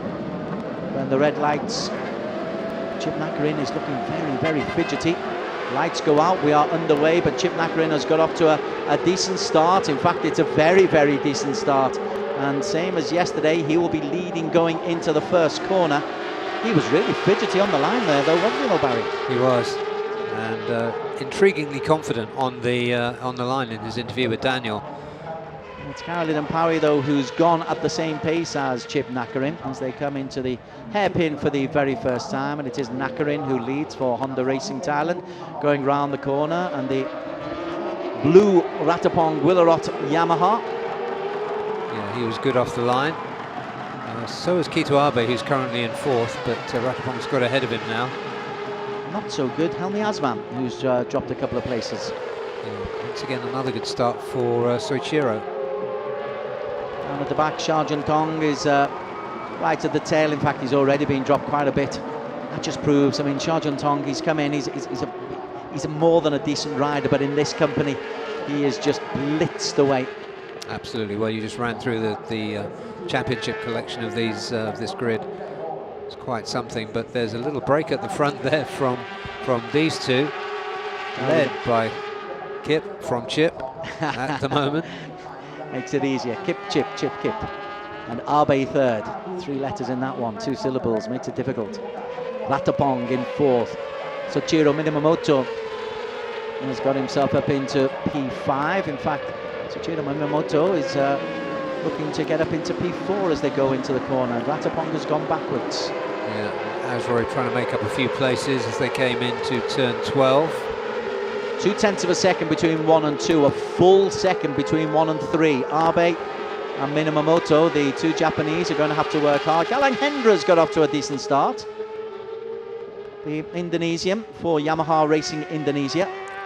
Yeah, promising early showing from the Yamahas.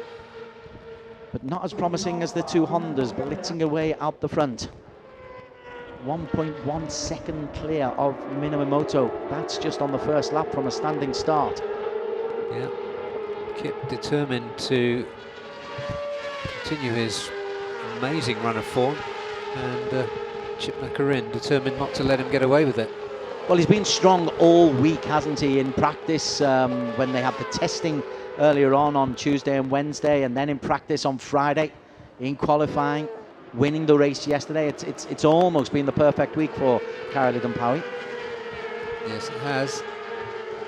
But, yeah, that was an intriguing grid interview. When you hear a rider say something like that, it usually means they feel that confident. They rarely say it. Well, he's hanging on at the moment to the tail. In fact, he's more than hanging on. He's looking like it's comfortable. Very, very early stages, of course, and it's quite a pace being set by Karoli Dumpawi, although Minamoto has just posted a very good Sector 2, a 38.1, so Minamoto has got himself into P3, and he's trying to close in as they come into the end of lap number 2. Karoli Dumpawi leads from Chip Nakarin, from Minamoto, and from Kito Abe. Galanghendra leading the rest, Gary Salim, Ratapong, Panason. Yeah, that was interesting, connecting Minamoto's performance with what he said on the grid too. Helmi Asman, sorry, just to break in, dropped right down. Helmi Asman, down in P11. He's not had a happy opening 2 laps. No, I wonder what's happened with him. We didn't see anything on camera. Just gone backwards, but these front two, they were 7/10 of a second clear of Minamoto. Minamoto just posting a 1:39.7. So that's a quick lap. It hasn't got him absolutely up to the front two, but at least he's within striking distance. Abe trying to keep up with them. Those front four go through. Galanghendra looking smooth ahead of Gary Salim and Ratapong Willaroth. Yeah, I think Kip and Chip are going to help to let Minamoto get in contact with them. When the first two are racing, very often the second guy can just focus on the back wheel of the man who's second. Yeah, he is closing. It was 8/10 at the end of the lap. It'll be interesting to see how much he's been able to close on. He's visibly closer now, and Abe also holding on quite well. Not quite in touch, but doing a decent job. But Minamoto is right up with these two now. Experienced racer Minamoto in the All Japan Series. He was in a top 3 in the championship 2 seasons ago. And now he's in the top 3 here, and he's closed the gap. He was a second and a bit down. He's to within half a second now. As we look down now at Helmi Asman, who is down in P11. Doesn't look like there's anything wrong with his machine. No, he's with Azroy as well, who shouldn't be that far down. Yeah, Azroy and Adananta on the step up. Those two Bunsu Hondas shouldn't be back there. Ooh, there's a little bit of argy-bargy there. I think it was Panason who was had the right of way, and everybody else just lifted to make way for Panason. Ahmadafi Famram being dropped just a little bit as well. Andy Mohammed Fadli's got ahead of Ahmadafi Famram. Fadli, though, still bike number 108, but it's a completely different team, completely different category. Learning the ropes at 600s. Yeah, the lines will be different. Everything for Andy Fadli. He wanted this, and he's got it. And now it'll be a learning process for a few races. That's P3, Minamoto. He's got back onto the tail of Chip and Kip, the front two. Kito Abe is lapping 1:39.9, so he's keeping pace with the front three.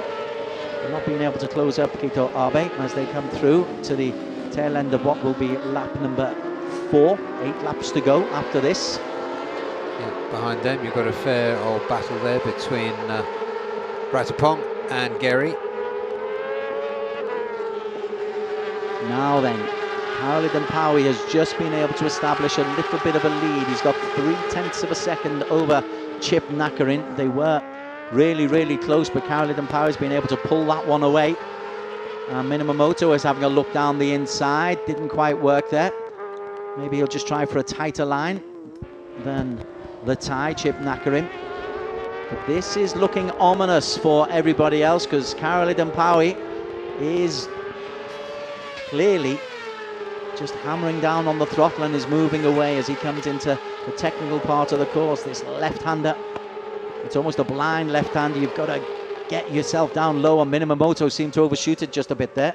Yeah, and I think this is giving a jolt to Nakarin.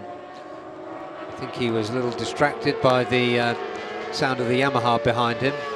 When it came alongside him, it just seemed to snap again and get back into it. So let's see what they can do to stop Kip running away with this. Behind them, Ratapong is the man who is leading the group behind them, but Minamoto, has he got the power? Minamoto, Yamaha Gem Blue Racing Team ASEAN, so he's the best of the Yamahas, and the bike obviously does matter, absolutely does matter, and your setup. But what I can tell you also is that Azure Hakimanwa is beginning to make up some ground. He's moved into P6 just behind Ratapong Guillerot, and so Boonshu Honda, they have the leader, but the two other members of the team are beginning to make up just a little bit of a ground that they lost.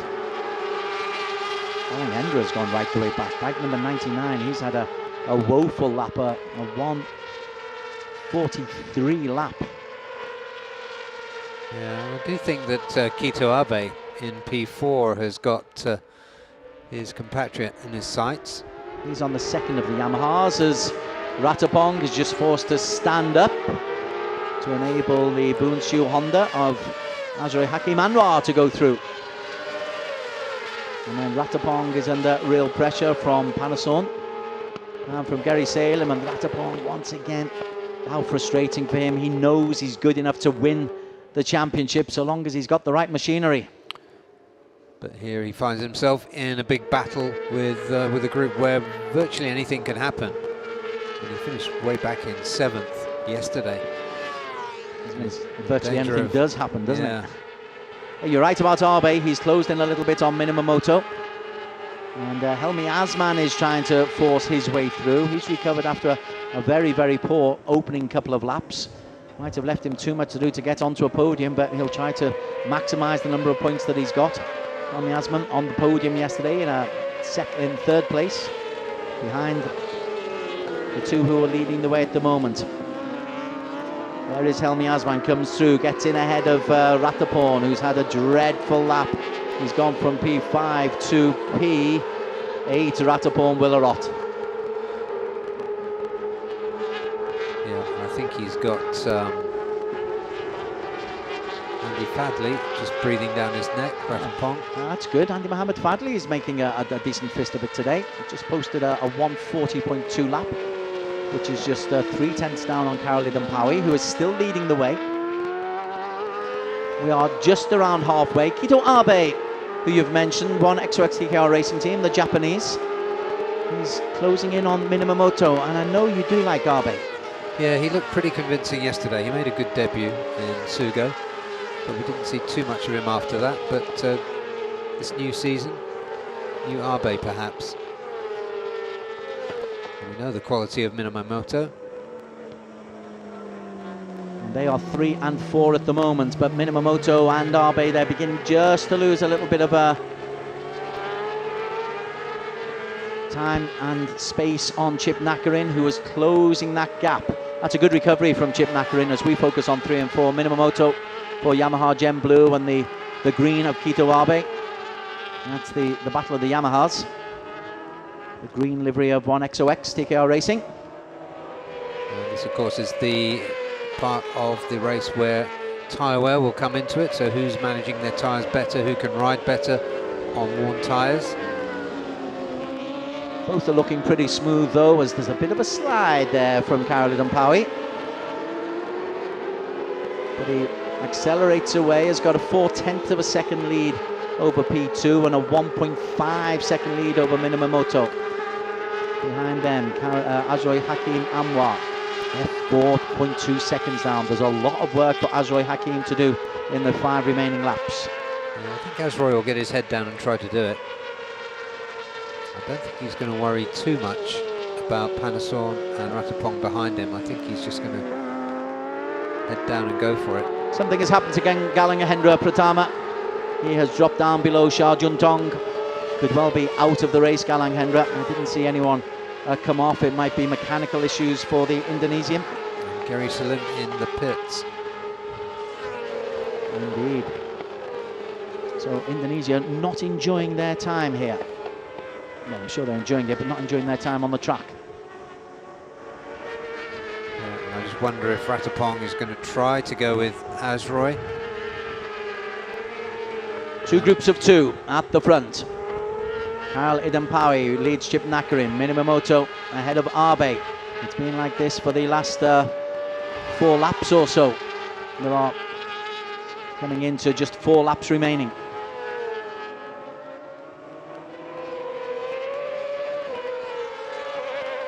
Yeah, I don't think these two are particularly holding each other up. I think this is more the speed of the front two that's seeing them to get away slightly. Abe goes through the inside, just has to slam on the brakes, and Minamoto gets a better drive out of the corner. The difference between 1 and 3 has gone up to 2 seconds, a ½ second difference. The Hondas have just got that extra little bit of oomph. Yeah, they have. The CBR 600 RR compared to the Yamaha YZF's R6s. Yeah, it was a bike that was struggling. It was an old bike, maybe six years old before this model came in, and it was known as sweet handling but slow. But these are nothing but slow now, comparatively.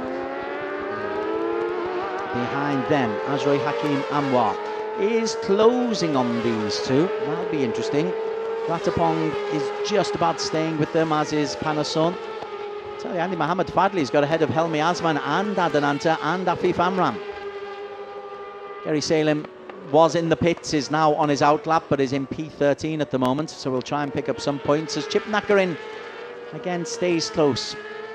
We need to remind how confident Chip was on the pre-race interview with Daniel Bogas. He was saying, yeah, I fancy it. He was unseemly confident. Yeah, he was.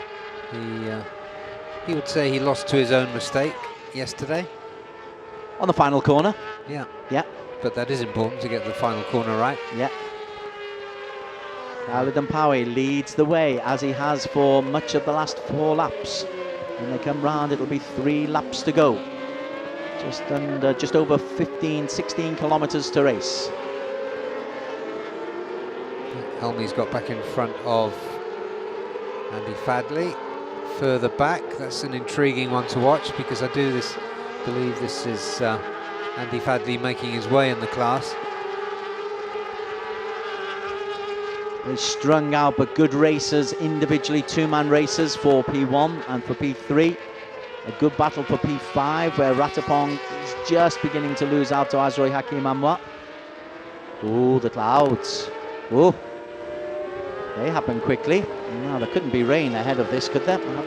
I'll need to look up and see. I saw you dancing outside earlier, Des. It could happen. Well, it won't impact this race.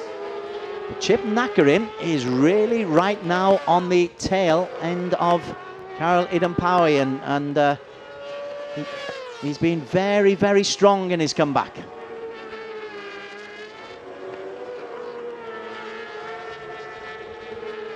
Yeah, he's just sticking to him like glue. He's having a look here and there. Behind them, it's Minamoto still holding off Kito Abe. Helmi Azman's got himself ahead of Fadley and Adelanta in P8. That's the 3rd of the Bunchu Honda. A little bit of a wobble there from Karel Idampawi. Yeah, this is the tyres going off. And Chip Nakarin thinks about it.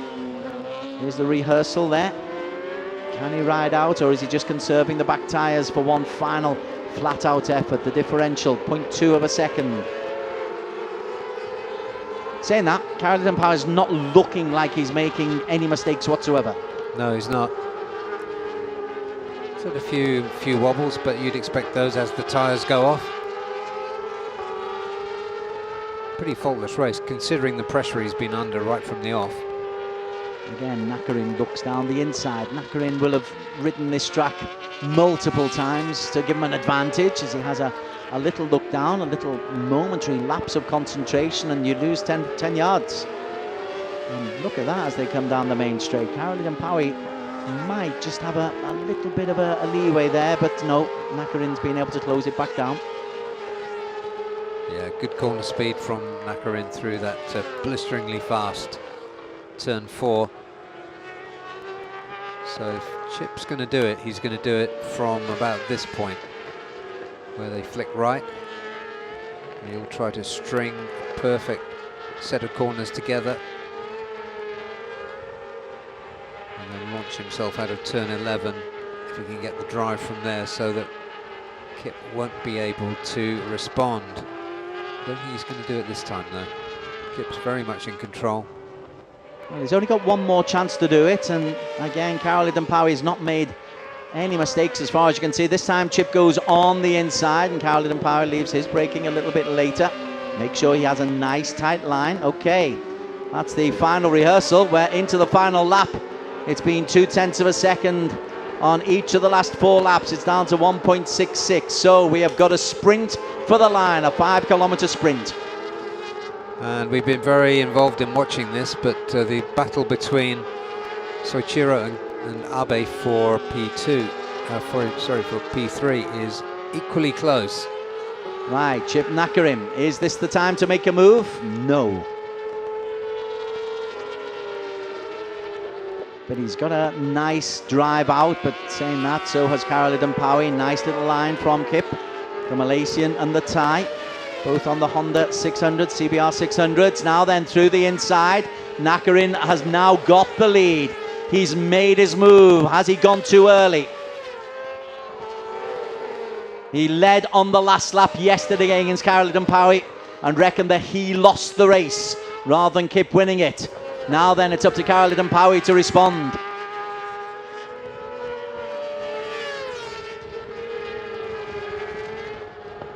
I think that was probably the plan that we saw Chip pull the pin on.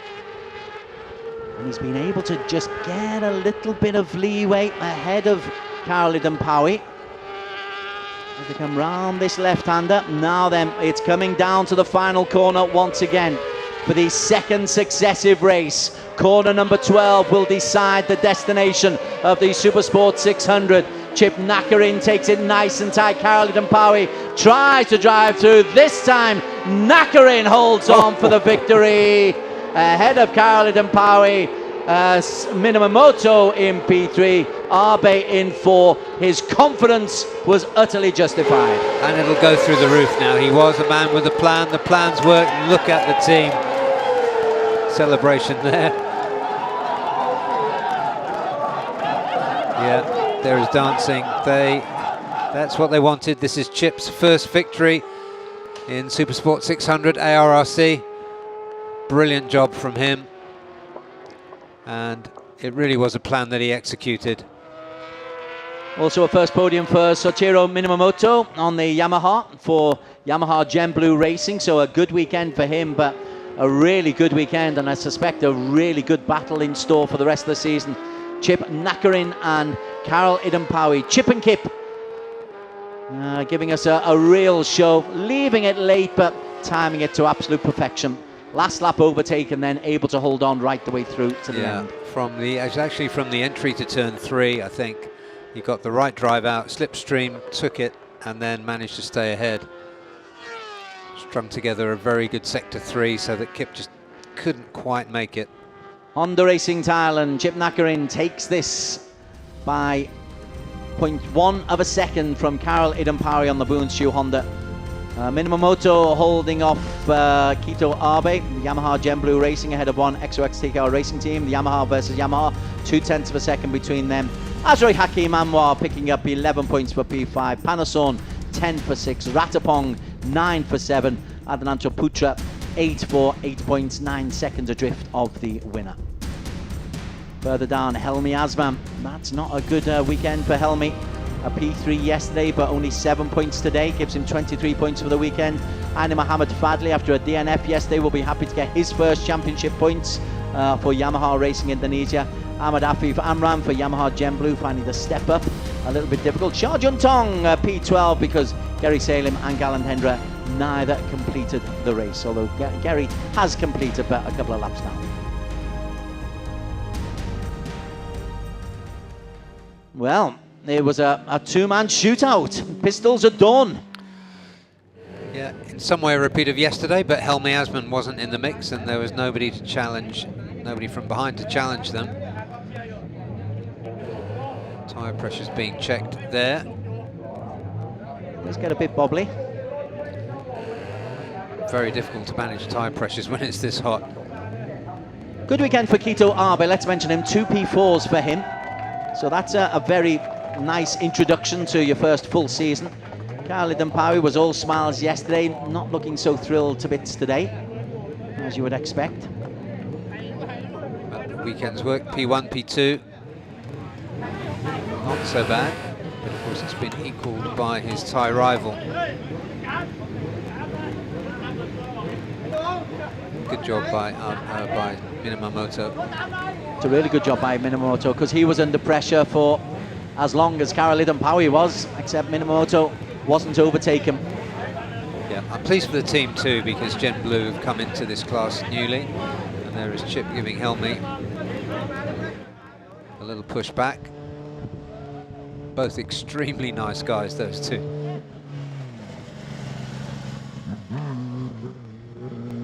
As he pushes him off into the gravel.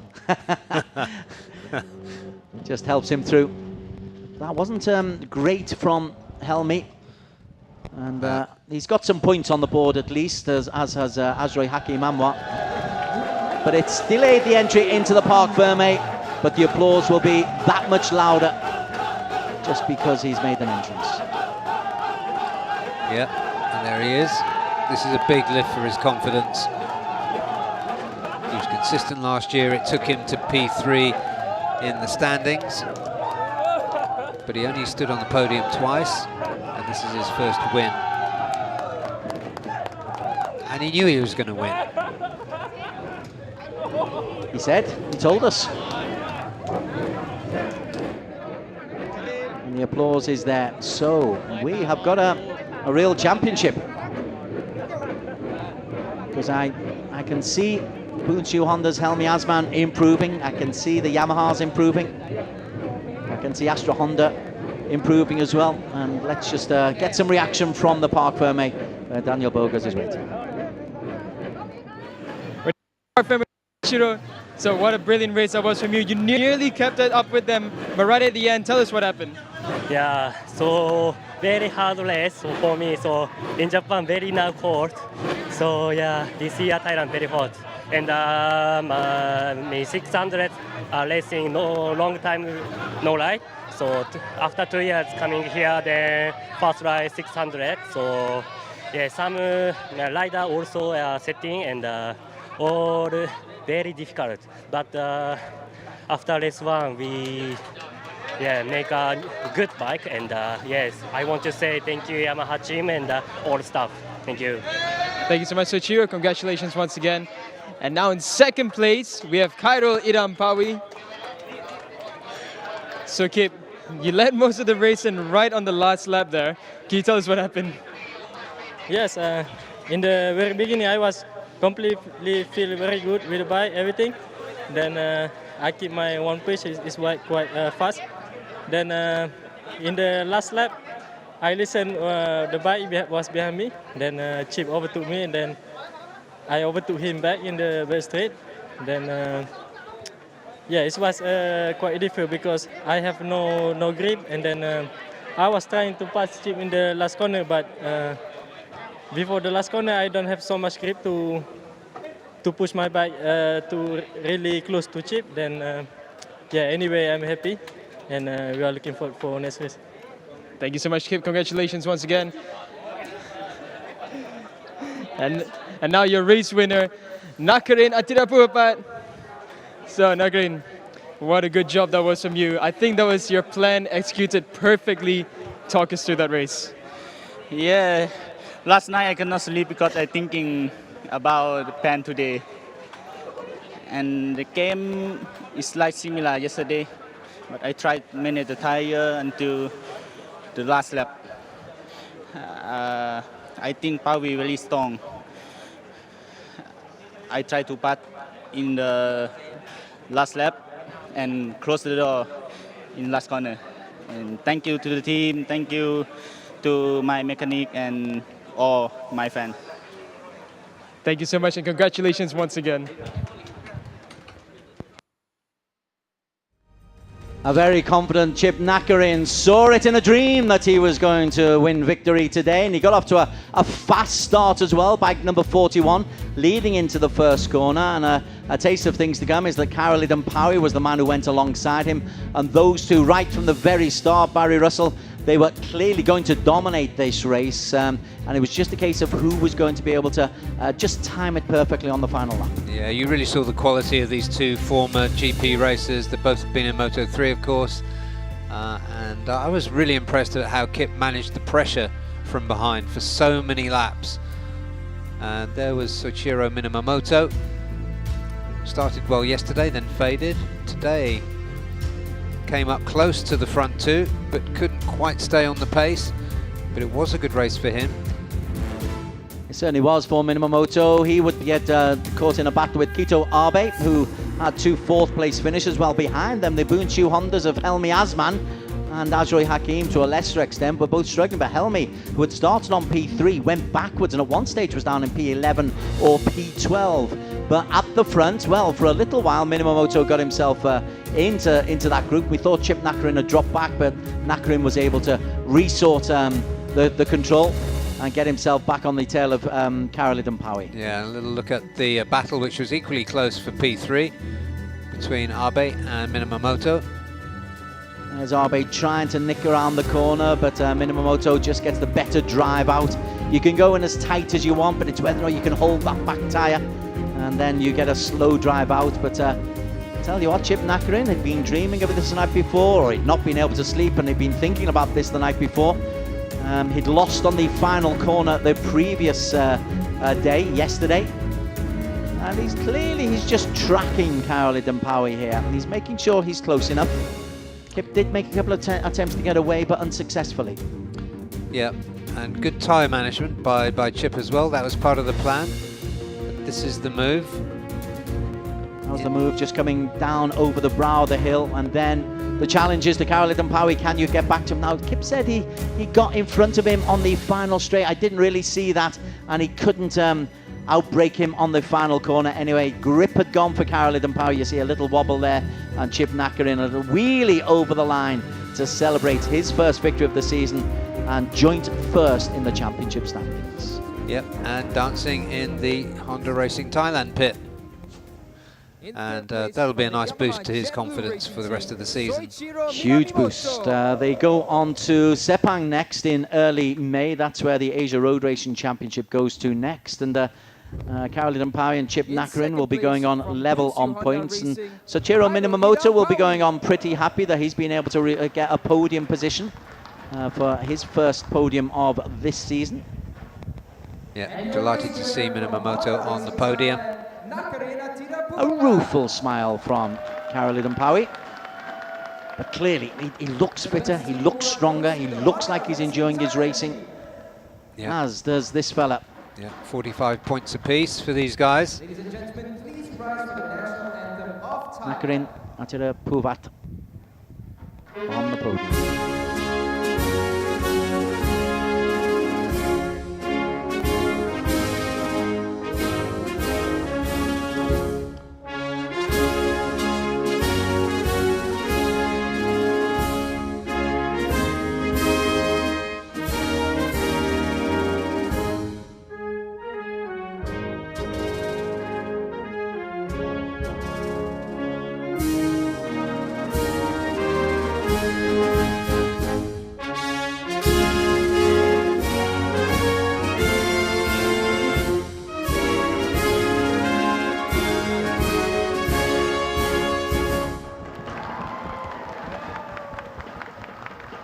Thai national anthem and the presentations for the winners today will be from Mr. Narongrit Injang, the Assistant Manager of Events for the Thai Beverage Public Company Limited. Right on cue. Also known as Chang. I've seen him around the pit lane. Okay, now I know who he is. Minamoto, very good weekend for him. A P6 and a P3. And for Carl Idampawi, Bunchu Honda Racing very much back to the fore. And it's good that there really does seem like there's going to be a genuine contest. Even if it's early stage in the season, you can see those two are well matched. And Nakarin Aterat Pupvat is the man who has top place on the podium. Stefan Grapier, FIM Asia President, who are supportive and have been since 1996 of the ARRC.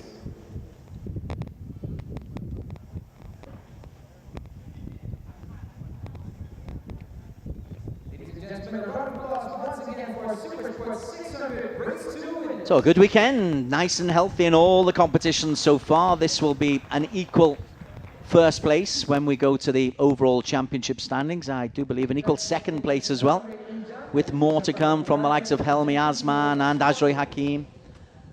And no doubt Andy Mohammed Fadli, who picked up his first championship points.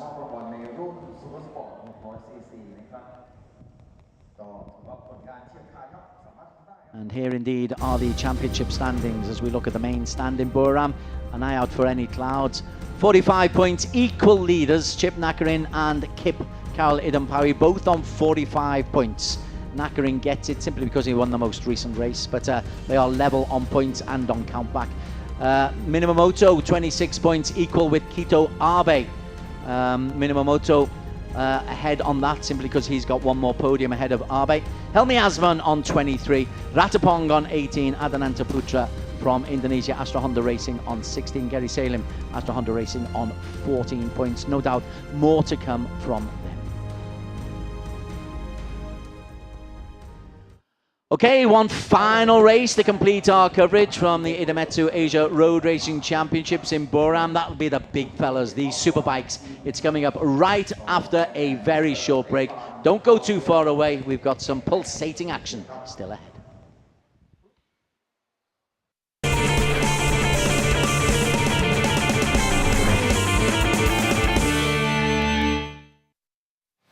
IDEMITSU IFG7. Flagship engine oil nano-tailored for high-precision engines. Enhanced performance in 7 ways with super protective septic guard technology, the accumulated wisdom of oil experts. Anti-power loss nanotech keeps your engine performing at its peak for extended periods in harsh conditions. Beat the heat. IDEMITSU IFG7. IDEMITSU IRG7. Race-bred nano-tailored oil for enhanced acceleration and horsepower. Even in harsh conditions, the 7 protective benefits of septic guard technology keep your engine performing at its peak. Even a split-second advantage can change everything. Born to win. IDEMITSU IRG7.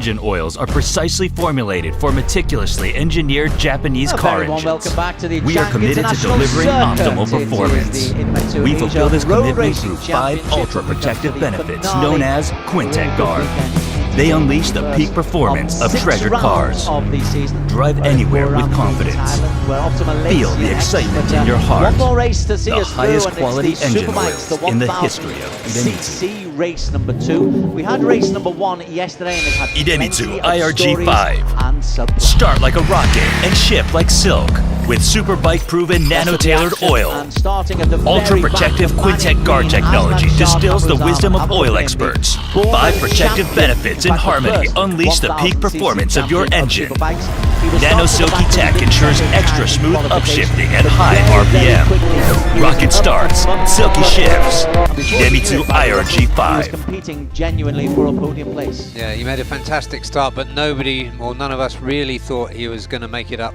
to threaten for the podium. Another rider who got, by contrast, a poor start was Haruki Noguchi, who got away in 5th place. That's the worst start I've seen him execute in ARRC. We saw the power there of the Superbikes, a little bit of a wobble. Zakwan Zaidi and Markus Reiterberger were the guys who set the early pace. Reiterberger on the BMW, the German, great to have him, but Haruki Noguchi, after coming back from that slow start, the eyes have it. His helmet has got those famous eyes on the top, and soon he had those eyes boring in the back of Markus Reiterberger, and to get himself up into P2 as these two inexorably closed in on Zakwan Zaidi. Yep, and just taking a look at them from behind there was Andy Farides Dihar, the debutant in ASB 1000 this season. This is the moment, I think, when Noguchi gets the better of Zakwan Zaidi. Zakwan, he chose medium compound front tyre. The intention for that to try and get away and get a lead that you can hold on to. But Noguchi and Reiterberger both had hard compound tyres, and they were able to last just that little bit longer.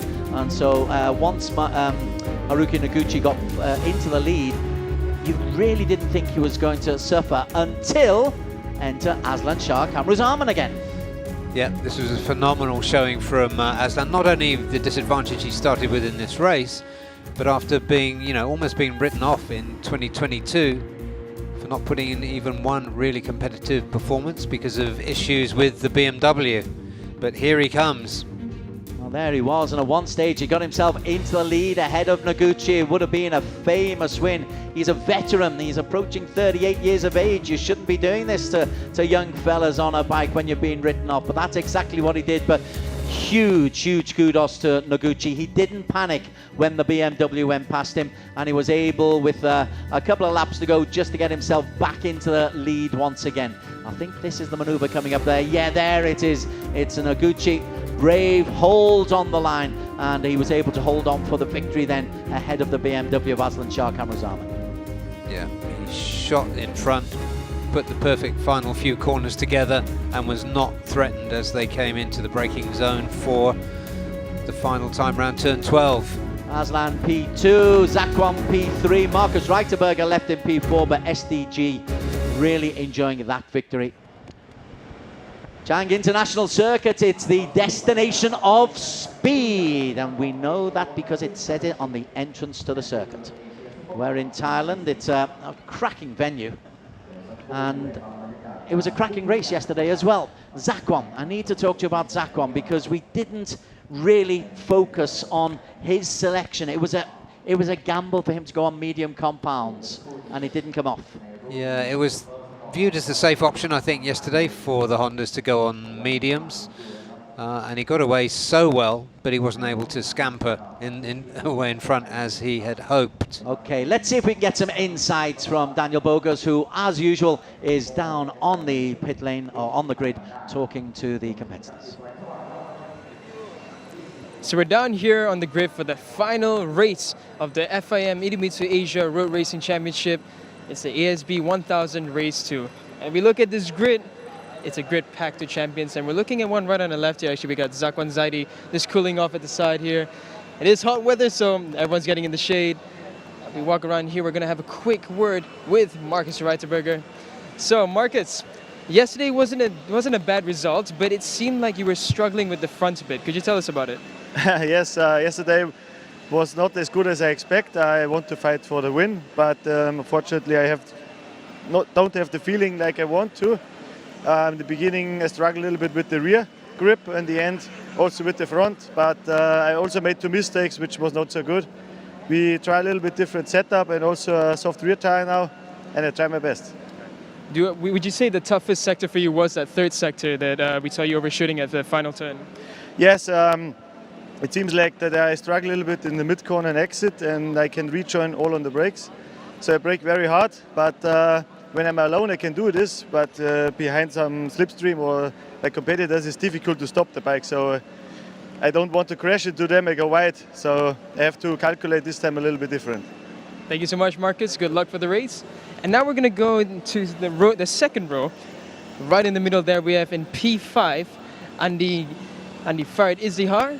Now, while everyone is just cooling off at the side, as Barry always mentioned, Andy just looks so happy on the bike.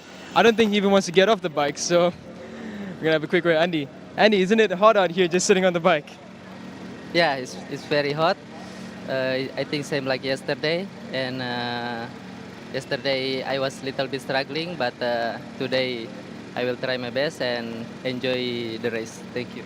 Want to ask you, like the transition between 600s to 1000s, how different is it in the race? Yeah, of course the competition is different, and this also yesterday is my first race of 1000 cc, so I still learning, and today race I want to enjoy more, so I just want to give my best. Thank you. Thank you so much, Andy. Good luck for the race. And now we're going to head back to the pit wall. We're just going to walk through some very talented names. We have the Yamahas over here.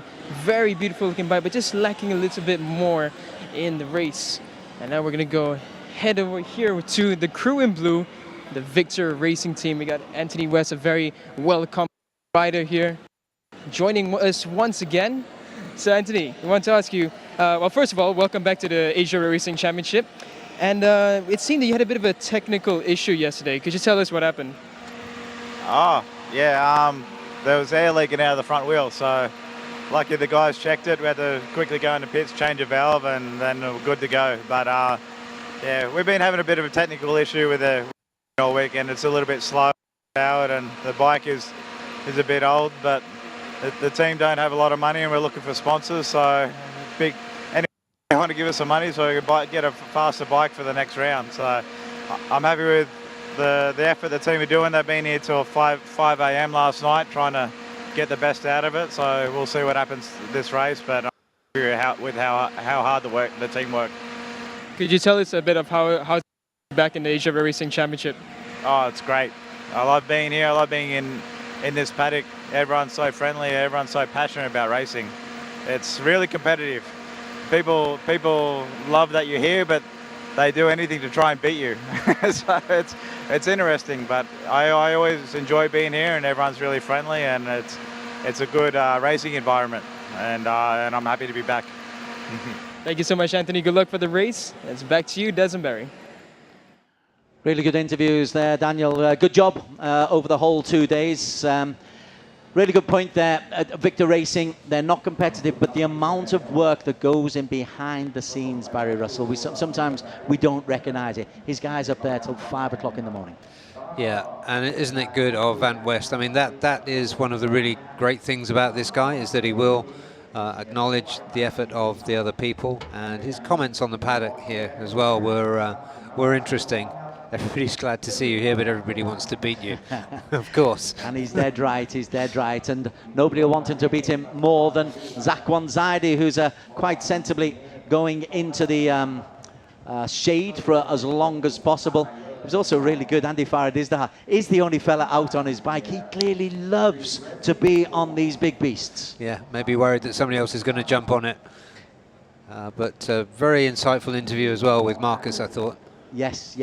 Marcus Reiterberger. We saw him at the end of lap 11. He did overshoot on corner number 12. And what calculation he'll make this time is an interesting one. Haruki Noguchi, that's the bike. that's the rider, and the stats for the man who won yesterday. He nearly always is the man who's late onto the bike, a little bit of ice, and cool as ice as well yesterday, in the way that he didn't panic when Aslan Shah Kamruzaman came up and overtook him on the final lap. Yeah, he's got a lot of self-belief, Haruki Noguchi. He's got a lot of confidence in his bike. And there is Pasawit Titiwararak. Rookie last season, very promising rookie. Disappointing performance by his standards yesterday, I would say. He's on P6. He had a lap time of 136.018, so he wasn't too far off the pace. None of them are too far off the pace.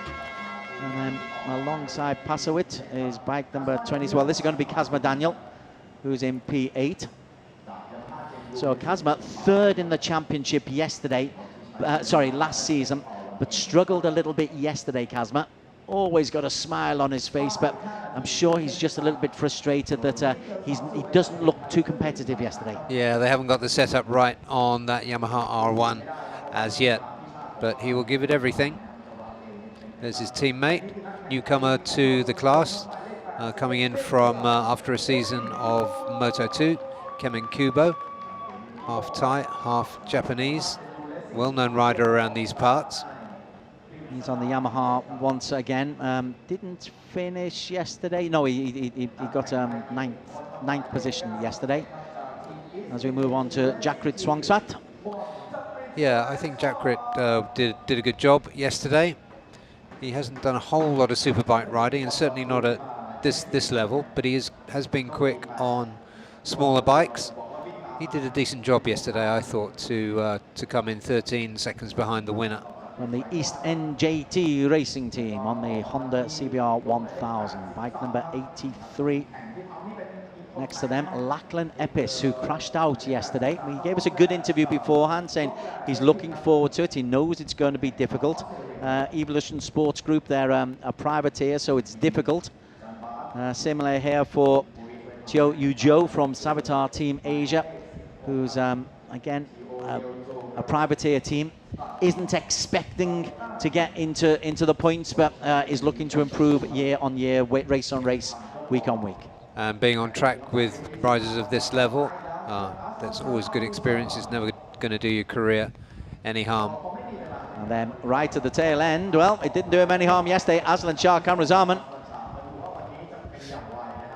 Yep, that's it. He thinks he can do it. He believes he can do it. That's the most important thing. Great character. Twice a champion. 2017 600 champion. 2019 the initial Superbikes champion. Yeah. See another British hero. Matt. The names escape me. He's going to kill me. Anyway, former very successful British racer there. Living in with a great business in Thailand. Talking to one of the top brass from Two Wheels. Right, we are just about to get the tyre selections, which were so important yesterday. The Dunlop group, Kobayashi, has come through and given us the tyre selections, and very interesting. Wow. Reiterberger, as he suggested, has got a soft compound rear tyre. That's interesting. There's a whole variety. Should we go through from the grid? Zakwan, two mediums. Reiterberger, hard on the front, soft on the back. Noguchi, now that's the one to probably follow, two mediums. Yeah, he ran a hard front yesterday. He's going for medium front this time. So along with I think all the other Hondas. Hard medium for Aslan Shah Kamruzaman, as we look at the bike there. Now, right then. That's the selection. Yeah, the tyre selection is so important. Nearly everybody on mediums, except for Marcus and Aslan and Lachlan. But a hard, soft compound selection for Marcus Reiterberger. Completely changing things. Temperature, track temperature, 57 degrees. Oh, gosh. No wonder they're in the shade. That will, honestly, that will melt the soles of your shoes. Okay, the 1 minute warning yesterday. As you saw, Haruki Noguchi, who was denied a championship last year by injury. He missed the two races in Buriram and was overtaken by Zakwan Zaidi. Consistency, obviously, so important. but Haruki Noguchi was injured in a race outside of the Asia Road Racing Championship. These guys compete in the All Japan and different races throughout the careers, throughout the world, sorry. Yeah, consistency is the key. Yeah, Haruki increasingly being recognised back in his home country, Japan. He came here as a Super Sport champion in 2022 and grabbing some recognition thanks to his achievements in this series. And it's a real comeback performance for him, because that was a career-threatening injury that he suffered back in Suzuka. Let's have a look at the starting grid, sorry. Zakwan Zaidi for Honda Asia Dream Racing with Showa is on pole position. Let's not forget that. He was third in the race, but he's on pole. Reiterberger alongside him, 1XX BMW TKR Racing Team. Haruki Noguchi from SDG Hark Pro Honda Japan. Qualified fourth was Pasovit Titiwararak. Next to him, the happiest rookie in town, Andy Faridis-Diha. And next to him, Kazma Daniel Kazmayuddin. Yamaha Gem Blue Racing Team ASEAN have got two competitors. Kazma Daniel, you just mentioned, Kement Kubo. He's in P7 alongside Jakrit Swangsat for East NJT Racing Team on the Honda, and Lachlan Epis, will be looking to improve on his, did not finish yesterday. He's on the BMW 1000.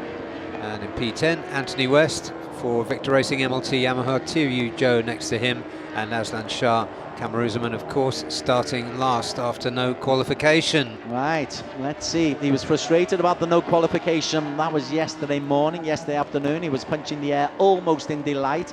Nearly got a victory. There's the team behind the team of SDG. They're not the biggest team here, but my word, you know they're here, because they're really competitive up at the top end of the grids. And it's nice they've expanded a little bit by bringing in a 250 racer this season. And they've hinted that they might bring more. Right, they're in. There is Aslan Shah. So he knows exactly what he needs to do. There are the Reiterberger advisors.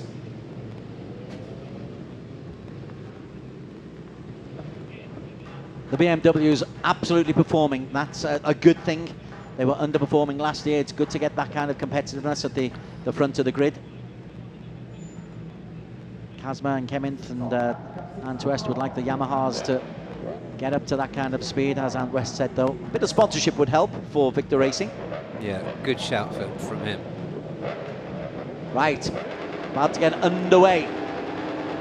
Red lights go out and race number 2 is go.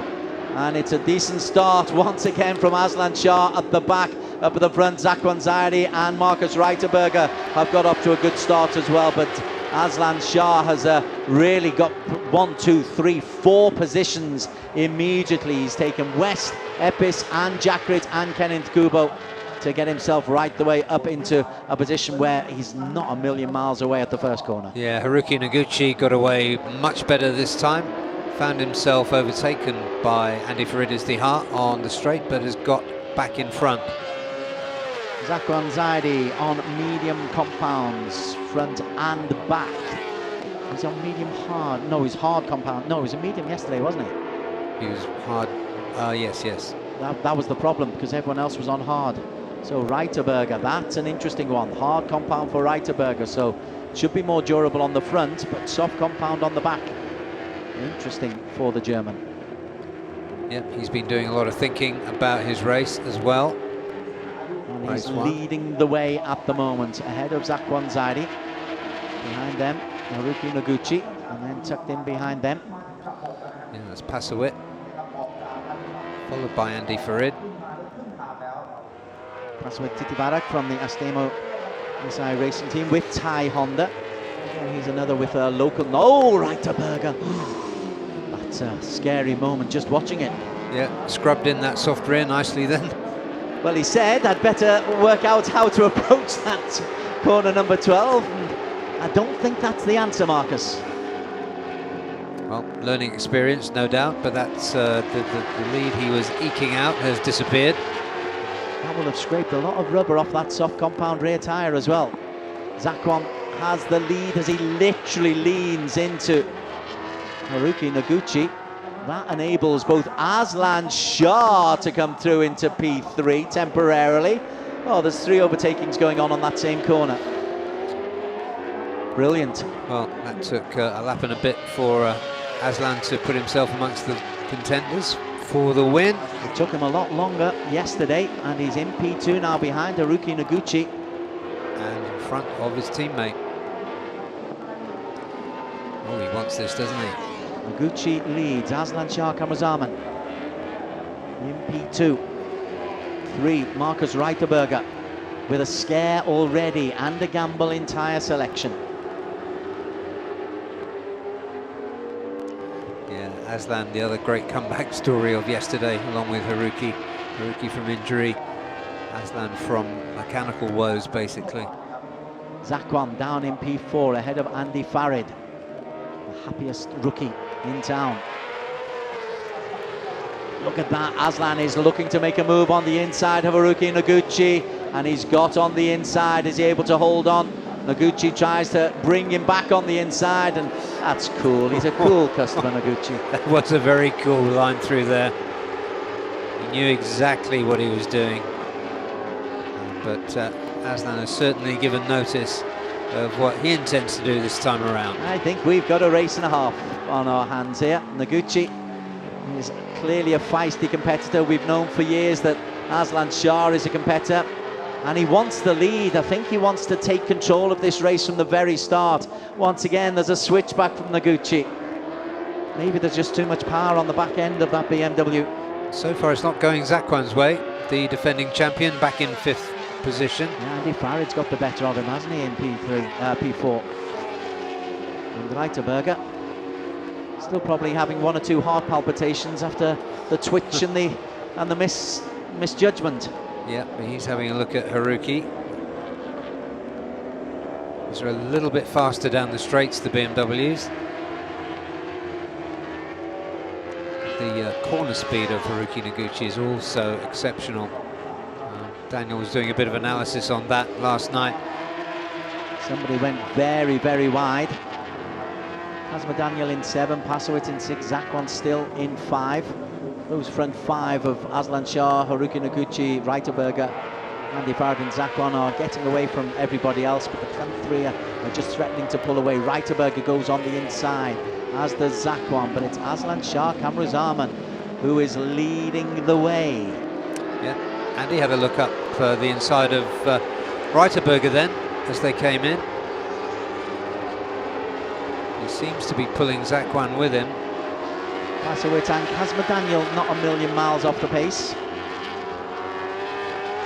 But it's a torrid pace that's being set. What's he just done? He's a best time 1:36.2. That was 4 tenths faster than Andy Farid, who put in a really fast lap.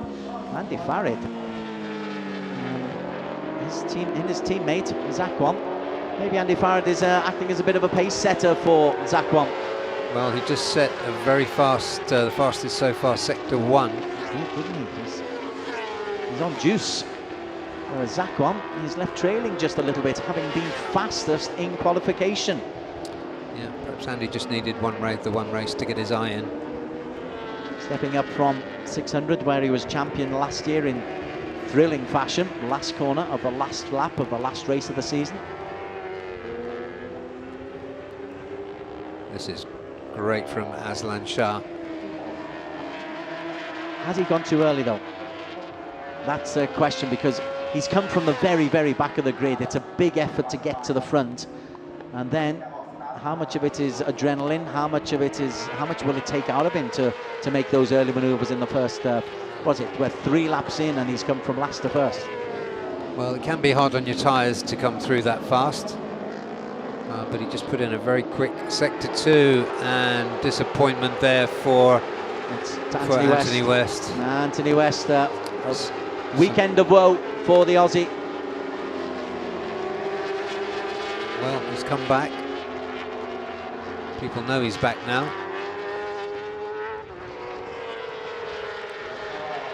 Yes, picked up 6 points yesterday, but Victor Racing is a privateer team, and in such august company as is at the front of the pack, you need all the sponsorship help that you can get. And Victor have been great supporters of the ARRC. Let's hope that they are able to get some support. Yeah, storied team indeed, and West a storied rider, and one that you know is always going to give 150%. Quite a shake under braking there from Aslan, but I think he's quite okay with that. He's not been able to get away from Noguchi. And this is some serious superbike racing going on here. Andy Farid has still got himself ahead of Zakwan. I'll tell you who's holding on, actually. Well, Jakrit's in the pits. Pasowit's not a million miles away either. He's holding on to the front 5, which is an improvement on what he was able to do yesterday. He got a P6 yesterday, Pasowit, but it was a distant P6. This one, at least he's been able to cling on, certainly for the first 4 laps. Yeah, this is definitely better. Positions haven't changed in the last lap. It's still Aslan Shah leading the way from Haruki Noguchi. The differential remains just about the same, at 0.3 of a second. Marcus Reiterberger. I'd be really curious to see how this soft compound on his rear tyre. You can tell the soft compound, it's got the red mark on the tyre. Andy Farid and Zakwan, 1, 2, 3, 4, 5. With Pasowitz still holding on. Kazma off the pace, 3.5 seconds down from the leader. Yeah, Andy Farid having a look up the inside of Marcus there as they came into turn 3. Let's see how that shakes out. He's held it. He has held it. Reiterberger says he should share the thoughts of Anthony West. Everybody wants to beat you. They welcome you with open arms. They give you a handshake and then they want to beat you on the track, as it should be. Absolutely, this is impressive.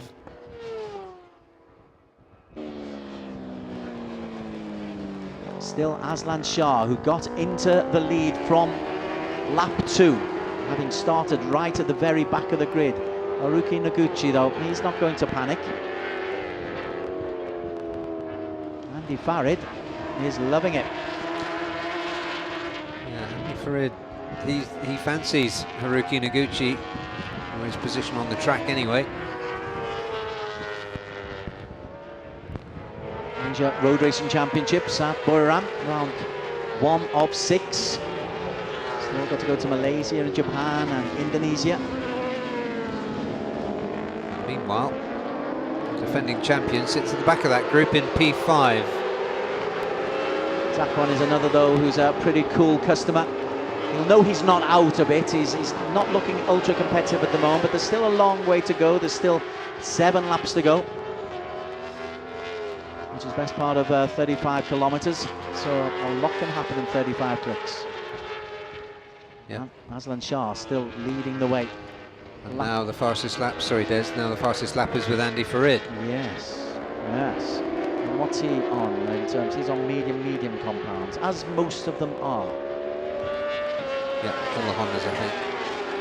Okay, Epis is 9th, Kenneth Kubo 8th, Kazma Daniel 7th, Choyu Joe 10th. Jakrit is on an outlap, having popped into the pits, and West is out of the race. Aslan Shah still leads, and there is Andy Farid Izdahar. This is quite a debut weekend for him. You just know this is building up to something special.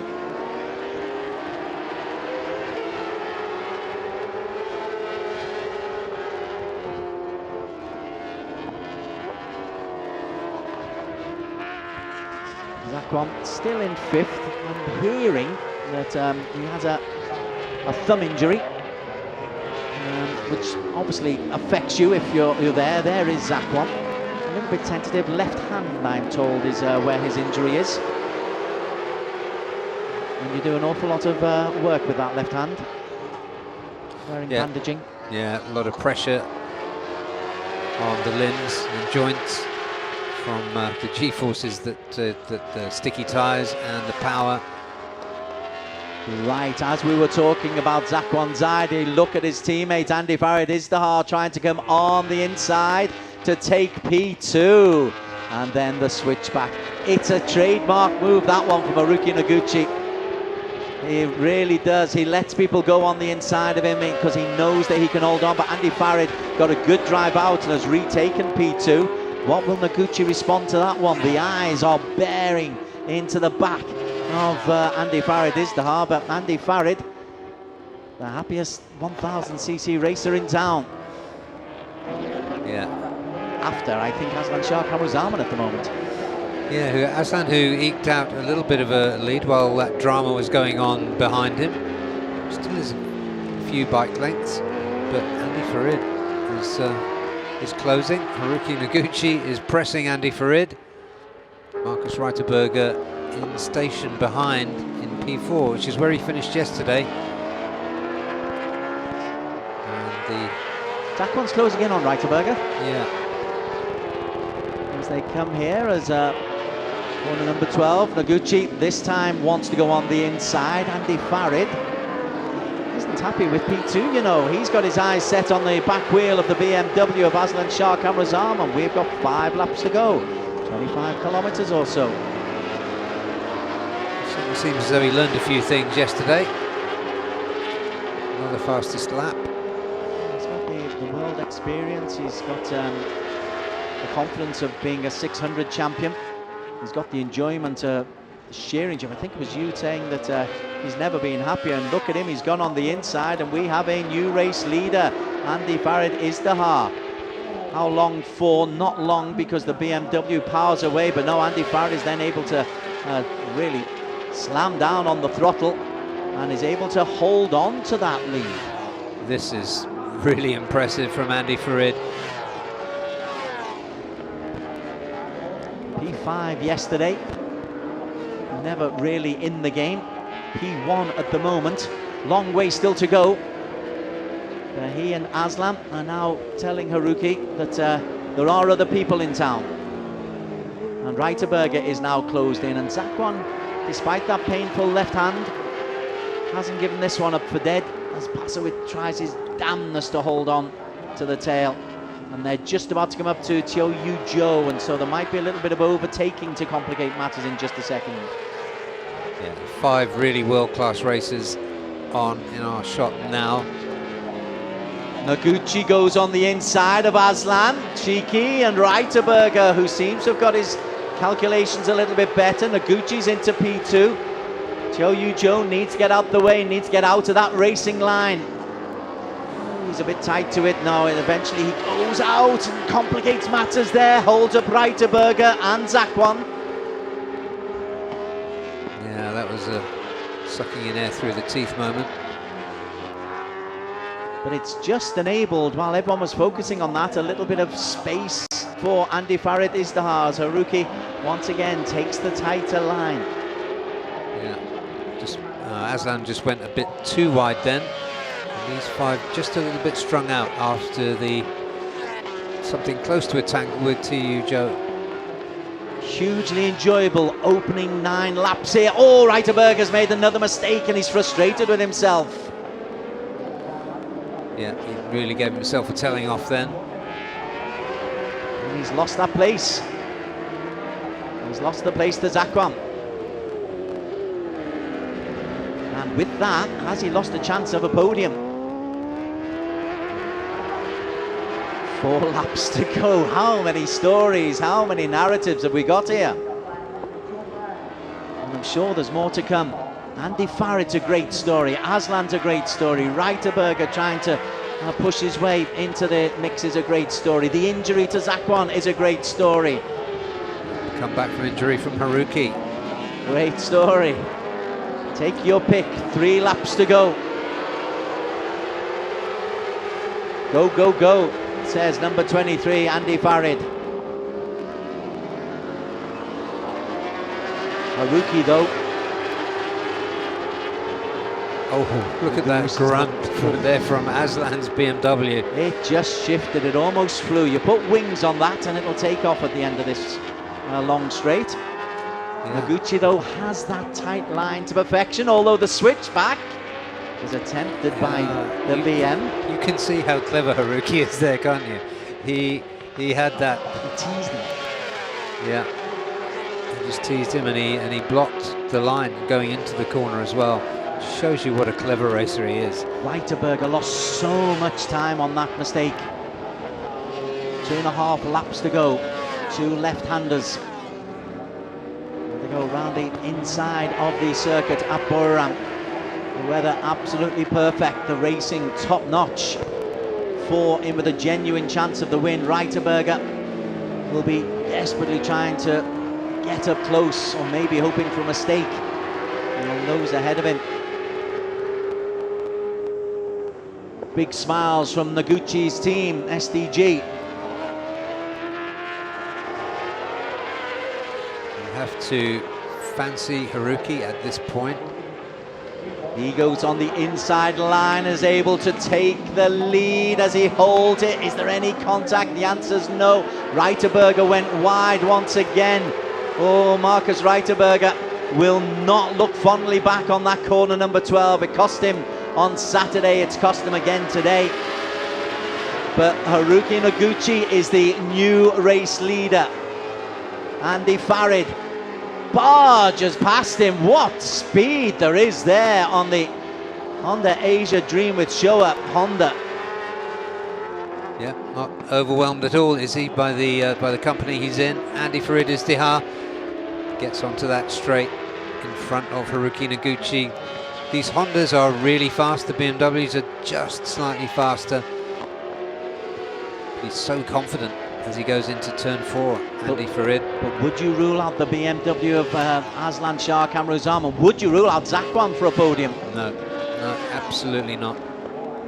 1.5 laps to go. Zakwan has gritted his teeth. Whatever discomfort Zakwan's in won't be bothering him now. 4 abreast. Andy Farid has got into the lead. Another switch back from Noguchi, and Zakwan goes in through ahead of Aslan. Those BMs must just be hugely difficult to handle. You see too many mistakes from experienced racers for it to be anything other than that. It looks that way, but my goodness, here we are. Dress rehearsal. Andy Farid, is he able to hold it tight? The answer is yes, as is Zakwan, as they all push out. This is a 1000cc superbike. There is less than half a second between 1 and 4. This is underbone territory. This is crazy stuff. Fabulous to see. Andy Farid looking for a debut win on the superbikes. Haruki Noguchi looking for back-to-back wins. Defending champion Zakwan Zaidi about to be undertaken by Aslan Shah Kamruzzaman, both previous champions at 1000. Zakwan and Aslan, they're dueling, but as they duel, Andy Farid's got a bit of a lead ahead of Noguchi. Advantage Zakwan on the straight there for that battle for, at the moment, P3, but it could be for P1. And the composure of Andy Farid is really impressive.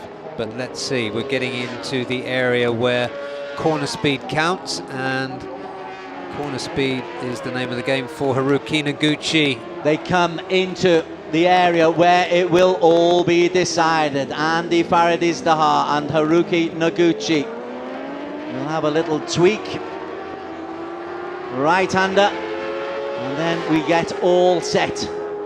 Right-hander, left-hander. Farid looking really good, the Indonesian, looking for his debut win, but Noguchi is close enough to strike.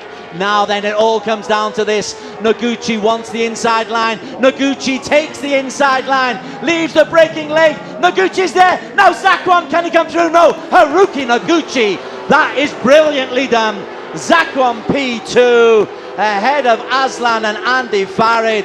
But what a masterstroke of a last corner that was from Haruki Noguchi. And let's look at the company he's done that against. That was just phenomenal.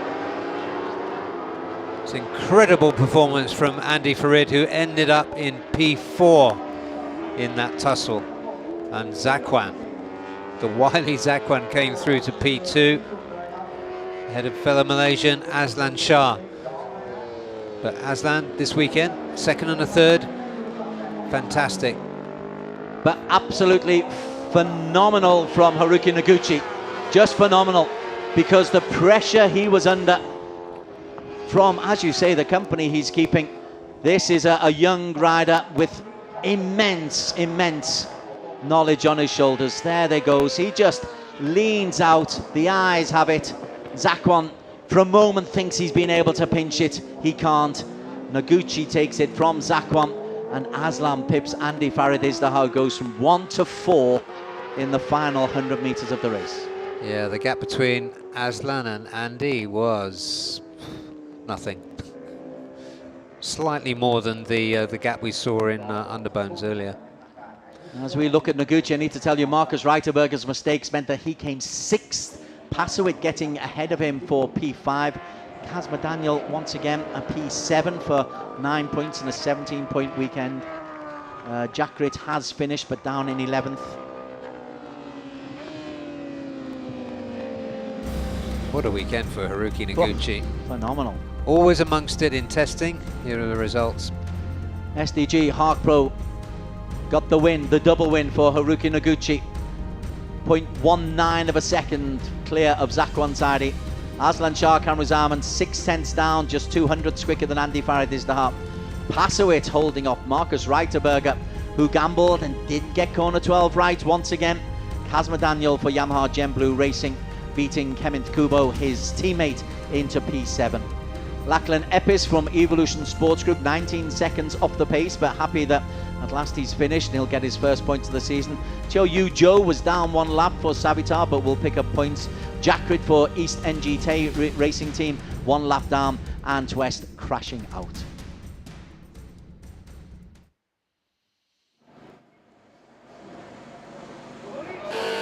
Well, TKK looking happy with that.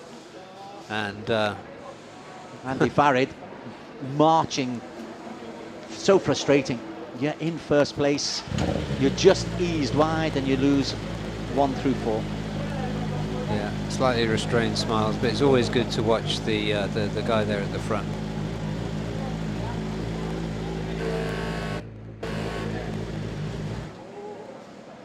And there is Haruki Noguchi. Held his nerve just magnificently well. Was under pressure from Aslan, was under pressure from Andy Farid, was under pressure from Zakwan. Yeah, you're right. There's such a cool head, such precision and aggression, all of those things. He seems to get in exactly the right balance. There's a real special bond between these two.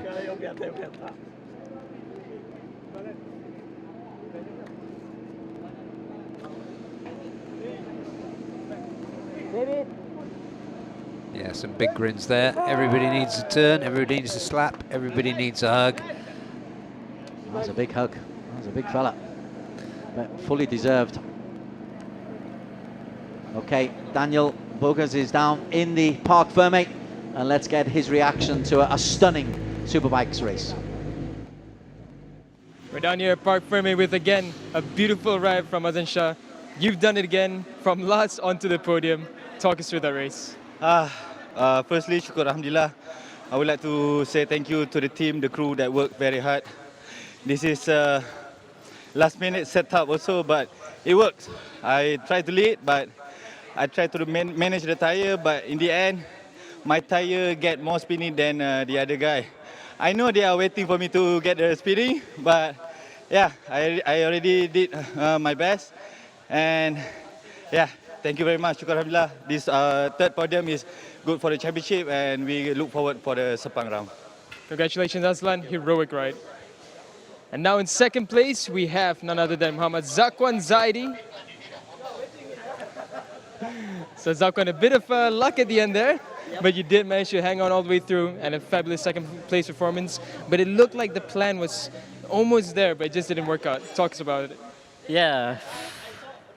Anyway, I want to thank the team. Very make a perfect bike, but I feel today is not comfortable feeling in the bike. Maybe in the morning I feel strange, but okay, I don't think. Just keep in the race. But finally I feel a bit struggle, maybe of the temperature hot. Also, I try to keep the pace in front. Is almost fight everywhere. And finally I saw Azlan and Marcus and also Andy and also Noguchi also fight. and then I take that advantage to make second place. But anyway, my aim is the same one to win. But yeah, I will try in the next race for sure. Thank you so much, Zakwan. Congratulations once again. And now we're gonna move on to our race winner, Haruki Noguchi. So Haruki just taking some photos now.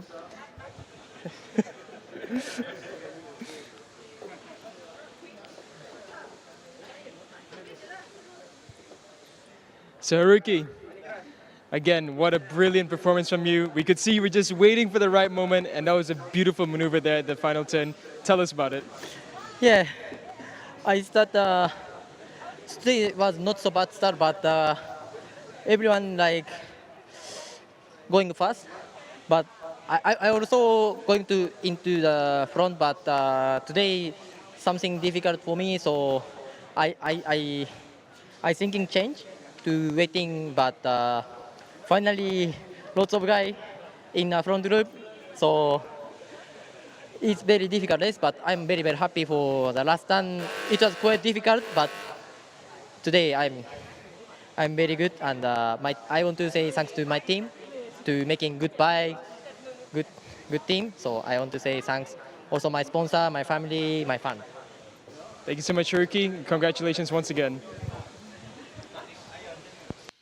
Quite right, congratulations. Fabulous performance.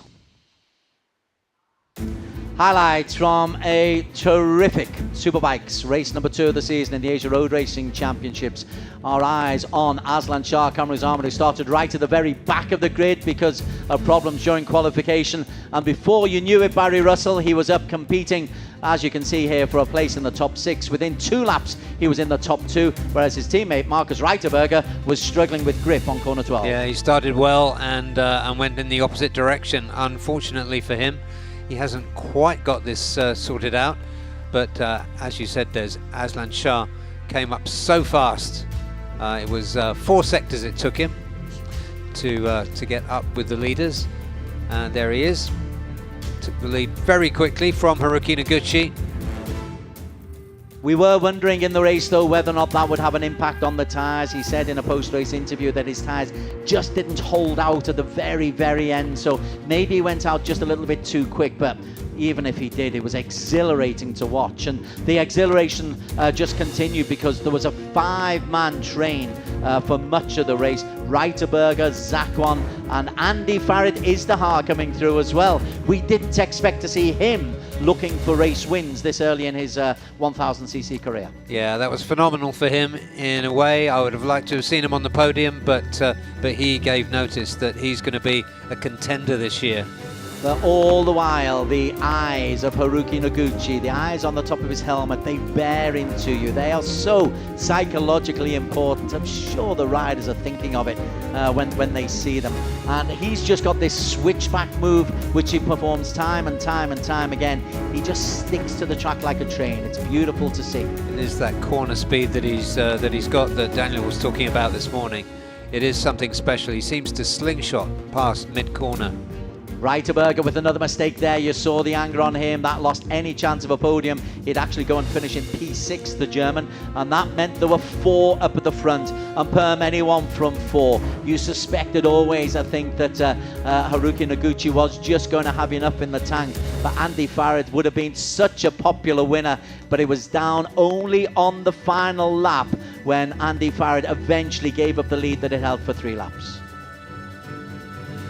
Behind them, Aslan Shah was there, and it comes to the final corner, corner number 12, as it always does here, and he holds on brilliantly. Straight line speed forces Andy Farid to stay out, and Andy Farid loses 1, 2, 3 places and a place on the podium. As Noguchi celebrates, Andy Farid can only wonder what might have been. It was absolute precision from Haruki Noguchi, and there's a very happy Aslan Shah, and isn't that good to see? Fabulous for Aslan Shah. He is back after a barren 2022. He's back on the podium. He finished the season in Buriram with a podium, did Aslan Shah, and he started the season with 2 more, but not on the victor's podium. 2 podiums for the defending champion Andy Farid, and 2 wins, W's, 25 pointers for Haruki Noguchi, which means that we will be getting the Japanese national anthem once we get his team manager through for the team award. Ladies and gentlemen, please rise for the national anthem of Japan.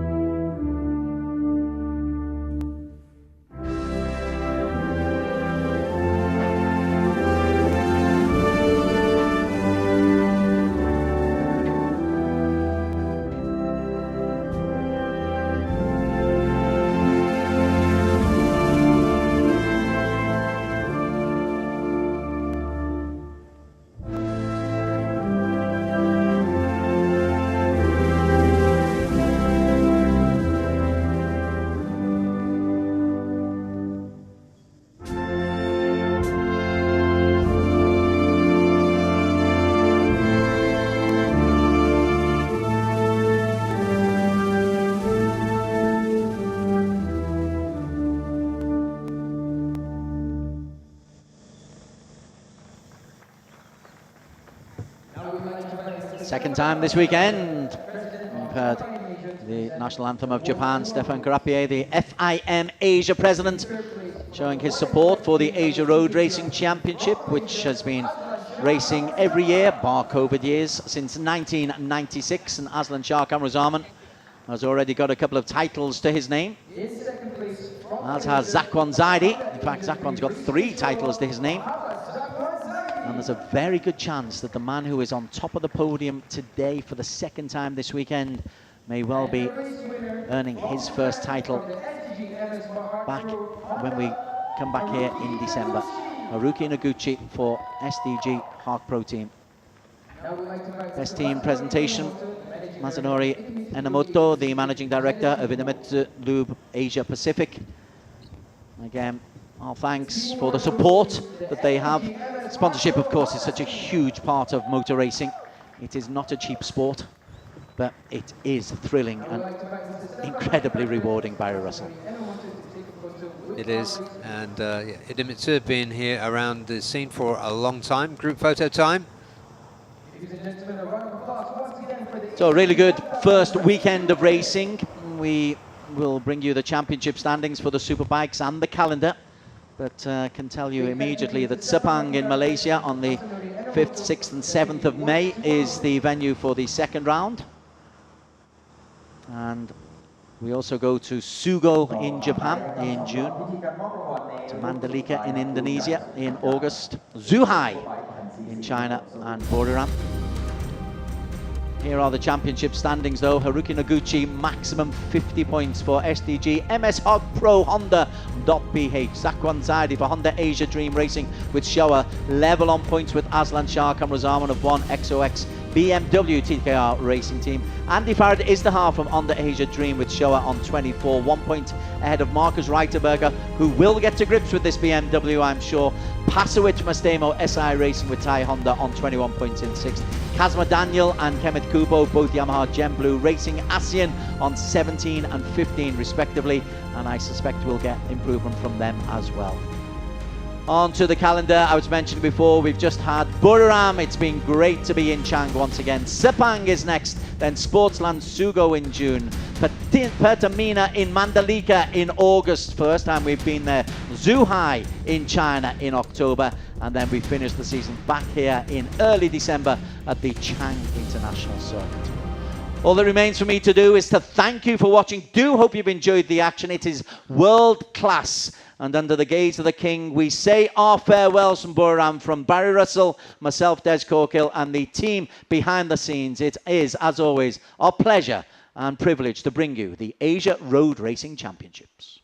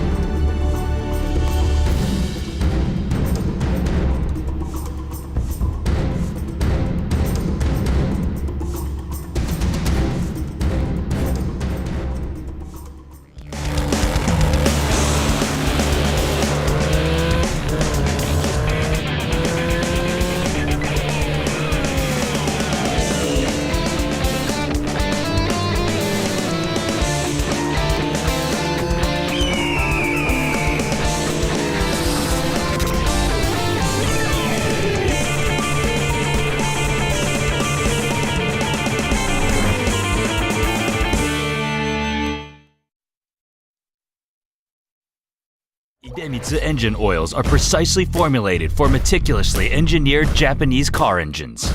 We are committed to delivering optimal performance. We fulfill this commitment through 5 ultra-protective benefits known as Quintec Guard. They unleash the peak performance of treasured cars. Drive anywhere with confidence. Feel the excitement in your heart. The highest quality engine oils in the history of IDEMITSU. IDEMITSU IRG5. Start like a rocket and ship like silk with Superbike proven nano-tailored oil. Ultra protective Quintec Guard technology distills the wisdom of oil experts. 5 protective benefits in harmony unleash the peak performance of your engine. Nano Silky Tech ensures extra smooth upshifting at high RPM. Rocket starts, silky shifts. IDEMITSU IRG5. IDEMITSU engine oils are precisely formulated for meticulously engineered Japanese car engines. We are committed to delivering optimal performance. We fulfill this commitment through 5 ultra-protective benefits known as Quintec Guard. They unleash the peak performance of treasured cars. Drive anywhere with confidence.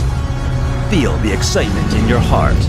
The highest quality engine oils in the history of